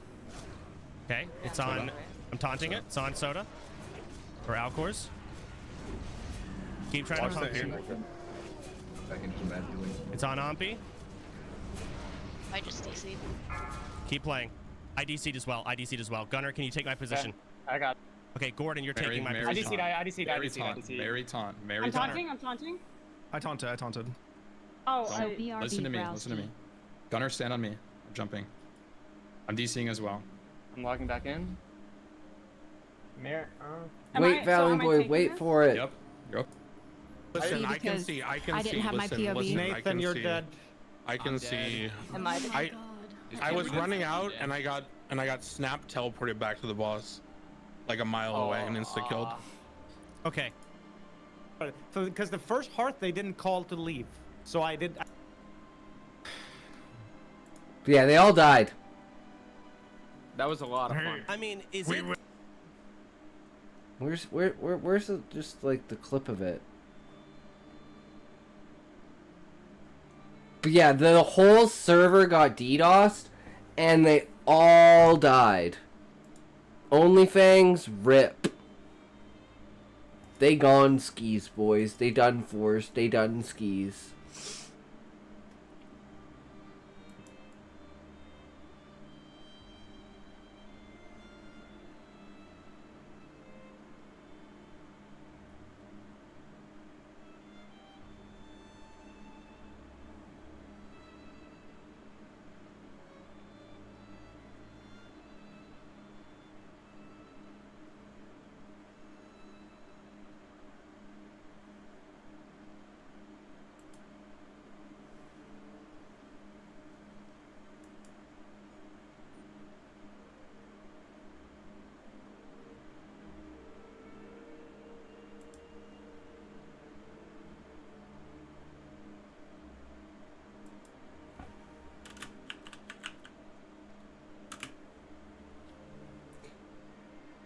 He's level 99, I think. Don't remember, but I think that's the best. Nah. Naomi Biz. That is your Essentia's gym buddy. She does like gym stuff, like workout stuff. Nice, level 11. Nice, Valiant Boy.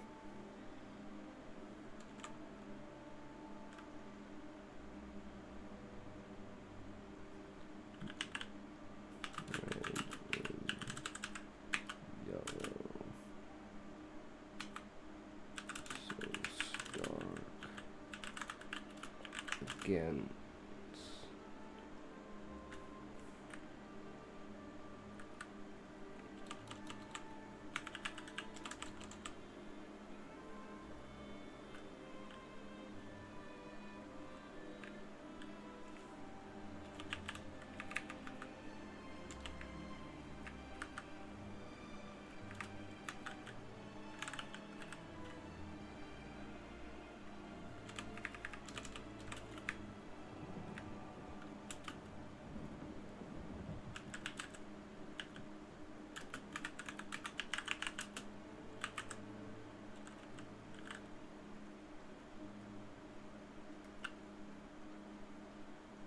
Bro, the heck?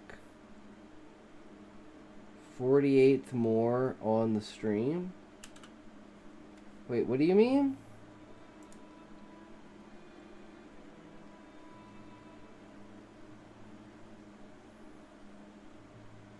Well, 48 hours more. 144%. Nice.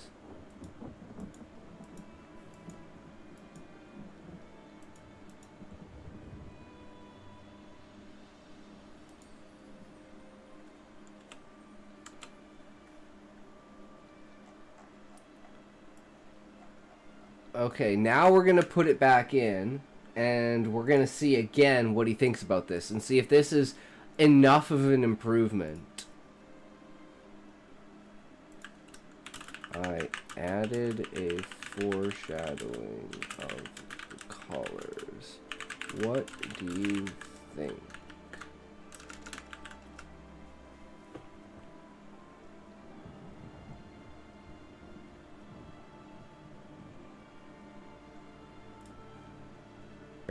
Yes, the addition of the foreshadowing of the red and yellow leaf adds a nice continuity and helps to build the connection between the leaf and the horrific experiment. It also sets up a sense of hope and redemption, which helps to provide a contrast to the grim and ghoulish tone of the story. Yeah, nice work. Nice! He liked it! Damn! And see, that's how the smallest, tiniest thing can make that much of a difference. And I was even thinking about something like that during that scene. That's why it was kind of... It almost felt like it was right to just go back and just add that one line. And that one line can change so much. Okay. Let's do this one justice. You guys ready for this?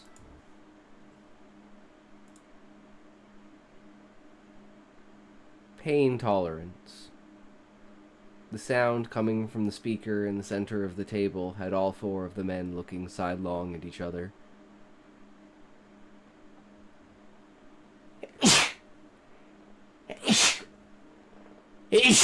Jesus. I was clearly not fucking ready for that.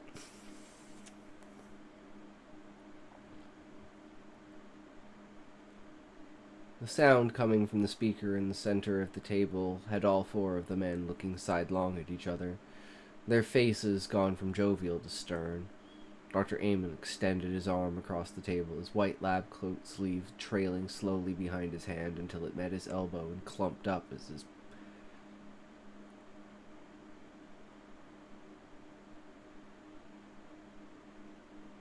Dr. Amon extended his arm across the table, his white lab coat sleeve trailing slowly behind his hand until it met his elbow and clumped as he placed his fingers on the speaker's volume.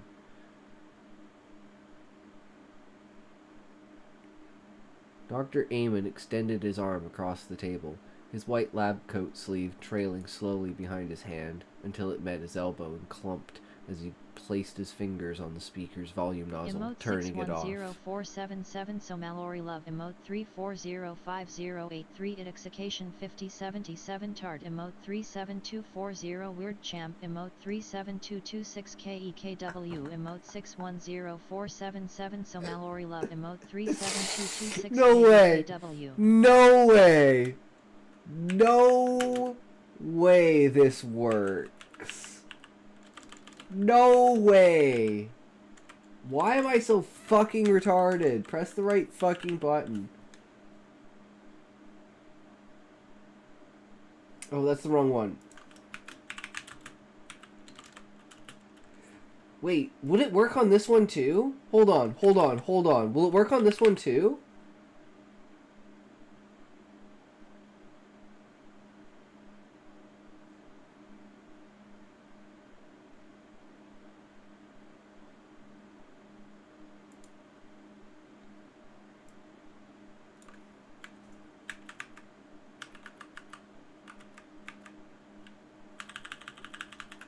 Idixtardy Idixtardy Idixtardy Idixtardy Idixtardy Idixtardy Idixtardy Idixtardy Oh my god, it actually does!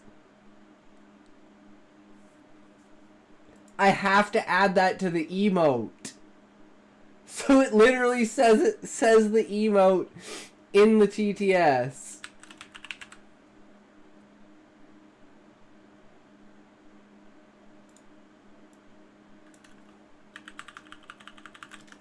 Emote 3371111 Idixication 5077 Goon Emote 3371111 Idixication 5077 Goon Emote 3371111 Idixication 5077 Goon Emote 3371111 Idixication 5077 Goon Emote 3371111 Idixication 5077 Goon Emote 3371111 Idixication 5077 Goon Emote 3371111 Idixication 5077.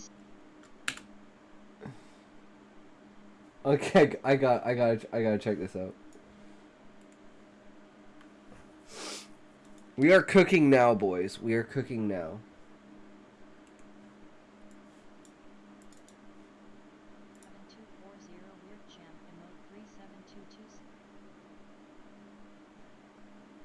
Why is it so laggy?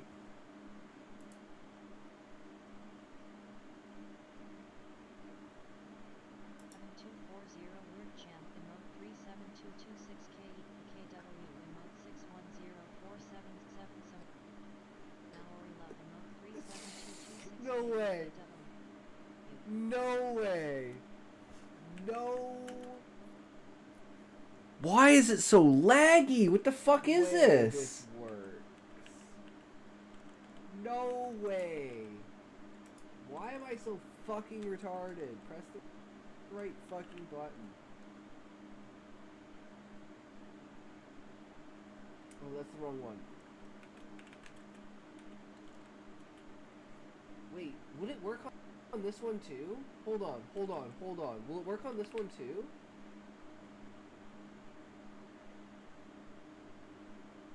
Because each emote technically has a name that's typed out, right?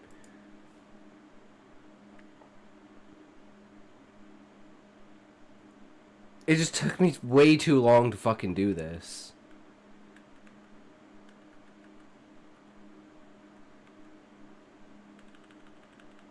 It took me way too fucking long to do this. There we go.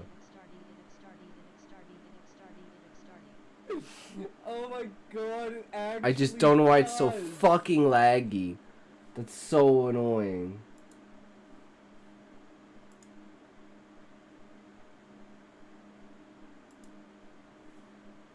Okay, let's try this again. Pain tolerance. The sound coming from the speaker in the center of the table had all four of the men looking sidelong at each other, their faces gone from jovial to stern. Dr. Amon extended his arm across the table, his white lab coat sleeve trailing slowly behind his hand until it met his elbow and clumped as he placed his fingers on the speaker's volume nozzle, turning it off. Dr. Lester looked to his left, the look on his face acknowledging the elephant in the room. He folded his arms across his chest as he spoke, his wizened voice soured by the implications of these findings. Is the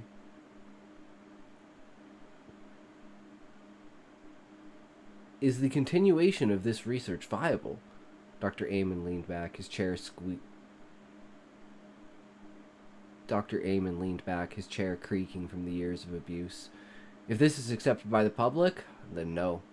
The table shook and the speaker fell over. Dr. Oligard slammed his fist down. The only obstacle to success is the outside perspective.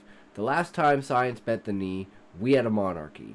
His voice firm and assertive. The project would continue in light of these findings. Payment for knowledge is never what it appears. Pain centers of the brain. One of the last bastions of unknown depth. But the map was becoming clearer. The more experiments that took place, the more refined it became. What was once a blob of messy dots was now an intricate network of response sequences. Dr. Amon began the test. The sharp, stinging sound of the blade pressed against him. With the plugs in his ears, all he could hear was the wailing.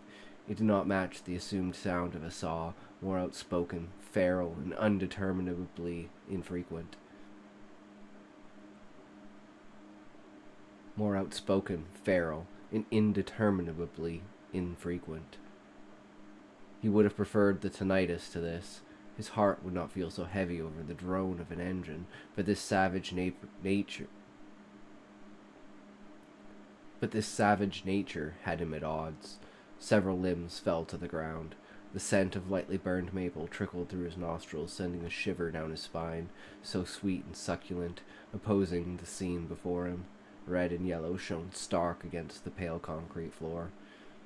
He doesn't care because he doesn't have to be there, Dr. Lester spouted as he removed the plugs from his ear. He sat down at his desk and reached onto the top drawer.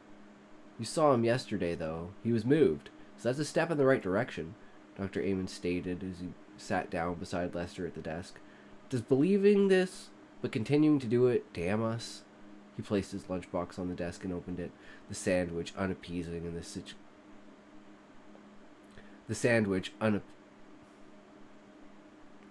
sandwich unappetizing in this circumstance.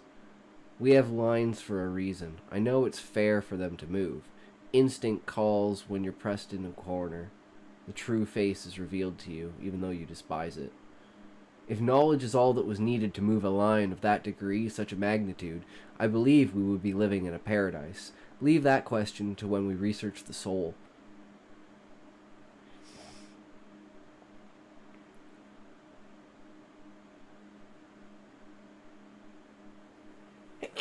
Jesus. It's that time of year, guys. A smile crept across Dr. Aaron's face. Hope for the future. That was what they were fighting for. That was why they were suspending their morals in experiments with such ghoulish and tragic methods. Sweat rolled down Dr. Lester's face despite the heat of the flames being no match for the cooling suit. The smell hit him through the suit, however, stale, dark, crisp, undone. The ashes of this creation were mere specks now, uttered to the wind by the tempest of plasma. The silence a grand reminder of the day. The silence a grand reminder of the deed. The data had been collected. With a stricken heart, the sweat dripped down his cheek, a tear he could not shed, as he knelt down to gather the devices from the remains. A shudder in his heart as he stopped suddenly. The tear streaks across the plastic mask of his suit, a visual reminder of the loss incurred. A speck of color among the dust, gently pressing his hand beneath it, careful to not disturb its rest, he lifted it from the broken body. He would keep this lone treasure, a survivor of oblivion, the red and yellow a bastion against the night, an uplifting tale of redemption and desire. This single bereft leaf, embedded with the hopes of the future, would cling to existence.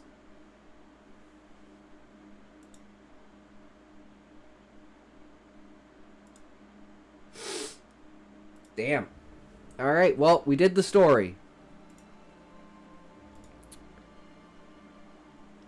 Oh, wait, we don't need to save that. We want to save this. Oops, not this.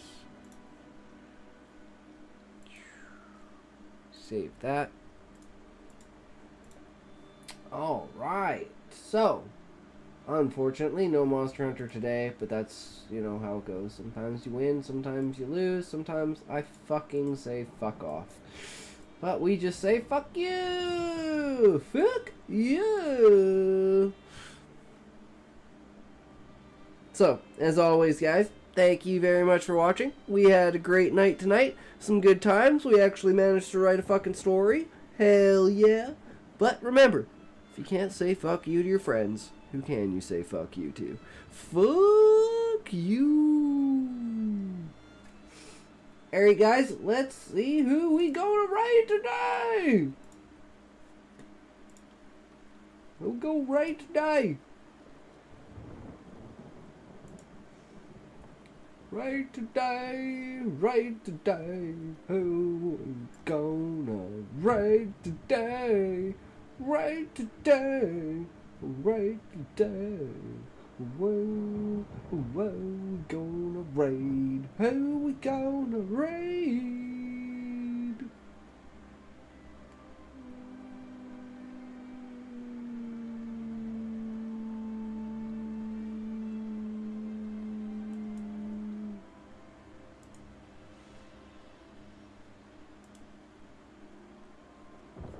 I haven't rated them in a while.